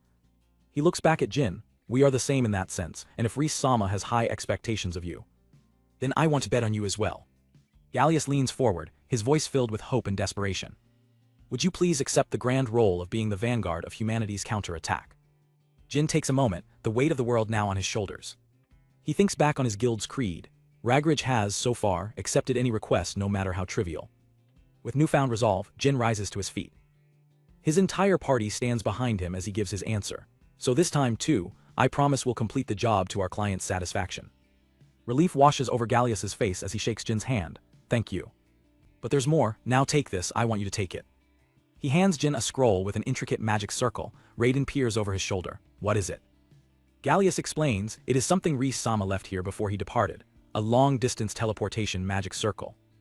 It will allow you to summon the soldiers wherever you are. The party erupts in excitement. That's awesome, Raiden shouts while Jin gratefully accepts. We've never received such great support before. As Jin examines the scroll, Gallius's voice cuts in again. I would have liked to ask you to head to Vastara immediately. But there's someplace else, I want you to go first. As the party leaves, an older man with bandaged hands watches them go, a hopeful look in his eyes. He thinks to himself, grandfather's will, has been inherited right. The party walks away, the heavy task ahead of them. Back out in the bustling streets, they begin to process everything. Raiden is still reeling. I would never have thought that Gallius-sama would know the Master Reese you're always talking about. Jin admits, I was surprised too. Anastasia beams. So that Reese-sama guy chose you because he saw your potential to become the hero, right? Rahab quietly adds, what an unbelievable story. Raiden recalls another shocking detail, not only that. He remembers Gallius's words about another legendary item. Before you head to Vastara, Gallius had told them, I'd like you to go retrieve the Holy Sword. The memory sends a fresh wave of shock through the party. The Holy Sword, it actually exists. Gallius had then named the true target, the cunning demon, Wava Karma. He revealed a personal vendetta. That's the demon who forced my father, Grillit Garulanda, into retirement 10 years ago. Jin instantly recognized the name. Wait, Lord Garulanda, the war god. Gallius confirmed that this demon, Wava Karma, is now leading the demon army. The mission's true purpose became clear. The threat to the fort and the entire world won't end until Wava is defeated. Rahab, ever the pragmatist, had given their blunt assessment. To be blunt, she'd said, it'd be hard for you to defeat Wava as you are now. She'd then put the pieces together. So you want us to retrieve the Holy Sword to give us every advantage possible, is that it? Gallius had simply replied, yes. He gave them their destination. The Holy Sword is safeguarded at the hero's final resting place. I've already notified the nation that you are coming. And so their side quest begins. As they walk through a new town, Raiden ponders, a man who can't use mana, it really does line up with the hero from the story. He turns to his leader, what do you think, Jin? Jin reflects on his own power or lack thereof. The hero from the story awakened wondrous mana, but I can't even use my own mana yet. He glances at his trusted weapon. I can only use the magic that my master infused into this wooden sword. Jin grips his wooden sword, his mind racing. The hero from the story awakened wondrous mana, but I can't even use my own. I can only use the magic my master infused into this sword, but I don't know how long the mana will last. His eyes narrow with a flicker of hope, but if I had the holy sword. Then just maybe.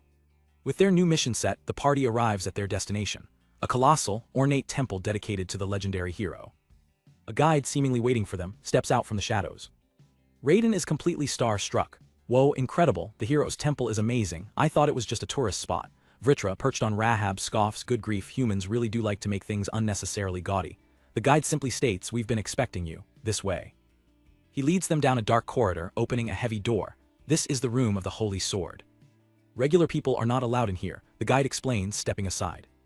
Jin looks on, a mix of awe and anticipation on his face. The room is breathtaking, filled with statues and priceless artifacts. At the center sits an ornate chest on a pedestal. This place is awesome too, Raiden exclaims. It really feels befitting of a hero who saved so many people. Jin nods in agreement. Yeah, I've never seen anything so luxurious before. But as he gets closer to the chest, his eyes widen. Huh. He looks inside the open chest. The velvet inlay where a sword should be is empty. The holy sword is not here. What's going on? Raiden shouts, panicked. Did that guide make a mistake? Rahab, however, remains calm, simply murmuring She looks on thoughtfully. I think maybe they're telling us to prove ourselves. Suddenly Anastasia calls out Jin-san. He turns to her. What is it, Anastasia? She points to the floor. This thing. On the floor is a circular metallic mechanism. Isn't it a magic tool? You're right, Raiden says, leaning in. Does that mean we have to channel mana through it? But Anastasia quickly shuts that down. No, Jin can't use mana after all. Jin considers it. Maybe it's like my wooden sword. You mean there's already mana inside? He reaches down, placing his hand on the cool metal disc. He closes his eyes, concentrating. But nothing happens. Rahab watches from the side, thinking nothing is happening. Raiden sighs, disappointed. HMPH, I was wrong, huh? But then he notices something else. Hey, on a closer look there are 4 more of them. Jin's head snaps up, a realization dawning on him. He remembers the legend in the tale of the hero. He also travels with 4 people, each with their own attribute of magic. The party immediately understands and places their hands on the 5 mechanisms. But as the mechanisms click, Raiden looks around, confused. What? Nothing happened, Anastasia points, over there. A dark passage has opened in the wall. Raiden peers into the darkness, so it didn't activate unless 5 people did it together, huh? Suddenly, a trapdoor springs open beneath him and Anastasia. I walked right into a spider web. Anastasia cries out, Raiden-san, PP please don't panic so much, whoa. With a loud smack, the 2 of them tumble into the darkness below. Jin rushes to the edge of the hole. Are you 2 all right? Before he can get an answer, the floor beneath him and the rest of the party gives way as well. They land in a cavernous, pitch-black space, where a single beam of light illuminates a small, dusty graveyard. Jin looks around in disbelief. This place is a grave, Anastasia asks, shaken, just whose grave is this? Rahab, with Vritra on her head, provides the answer. That be the hero's party. They all turn to look at the central headstone, bathed in light. It is indeed the hero's grave. Jin examines the other tombstones. Look, they're all engraved with each of their attribute emblems. Anastasia confirms, you're right. Her eyes widen as the truth sinks in. Then this. Raiden picks himself up, groaning, man, that was one hell of a fall. Anastasia looks around the solemn site. But why is it in such an isolated place? But here. Jin looks at the graves, a small smile on his face. He's surrounded by his friends. It's a bittersweet discovery. Raiden snaps him out of it. Oh yeah, right, so what about the holy sword? Jin turns his attention to the hero's grave, expecting to see the sword resting there. But just like upstairs, the place where the sword should be is empty. It's not here. No way, Raiden yells, is there another gimmick? But Rahab shakes her head. No, I'm certain it was here. She raises a hand, sensing the air. There used to be a barrier here keeping outsiders away. I can feel traces of it. The implication hits Raiden and Anastasia hard.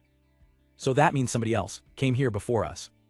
Raiden turns to their leader, lost. Jin, what do we do, Jin? Jin stares at the hero's tombstone, deep in thought. He reflects on the hero's journey. The hero was also helped by his companions, huh? A memory surfaces of his master, Reese, presenting him with his wooden sword. I filled this sword with the best mana I could just for you. It will surely protect you on your journey. A quiet resolve settles over him. Trust me, Jin raises his wooden sword, his voice filled with newfound confidence. I want to go as far as I can, with my master's wooden sword. Inspired by his determination, Raiden grins. As long as we are together, I feel like we can do this. A powerful aura seems to emanate from the united party. Anastasia rolls her eyes playfully. Geez, that spiel again. Raiden adds, I'll do my best to help you with my water magic. Anastasia retorts, Master Rahab, try not to drown in your own water first. Jin smiles at his friend's banter. Heh, anyway, let's start with telling Gallius Kun about the sword with a Messeltaub and that we're heading to Vastara as we are. He looks toward the future, a determined smile on his face. The great circle forest Vastara, it's been a while. Memories of his time training in the forest flash through his mind. And now I'll be going back again. Meanwhile, deep within the Vastara forest, the air begins to shimmer and distort. A swirling vortex of dark energy tears open a portal between worlds. A clawed demonic hand reaches through the void. A sinister eye glowing with malevolent power surveys the forest. A horned figure steps through, sensing the ancient magic of the woods. This is an ultimate barrier, so the hero really has appeared. The demon's eyes narrow as it senses a familiar presence. What futile struggles? It's the one who hurt Grillet. In a brief flashback, a massive, wolf-like demonic beast lunges forward with razor-sharp claws. It lets out a ferocious roar, its eyes burning with rage. But its opponent, Raiden, is already channeling immense power. Slamming his fist into the ground, Raiden unleashes his spell, high-rank earth attribute magic Glast. A gigantic spear of rock erupts from the earth, impaling the beast and ending the memory with a pained yelp. Back in the present, Jin's party navigates a blighted forest. The miasma here is thicker than anything I've ever seen before, Jin says, disgusted. Everywhere I turn, there are demonic beasts lurking around. Raiden adds, the plants in the forest have wilted and the earth has already started rotting. Suddenly Jin's eyes widen. He spots a faint light through the decaying trees. Hey, over there. His expression shifts to one of pure shock. That's. In a clearing stands a colossal ancient tree, glowing with a pure, ethereal light, completely untouched by the surrounding corruption. The party stares in awe. There isn't a single speck of the miasma's influence here. Jin marvels. Anastasia is captivated by its presence. There's an invisible barrier protecting this place, she whispers, drawn towards it. It's as if, I want to see it. Rahab pulls down her hood, her elven eyes recognizing the sacred site. Color me surprised, if it isn't Yggdrasil. Rahab-sama, you know what this is? Anastasia asks. Rahab explains, we elves have a home neither miasma nor humans are able to enter, a sanctuary for elves alone. And the reason for its existence is the guardian deity of all elves, the ancient tree Yggdrasil. Rahab looks at the tree with a knowing gaze. She smiles softly to herself. Not to think that he would plant a branch in human territory. You really are full of surprises, Reese Kun. Jin connects the dots. This is the place that Reese-sama trained me in. A confident smile spreads across his face. The elves' guardian deity, I'm sure we'll find something here. He finally understands the significance of this sacred ground. But their moment of hope is shattered as a dark energy tears through the clearing. Who are you? Raiden shouts. A swirling vortex of black magic erupts before them. From the portal steps a horned demon in a military uniform, his expression cold and calculating. What a welcome miscalculation. I had a feeling this place was somehow related to the hero, so I kept an eye on it, but to think that the hero himself would come. Vritra, the small dragon on Jin's shoulder, lets out a terrified squeak. Jin, however, seems oblivious to the danger. Vritra-san, I was wondering where you went. The demon, Wava, turns his attention to the tiny dragon. How unfortunate, Vritra, to think that you would end up as the hero's pet. His eyes narrow with cruel intent. Maybe I should create a seal that'll last an eternity, one that you can never awaken from. Vritra trembles in fear. It's not okay at all. Jin tries to calm him. Vritra-san, it'll be okay. But Vritra is panicking. When Gallius mentioned his name, I thought it'd be great if you could take care of him, but it's impossible. Rahab feels the immense, suffocating aura pouring off the demon. Her internal thoughts scream, he's a genuine monster. Raiden stares, the realization dawning on him. Then, this guy must be. Wava gives a slight, mocking bow. It's nice to meet you all, hero and party. I am the acting supervisor of the Demon Lord's army, Wava Karma, he introduces himself. Before your power is fully awakened, I shall erase you from this earth. The sheer pressure of his magic forces Jin to his knees. What a suffocating pressure. Without another word, Wava snaps his fingers, casting a spell. Instantaneous teleportation, magic circle deployment, Layfist. From the dark portals that appear, grotesque hands begin to emerge. A horde of demonic soldiers pours out, their faces twisted in rage. Jin stares in disbelief. What from the portal, demons? Wava raises his hands, channeling more power. Transference magic, levitory gallery. Dark red lightning crackles across the summoned demons, supercharging them. Anastasia recognizes the terrifying technique. The dark red magic power spreading out of Wava, this is Berserk demonization. Wava points forward, issuing a simple, deadly command. All forces attack, crush the hero's party. The Berserk demons roar, their eyes glowing with mindless fury. They charge, a monstrous wave intent on overwhelming Jin and his friends. Vritra is losing it. Jin, what are we going to do? What can we even do now? But Jin remains steady. It'll be okay, Vritra-san. His party members look on, trusting their leader. Jin pulls out a magical scroll, his voice ringing with confidence. Up until now, everything has happened like Gallius-sama said it would.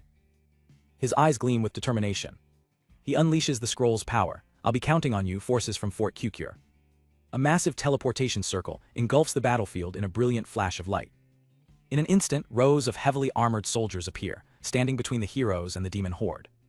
Reinforcements have arrived. The lead soldier, a grizzled veteran, turns to Jin.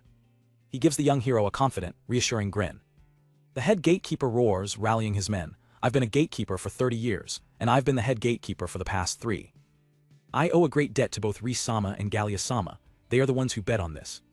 He grips his spear tightly, his resolve absolute. The demons hesitate, surprised by the sudden appearance of an army. The commander points his weapon at the enemy. O soldiers of Fort Kukure, we're going to stop the surrounding enemies no matter the cost. Follow my lead. With the demon grunts occupied, Jin turns to his party. Rahab-sama, Anastasia, we should go too. Rahab sighs, I suppose I should get more fruits from the Lord later then. Anastasia chimes in, Rahab-sama, I'll make sure to protect you. Raiden claps Jin on the shoulder. Jin, you deal with the main guy. Jin flashes a determined smile. Yeah, leave it to me. He turns to face Wava, Vritra still clinging to him. Raiden shouts one last piece of advice, Vry, you should just roast that guy to a crisp. Vritra just grunts, clearly not up for the task. Wava watches the scene unfold, unfazed, countering my instantaneous teleportation magic circle deployment. It appears that the strategist on your side is quite meticulous. Wava smirks, unimpressed by the reinforcements. It appears that the strategist on your side is quite meticulous. But he's not worried. Dark energy swirls around his hand as he begins a new incantation. Summoning magic, activate. From the shadows, a massive, ornate blade materializes, a weapon pulsing with dark power. Cursed sword Bamung. Jin and Vritra stare in horror. Wah, what is that sword? Jin gasps, recognizing the name. A sword rumored to have been used by the demon lord. Vritra completely loses it, shaking in terror. It's the E-end. Wava ignores everyone else, his gaze locked onto Jin. With the cursed sword in hand, he makes his intentions clear. My business is exclusively with Mr. Hero over here. Jin grips his own sword, his mind racing. Vritra-san. He turns to his panicked companion. Please go and help the others.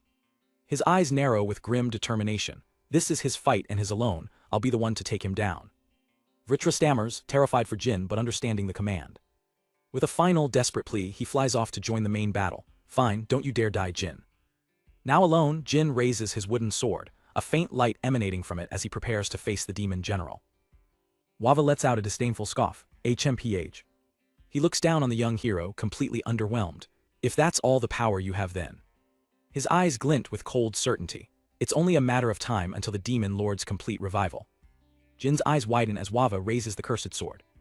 He braces himself, trying to draw out more power. Not yet, he thinks, this isn't enough. Wava brings Bamung down in a devastating arc. Jin meets the blow, but the force is overwhelming. The impact sends a shockwave through him. Wava looks on, almost bored. I didn't think the hero would be someone only at this level.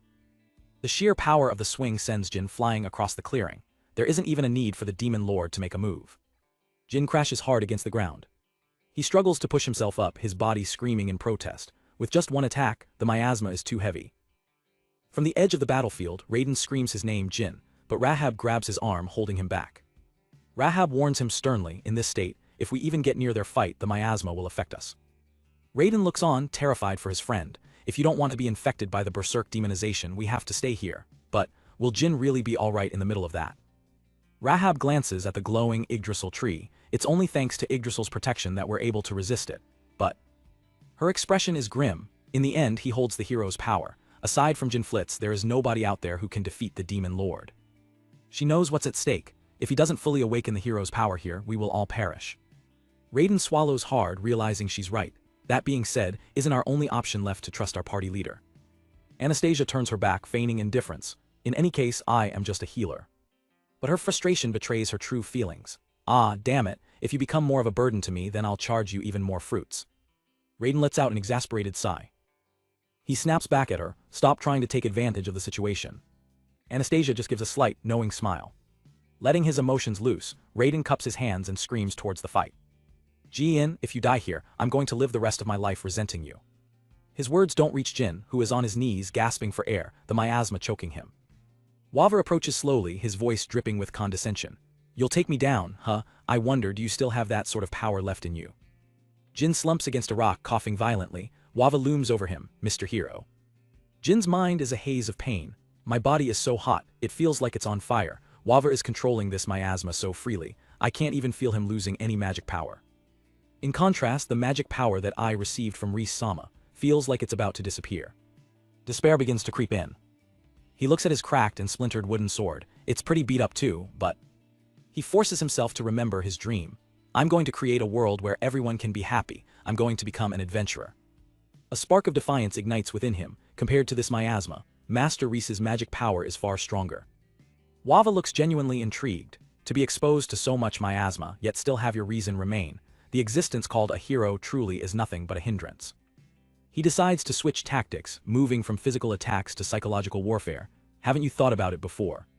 Why is your willpower so strong? The question catches Jin off guard. Do you really think that it's yours? Is there really any need for you to go through so much danger? Wava's words are like poison, seeping into Jin's exhausted mind. For you to stand against the Demon Lord's revival, this twisted world has granted you a factor. In the end, aren't you just acting out a role? The accusation hits home, shaking Jin to his core. A role. Seeing the doubt in Jin's eyes, Wava flashes a predatory grin. He presses his advantage, offering a deal. If you leave now, the Demon Lord's army will not lay a single hand on the hero Jin Flitz, or on his companions. Jin looks up, stunned by the proposition. There's no way I'd believe, Jin starts, but Wava cuts him off. We are simply hoping for the resurrection of the Demon Lord. All we want is to expand the land that demons can live on until it's equal to the humans' land. And also, Wava adds, his voice softening into a manipulative tone, you people don't want to fight with us. The reason you fight is right here. With a snap of his fingers, a portal tears open in the air. From the vortex emerges a magnificent, glowing greatsword, the holy sword of the hero that you people are seeking. This is it, isn't it? Jin's eyes widen in utter shock. The holy sword, Escalon, Wava confirms. 700 years ago, our lord was defeated by this single sword. After all, this sword possesses sacred power. However, its brilliance no longer shines as much as it did in the past. A complex magic circle appears around the legendary weapon, destruction magic, Galderos. Realizing what's about to happen, Jin screams stop. But it's too late. A blinding flash of light erupts as the holy sword Escalon is obliterated into dust and fragments. As the pieces rain down, Wava gestures to the empty space. Now, your odds of winning have all but disappeared. He leans in, his face a mask of pure evil. Why don't we settle down and make peace? With a chilling smile, Wava Karma holds the hilt of the shattered holy sword. Come now. Jin collapses to his knees, his face a mask of disbelief. The holy sword, just like that. Wava extends a twisted offer. Let us tie the bond of our peace. But even as he speaks, a flicker of doubt crosses Wava's mind. Wasn't everything I've done, of my own will? Jin is paralyzed, his mind racing in panic. What should I do? Wava casually lets the broken blade of the holy sword fall to the ground, a symbol of Jin's shattered hope. Seeing Jin's hesitation, Wava's expression sours with contempt. It seems that in the end you still cannot grasp reality. A fool, then. His patience worn thin, Wava's voice drops to a menacing tone. If it's come to this, the pain in your bones may be the only way you'll understand. With a sharp snap of his fingers, he begins to gather his power. A massive beam of dark energy erupts, blasting Jin backwards with a scream of agony. Wava lowers his hand, from which the swirling dark energy originated. But as he unleashes the devastating attack, his eyes suddenly widen in surprise. Something is wrong. The scene cuts away, flashing back to some time ago, deep within a war-torn forest. The clang of steel echoes as human soldiers desperately fend off a horde of goblin-like demons. Amidst the chaos, Rahab tends to a wounded soldier. "NGH, I've used some healing magic. The pain will go away soon." The soldier gasps his thanks. Suddenly, Anastasia rushes towards them, calling out Master Rahab. She delivers an urgent report. The soldiers that came through the warp portal, they're gradually pushing the enemy in this direction. A determined glint appears in Rahab's eyes. I actually have a plan. Meanwhile, the demons are cackling as they mercilessly cut down the retreating human forces. "Ha, run if you can, human," one of them screeches. Another roars with confidence. The human main force is already in pieces. Kill them all, no survivors. They chase the soldiers deeper into the woods, their cruel laughter echoing through the trees. Suddenly, a loud bang stops them in their tracks. They turn to see another squad of demons emerging from the path ahead. "You guys are chasing the humans here too?" one asks. The other replies, "Yeah, but they vanished into the miasma." Just then, a banner is thrust into the ground behind them. The demons whirl around, a horrifying realization dawning on them. They lured us into a trap. Armored soldiers pour out from the trees, completely surrounding them. Humans from behind, it's a pincer attack. The leader of the soldiers, Raiden, grins, full points for figuring that out. He then points to the sky with a cocky smirk, but only if you guess the ones from above, too. High above the canopy, a draconic silhouette soars through the clouds. The demons stare upwards in disbelief. It's Vritra circling like a predator, a dragon. Raiden's hands flash through signs crackling with energy. Taste my ultimate move, upper rank earth magic. He slams his hands down, shouting the spell's name, Gladivate. The very ground begins to shake and break apart. In an instant, the earth collapses, trapping the entire demon platoon in a massive, inescapable crater. A few stragglers manage to scramble up the newly formed dirt walls, trying to escape. But Raiden isn't finished. Now blow them away. He turns his attention to his partner, Get 'em, Anastasia. Anastasia, riding atop Vritra, begins her own incantation. Ultimate rank water magic, River Styon. A complex magic circle materializes beneath her as she prepares to strike, ready to fire. A cataclysmic torrent of water erupts from the circle, flooding the crater and washing over the remaining demons. Even Vritra gets caught in the massive splash, the sheer power of the spell overwhelming everything in its path. Back in the present, the ground rumbles. Wava, standing over the defeated Jin, looks back in alarm. He senses the massive magical surge from the distant battle. They're headed this way. His eyes widen in shock as he understands the implication. A dark portal swirls open nearby. Wava realizes his forces have been outmaneuvered. The troops have been cut off. From the portal emerges his subordinate Gulger. Gulger, Wava exclaims. But Gulger isn't here to report a failure. He salutes sharply and yells, Sir, your orders are being executed as planned. Jin can only watch, completely confused by the sudden turn of events. Wava's expression is unreadable as he watches his subordinate approach. Without warning, Gulger lunges forward, throwing a punch right at his commander's face. Do not mess with me. But his fist stops short, repelled by a gleaming, invisible barrier. Wava looks on unimpressed. Jin watches in shock, thinking to himself, now what? Something repelled his magic. Jin watches in disbelief. Something repelled his magic, he thinks, as Gulger's attack is completely nullified. The backlash of his own power throws Gulger to the ground, grunting in pain. A crackle of energy surges through Gulger's body, the force of the magical repulsion overwhelming him. Before Gulger can recover, Wava's hand clamps down hard on his face. Gulger cries out in agony under Wava's crushing grip. Jin can only watch, stunned by the sudden turn of events. Clutching his head, Gulger groans in pain. Gulger, Jin whispers, recognizing the demon. Wava glares down at his subordinate, his eyes cold and demanding. Who is the one pulling your strings, tell me? The question triggers a memory in Gulger's mind. He recalls kneeling before a different master, Lise, urgently reporting, Sir, there's an issue, Lord Wava. The mana collection mission at the border village is currently ongoing. Lisa's voice echoes in his memory, explaining the failure, but an unexpected difficulty suddenly appeared in the form of the elves. Our compatriots, rallied at long last, were slain by their hands. Jin also remembers that moment, looking up to the one he knew as Master Reese. In the flashback, Lise holds up a dark magic crystal, scolding Gulger. For goodness sake, I'm beginning to wonder what those magic crystals I gave you all were for. Lisa's face contorts with disgust. Useless imbeciles. The memory of that humiliation flashes across Gulger's face. Back in the present, Wava delivers a vicious backhand, sending Gulger flying. Jin is shocked by the casual cruelty. Wava simply turns away, dismissing his fallen comrade. Well, it does not matter. As long as the hero disappears here, he declares, nothing else will matter. Jin grips his wooden sword, his expression hardening. Wava faces him, completely confident. You are no match for me even by myself. If you think for a second, the smart choice is clear. He begins his proposal, is the world you wish for one? Where no matter the race, elves and humans alike will all live together, Wava asks with a knowing grin. Of course. Jin stands his ground, his hand tightening on his weapon. I. Pushing aside the grand philosophical debate, Jin shouts his true, simple desire. I want to become a cool adventurer. Wava is completely thrown off. What? A short dry laugh escapes Jin's lips. Wava seems to process this, a strange look on his face. That dream and that power of perseverance too are unmistakably the very essence of a hero. He looks at Jin with a newfound, almost chilling respect. I'm glad that it was a human like you who possessed the hero factor. Jin scoffs at the notion. My role as hero might just be the whims of this world, but that wouldn't have mattered one bit, even if someone else could have held this torch. He takes a firm step forward. I've come this far as myself, for my own goals, my own wants and needs, and the people who helped me along the way. Besides, Jin points his sword, his voice filled with conviction. This is the reason I stand against you all. How can I trust someone like you who hurts their allies over nothing? A nerve in Wava's eye twitches with rage. Stupid brat, it seems our negotiations have fallen apart. As such, the provision guaranteeing the safety of the hero Jin Flitz and his surroundings is henceforth null and void. Wava calmly raises a single finger. He glances off into the distance. The rumble from before was likely a result of some unexpectedly powerful magic being used. Jin gasps as realization dawns on him. "What are you doing?" he yells, but Wava ignores him. Jin panics, shouting, "Your allies are over there too." A wide, sadistic grin spreads across Wava's face.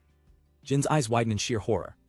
Wava grabs his own hair, his expression completely unhinged. "Prepare to lament at your foolishness." With a sharp snap of his fingers, he unleashes his spell, Nox Decilium. In the sky above the distant battlefield, multiple swirling vortexes of dark energy tear open. From the ground, Jin's allies look up as the terrifying attack begins to descend. Anastasia stares in disbelief. "What?" Raiden grits his teeth, his face pale with shock. "You've got to be kidding." Jin looks up in horror as multiple dark portals tear open the sky. A spell is cast, Nox Decilium, walls of ruin as darkness falls. Panic flashes across his face as he realizes the truth. Everyone's in danger. He tries to rush to his friends but stumbles, overwhelmed. Wava stands before him, utterly unfazed by the chaos he's unleashed. It's too late. Miles away, Raiden and the others see the same terrifying sight. "You've got to be kidding me." Raiden grits his teeth, completely drained. "I don't have any mana left, I used it all in my ultimate move." Seeing the danger, Rahab steps forward, planting her staff firmly in the ground. "Everyone, get behind me." Raiden can only watch in concern as she prepares to face the attack alone. Rahab. From the dark vortex, a terrifying power begins to coalesce, crackling with destructive energy. A storm of dark magic and razor-sharp debris rains down upon them. But Rahab stands her ground, a powerful barrier deflecting the onslaught. The soldiers brace for impact, crying out as the attack hammers against the shield. One of them screams Rahab's name in terror as the barrage intensifies. The sheer force of the magic obliterates everything outside the protective barrier. Behind the shield, the group is safe. Raiden shouts, filled with a mix of awe and worry, "Master Rahab." But the protection comes at a cost, as the magic gems powering the spell crack and shatter under the strain. The soldiers are in disbelief. "We're alive, Master Rahab is amazing." Raiden, however, notices the sacrifice. "Even the most valuable of your magic gems broke, not just one but 3. Rahab cuts him off. "Don't appear behind me all of a sudden." Raiden worries, "But without your gems, all you can cast is healing magic." Rahab smirks, revealing another gem she had in reserve. Now, that wasn't all I had left in stock." Meanwhile, flying away on Vritra, Anastasia looks back in desperation. "Master Rahab." She pleads with the dragon. "Vritra, go back, please go back." Vritra growls, "Do not pull on me, I am already turning back." But the dragon reminds her of a harsh reality. "However, Anastasia, have you not exhausted your magic with that ultimate spell?" Anastasia falls silent, realizing he's right. It will be a long time before she's recovered enough to fight again. Back on the ground, Rahab holds the line, her barrier unwavering against the storm. With the immediate threat blocked, she begins triage, turning to the wounded. She moves quickly from one injured soldier to the next, her magic ready. Her healing light glows, mending wounds in an instant. Next, she shouts, working tirelessly to keep everyone on their feet. But as she's distracted, a concentrated blast of dark energy breaks off from the main storm, heading straight for her. In a flash, Raiden leaps in front of her, shielding her with his own body. He slams his hands down, shouting, "Upper rank magic Terra Veil." An earthen wall erupts to block the attack. Rahab is stunned. Raiden, he turns to her, a determined look on his face, staying hidden behind others. Goes against what it means to be a man.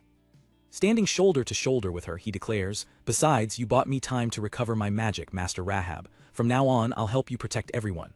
The two of us will do it together." Rahab lets out a soft, surprised laugh. "Huh." She thinks to herself, "Still, at this rate, my little tricks will run out in no time. To think I'd willingly become a shield for humans. By myself, I could have easily withstood this or just fled." A small smile touches her lips. This, too, is surely a result of meeting Reese. Just then, a powerful blast shatters their combined defenses, her staff breaking under the force. The impact sends Rahab flying backward. Raiden screams her name in horror, "Master Rahab." Seeing their opening, the nearby demons snarl, sensing victory. The elf is down, "Get her," they shriek, swarming forward. But as they charge, they are instantly engulfed in a massive wave of fire. Raiden looks up, shocked by the sudden intervention. That fire is. Soaring down from the sky is Vritra with Anastasia on his back. Vritra, Anastasia. A third figure is with them, Jin, who recognizes the flames. "Oh, these flames must be." He calls out, relieved to see his friends, Vritra. But Anastasia realizes their tactical error. "Vritra, we've flown right over them." She points towards the true enemy orchestrating the attack. "We must settle the matter of Wava first." Vritra freezes, his blood running cold. He remembers Wava, the fearsome demon who first sealed him away. "If I do not defeat him, I cannot attain true freedom." He steels his resolve. "I am frightened, but it is because of that very fear. That I will shoot at him from over here." Vritra unleashes a volley of fireballs from a safe distance, much to Jin's confusion. Down below, Raiden can't believe what he's seeing. He yells at the sky in frustration. "What are you doing, spitting around fireballs all willy-nilly? Try getting a little closer to him first." Suddenly, a chilling voice echoes directly in Vritra's mind, mocking his cowardice. "If you so wish it. Shall I reveal myself to you?" Raiden freezes, sensing the immense, suffocating pressure of Wava's presence. The fireballs dissipate harmlessly as Wava appears before them untouched. "Vritra, baring your fangs at me was a foolish idea." With a flick of his wrist, Wava begins to conjure a new spell, one far more powerful than before. Aboard Vritra, Anastasia's eyes widen in terror. That gate is even bigger than before, it's upper-rank magic. The ground trembles as the massive portal of darkness manifests, ready to unleash annihilation. Raiden knows they can't possibly survive this. It's all over. He screams as the overwhelming power bears down on them, a tidal wave of pure destruction. With no mana and no options left, he can only curse their fate. Shit. With a snap of his fingers, Wava prepares to unleash his final, devastating attack. A massive, swirling vortex of pure darkness erupts from the gate above, threatening to consume everything. Anastasia can only watch in absolute terror, her face pale with shock. The dark energy intensifies, a torrent of destruction aimed directly at the exhausted heroes. Rahab and Raiden brace themselves, knowing they have nothing left to defend against this. The wave of annihilation crashes down upon them. Raiden's eyes widen, seeing his end approach. But just as the darkness is about to hit, a brilliant pillar of light explodes from the ground, holding it back. Raiden looks up in disbelief. Jin. It's Jin, standing alone against the storm, his simple wooden sword the only thing between his friends and oblivion. He strains, gritting his teeth against the immense pressure. Raiden shouts, clutching the injured Rahab, "That wooden sword, it won't hold." As he fights for his life, Jin's mind drifts back. "I wonder when I first started admiring all the cool adventurers I saw, as seriously as I do now." He remembers his mother reading him fairy tales, the endless chores he did, and watching adventurers leave for their quests. He remembers seeing the elves, conquering their enemies with overwhelming power, and the dream that sparked within him. And then he remembers his master Reese smiling at him. "Jin, listen up." Reese's words echo in his memory. "As your main weapon, this sword will probably protect you for a while longer. But if there comes a time when you must overcome your greatest battle yet, I want you to trust me and pour every last bit of your mana into this blade." A small smile forms on Jin's face as he recalls the promise. "It will surely serve you well," he whispers, "Master Reese." His eyes snap open, filled with a new fire. "This is my greatest battle yet, isn't it, Master Reese?" The wooden sword begins to crack and splinter under the combined force of Jin's mana and Wava's attack. But Jin doesn't falter. He roars, pushing every last drop of his energy into the blade. Heroic magic, enchant, mana infusion. Wava watches, his arrogance turning to disbelief as the small light begins to push back his overwhelming darkness. "That light," he seethes, "this magic of mine is being swallowed." Jin pushes harder, the light around him growing blindingly bright. "Maximum output," he screams, "my sword can't take any more." But, with a final explosive surge of power, the wooden sword shatters into 1,000 pieces of light. Wava stares, confused by the sudden turn of events. But the fragments don't fade. Instead, they hang in the air, swirling and gathering. "That," Wava whispers, unable to comprehend what he's seeing. The shards of light begin to converge, reforming into a new shape. Before Jin's very eyes, the pieces forge themselves into a magnificent, glowing blade. A nearby soldier gasps, "That form, it's an imitation of the sacred sword." The sword plants itself into the ground, radiating holy power. The soldier looks on with tears of hope in his eyes. The hero has arrived. Jin, filled with a power he's never felt before, glares at his enemy. "I can do it, with the power of this sword." Wava completely loses his composure, shrieking in denial. "Impossible, such a ridiculous thing is impossible. Creating even an impression of the sacred sword, no being lesser than a god could do it." Jin smirks, his voice filled with conviction. "Yeah, to me at least, he has always been like one." He grips the hilt of the newly formed sacred sword. "Master Reese, I'll be borrowing your power. Right here, right now, where I can fight him head to head, I will push myself past my limits." Wava recoils in rage and fear. "This cannot be, you false hero, you dare." Jin raises the blade, its true name echoing with his voice. "Roar for me, Levitain." He unleashes the full power of the sacred sword. A cataclysmic blast of holy energy erupts, completely overwhelming Wava's darkness. As he is vaporized, Wava's last thoughts are of his failure. Someone, like me, cannot be allowed to burden the demon lord, unforgivable. The resulting explosion is immense. It tears across the entire battlefield. Anastasia is thrown back by the sheer force of the shockwave. Raiden and Rahab are sent flying as well. The clash of light and darkness leaves nothing but a desolate wasteland in its wake. When the light finally fades, Jin is on his knees, the sacred sword lying beside him. He coughs, gasping for air, every muscle in his body screaming in protest. "Ha, Master Reese, now have I?" He looks up, a faint, bloodied smile on his face. Have I gotten closer to becoming a cool adventurer too? But his duty isn't done. He forces himself to his feet, grabbing the sword. It's not over yet. Everyone in Ragridge and all of the soldiers are still fighting. I've finally grasped the power of the hero. I have to repay everyone. But his body has reached its absolute limit. He stumbles and collapses forward. Hell, what's going on? He lies face down in the dirt, completely paralyzed. I can't move, not even a finger. With the last of his strength, he lifts his head. He looks towards where Wava fell, expecting the evil miasma to have vanished. But something is wrong. The miasma should have faded by now, so why? Instead of fading, the dark energy begins to swirl and coalesce over Wava's remains. From the ashes of his defeated foe, something new and terrifying is beginning to manifest. Just as the battle seems over, the dark miasma from Wava's body doesn't scatter. Instead, it begins to rise, coalescing into an ominous, towering pillar. Lying wounded on the ground, Jin watches in horror. The miasma should have been dispersed, but it's gathering. A new, deep voice echoes from the swirling darkness, a chilling calm in its tone. The air has gotten so clear, it must be hard for my brethren to live here. Jin's eyes widen in terror. A horrifying realization dawns on him.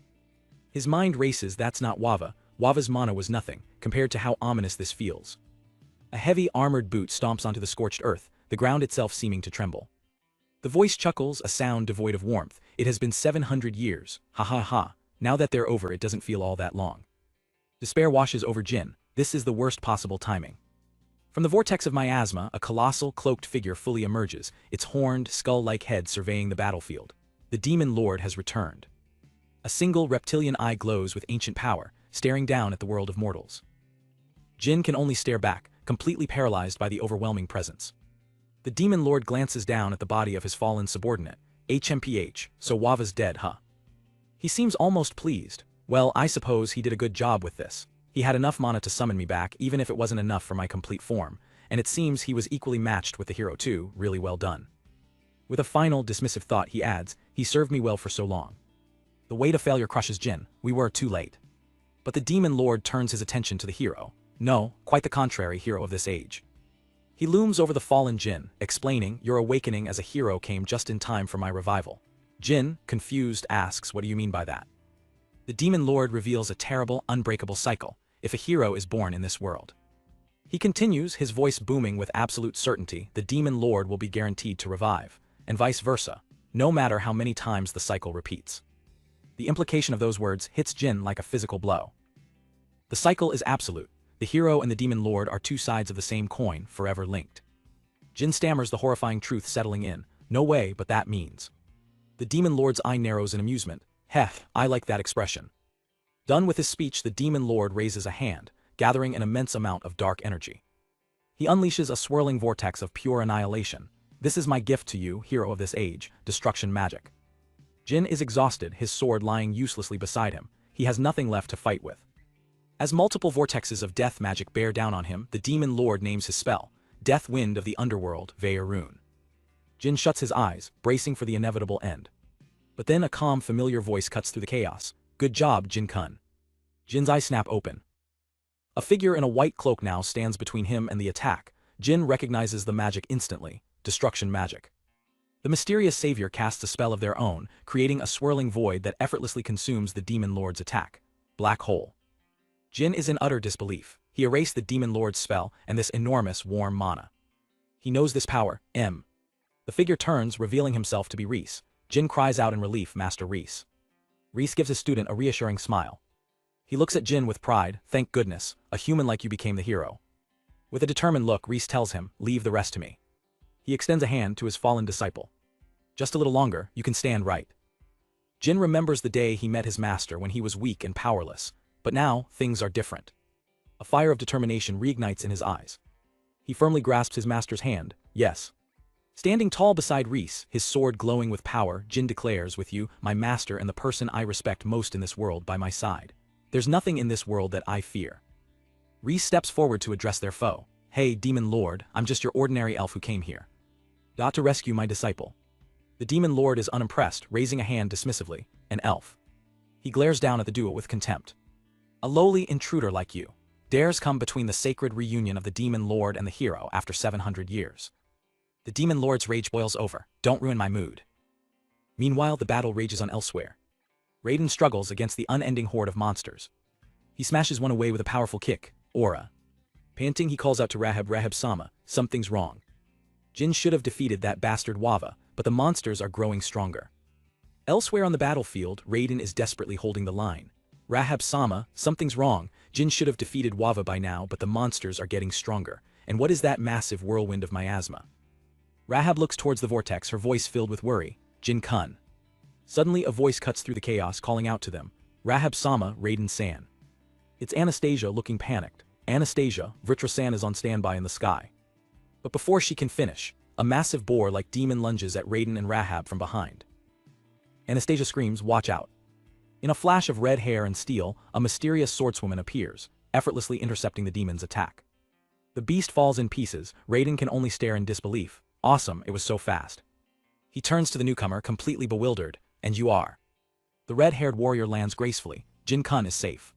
She turns, a confident smirk on her face. Reese-sama is with him now. Rahab's eyes widen in shock and relief. Reese-kun. Raiden suddenly connects the dots. Ah, wait, I'm pretty sure that she's the first disciple of Jin-kun's master. A wave of calm washes over Rahab. There's no reason to worry if Reese-kun is here, she thinks to herself. With their fears for Jin put to rest, the party's fighting spirit reignites. All right, let's use every last bit of strength we've got left. The mysterious disciple, Minori, doesn't waste a second, leaping back into the fray. She becomes a whirlwind of destruction, cutting down monster after monster with blinding speed. One of the soldiers watches her, completely mesmerized. That red-haired lady. Inspired by her display of power, he rallies his comrades. Form a shield wall, everyone, to make it easier for that lady to fight. Our strength has always protected this fort, show it to them. The soldiers slam their shields together, creating an unbreakable wall against the demonic horde. Stand strong. Their defense holds, but a much larger threat emerges, a hulking minotaur demon. Minori immediately spots the new enemy commander. Without hesitation, she breaks off from the smaller fries to confront the beast head-on. The soldier from before roars with encouragement, go get them, lady. Minori plants her sword in the ground. I only take orders from Reese-sama, however. She glares at the minotaur. Reese-sama left this battle in my hands. Her eyes burn with determination. So I, Minori, shall give my everything to live up to his expectations. She remembers her master's words, a voice of encouragement in her mind. Minori, your magic is crude, but with a sword you're even better than me in many ways. The memory of Reese placing a hand on her shoulder gives her strength. So have confidence and train with the sword. After all, you're the only one I can trust my back to, please. Minori steels her resolve. As a fellow disciple and as someone who walks by Reese's side, I can't come up short compared to Jin-kun just yet. Dark fiery energy erupts from her blade, ultimate fire magic enchant. This is the combination of my sword and the magic that Reese-sama taught me. Her eyes gleam with power, the complete form of my personal magic sword technique. She holds her blazing sword aloft, declaring its name, Viola. With a two-handed grip, she prepares to unleash her full power. An inferno of black flames consumes the minotaur, its roar of pain echoing across the battlefield. When the smoke clears, Minori stands alone, her enemy reduced to cinders. The soldiers behind her are left utterly speechless, their jaws on the floor. Minori turns back, her expression calm. The lead soldier rushes towards her, practically vibrating with excitement. Lady. That was awesome, incredible. What in the world was that technique? I've never seen anything like it. What swordsmanship school is that? Minori is taken aback by the sudden intense praise. Another soldier points to her chest.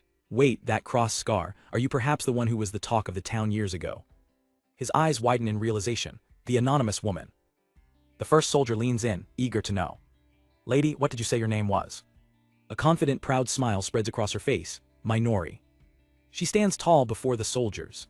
I got it from my master and my most treasured person. It's my one and only irreplaceable name in this world. The soldier's face breaks into a wide grin. Lady Minori then, Minori beams, her heart swelling with pride. It's a nice name. The soldiers erupt in cheers, their morale skyrocketing. All right, we're following Lady Minori, men. The little girl who was once called Anonymous, a nameless child lost to the world, now stands as a hero in her own right, and nobody will ever call her that again. There exists a power beyond all others, a forbidden art known as annihilation magic. It is the exclusive power of the Demon Lord, the most taxing and taboo of all dark magics. Unlike simple destruction magic that just breaks things apart, annihilation magic erases matter from existence itself. The very air sizzles as this terrifying power manifests. Facing this ultimate threat, Reese and his student Jin stand ready. But Reese is captivated. This is the first time I've faced such an intimidating aura from this creature, he thinks, his mind racing. Every movement is based on accumulated data. He's so lost in his analysis that he doesn't hear Jin calling him, Master Reese. Snapping out of it, Reese panics. I lost myself for a moment. Wasting no time, he places a hand on his exhausted student. First, let's start with an ultimate rank stamina restoration spell, Ikori. Jin can only gasp in amazement. Reese rapidly casts a series of top-tier spells. Second, upper rank mana restoration, Elgatai, and third, ultimate rank status nullification, last Alicia. In an instant, Jin feels power coursing through him, his wounds and fatigue completely gone. He's stunned. Master, I don't even know where to begin. It's all right. I get the gist of the situation. Reese smiles proudly. What's happened is that you've met my expectations perfectly. Well done breaking your shell for me. He glances at Jin's sword. Looks like the sword I gave you helped out too, though you left out the part about it turning into a shadow of the sacred sword. Reese muses internally. It was created using techniques from ancient texts. I see, so he managed to use sword-forming magic too. It might not have been as good as the real thing, but considering the power of the great heroes Jin channeled from history, it all evened out. Though the man himself still doesn't seem to realize how special he is. With Jin back in fighting shape, Reese turns his attention back to the battlefield. He gestures, and the sphere of annihilation he had created earlier begins to collapse. The void implodes, sucking in all the surrounding energy. Reese watches calmly. Jin looks on in shock. Where the sphere once was, there is now only a barren, lifeless crater. As the name implies, Reese states grimly, everything there was annihilated. Suddenly, the world shifts. They've been pulled into a dark, surreal space. Reese realizes, so the nature of magic used here is inherently different. The demon lord appears, furious. Do not presume to leave me behind while you mess around, puny elf. Where did you enter from? This is the center of my consciousness. Those of weak miasma, like elves, cannot last more than a minute in this environment. The demon lord's gaze narrows. Are you truly an elf? Reese meets a stare without flinching. I wonder, he says with a smirk. You should try and see for yourself. Enraged, the demon lord lunges forward, crackling with dark energy. But Reese is faster. Sword creation, pseudo-holy sword grants. A blade of pure light materializes in his hand. The demon lord's clawed hand descends. Reese raises his new blade to block. Darkness and light collide with explosive force. The attack only manages to shred Reese's cloak, leaving him completely unharmed and grinning. Just as the demon lord recoils, Jin leaps back into the fray, fully powered up. The demon lord is caught off guard. Jin's sword glows with immense power, heroic magic enchant. He unleashes a devastating attack, Levitain Chronicle. The blast is a cataclysmic explosion of raw miasma and holy power clashing. Watching the spectacle, Reese is thrilled. An elegant dance between the vortex of miasma and holy power. Witnessing a clash between such extravagant magic is a once-in-a-lifetime sight, even for an elf like me. The demon lord weathers the storm, his anger reaching its peak. Such relentlessness. He summons several spheres of pure annihilation. Did you really think you could win against me with the two of you? He fires the projectiles, forcing Reese to dodge. Reese throws up a magic barrier, but the force is immense. The spheres detonate with terrifying power. Jin screams as he's caught in the blast wave, struggling to hold his ground. As the battle rages, Reese's thoughts turn to his student. Jin has an honest blade. He has always longed to become an adventurer who can protect everyone. He believed in himself no matter how he was treated. He believed in me and kept going. Reese reflects on his own past. In my last life, I wasn't able to leave anything behind. I couldn't believe in myself. I didn't put in an ounce of effort. Jin has reached the heights it took me nearly 140 years to attain, in just 20. A deep sense of pride fills him. You've really grown so strong, Jin. That strength is not just the power of the hero factor, it reflects the effort he has made. Jin's relentless assault forces the demon lord back, who grunts in frustration. The demon lord has had enough. A boy and an elf disturbing my reign is something I shall not allow. He channels his ultimate power, manifest magic of annihilation and realization. Desis, from the depths of darkness, a horrifying skeletal scythe is summoned. He swings the soul-reaping weapon at the duo. I shall reap your souls from your bodies, so that you may disappear from my sight evermore. The scythe descends upon Jin. Jin tries to block, but the power is overwhelming. Reese screams his name, Jin. But just as the blade is about to make contact, it dissolves into nothingness. The demon lord turns his gaze to Reese. You're next. Just like your disciple, you will soon greet the ruler of hell. Reese looks at him not with fear but with pity. What a shame. The demon lord is confused as Reese calmly states, I won't be the one defeating you.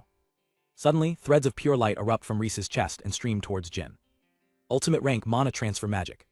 Jin not only has his power, he now has my mana reserves too. Jin is engulfed in a blinding pillar of energy. Reese gives a final, trusting smile. Well then, I'll leave the rest to you. The demon lord stares in horror at the source of the light. The hero, Jin, flits. Heroic magic. It even exceeds my magic. What in the world is this power? His composure shatters completely. What are you? An immense pillar of holy energy erupts from Jin, tearing the very fabric of the demon lord's dimension. The raw power is unimaginable. The light shoots into the sky, a beacon of overwhelming force that can be seen for miles. Watching from a safe distance, Reese whispers the inevitable outcome of this power clash: destruction. With a final, agonizing gasp, the demon lord's massive form begins to dissolve into light and shadow. Its physical body crumbles away, leaving nothing but the scarred battlefield behind. Panting and covered in sweat, Jin stares at the fading monster, barely daring to hope. Did we beat it? Is he finally? A hand rests on his shoulder. It's Reese.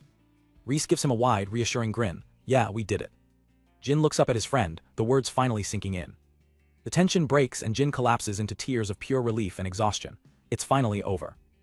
As Jin recovers, Reese points towards the horizon. Master Reese, the battle with the demon lord's army is still ongoing. I'm gonna head over to join everyone else. He gives a small wave. Keep yourself safe, Jin. Jin looks on, concerned. But Reese turns away, his tone shifting. Go on ahead, I still have other things to do. Jin watches him, sensing that Reese's work isn't finished. As Jin departs, Reese is left alone in the desolate landscape.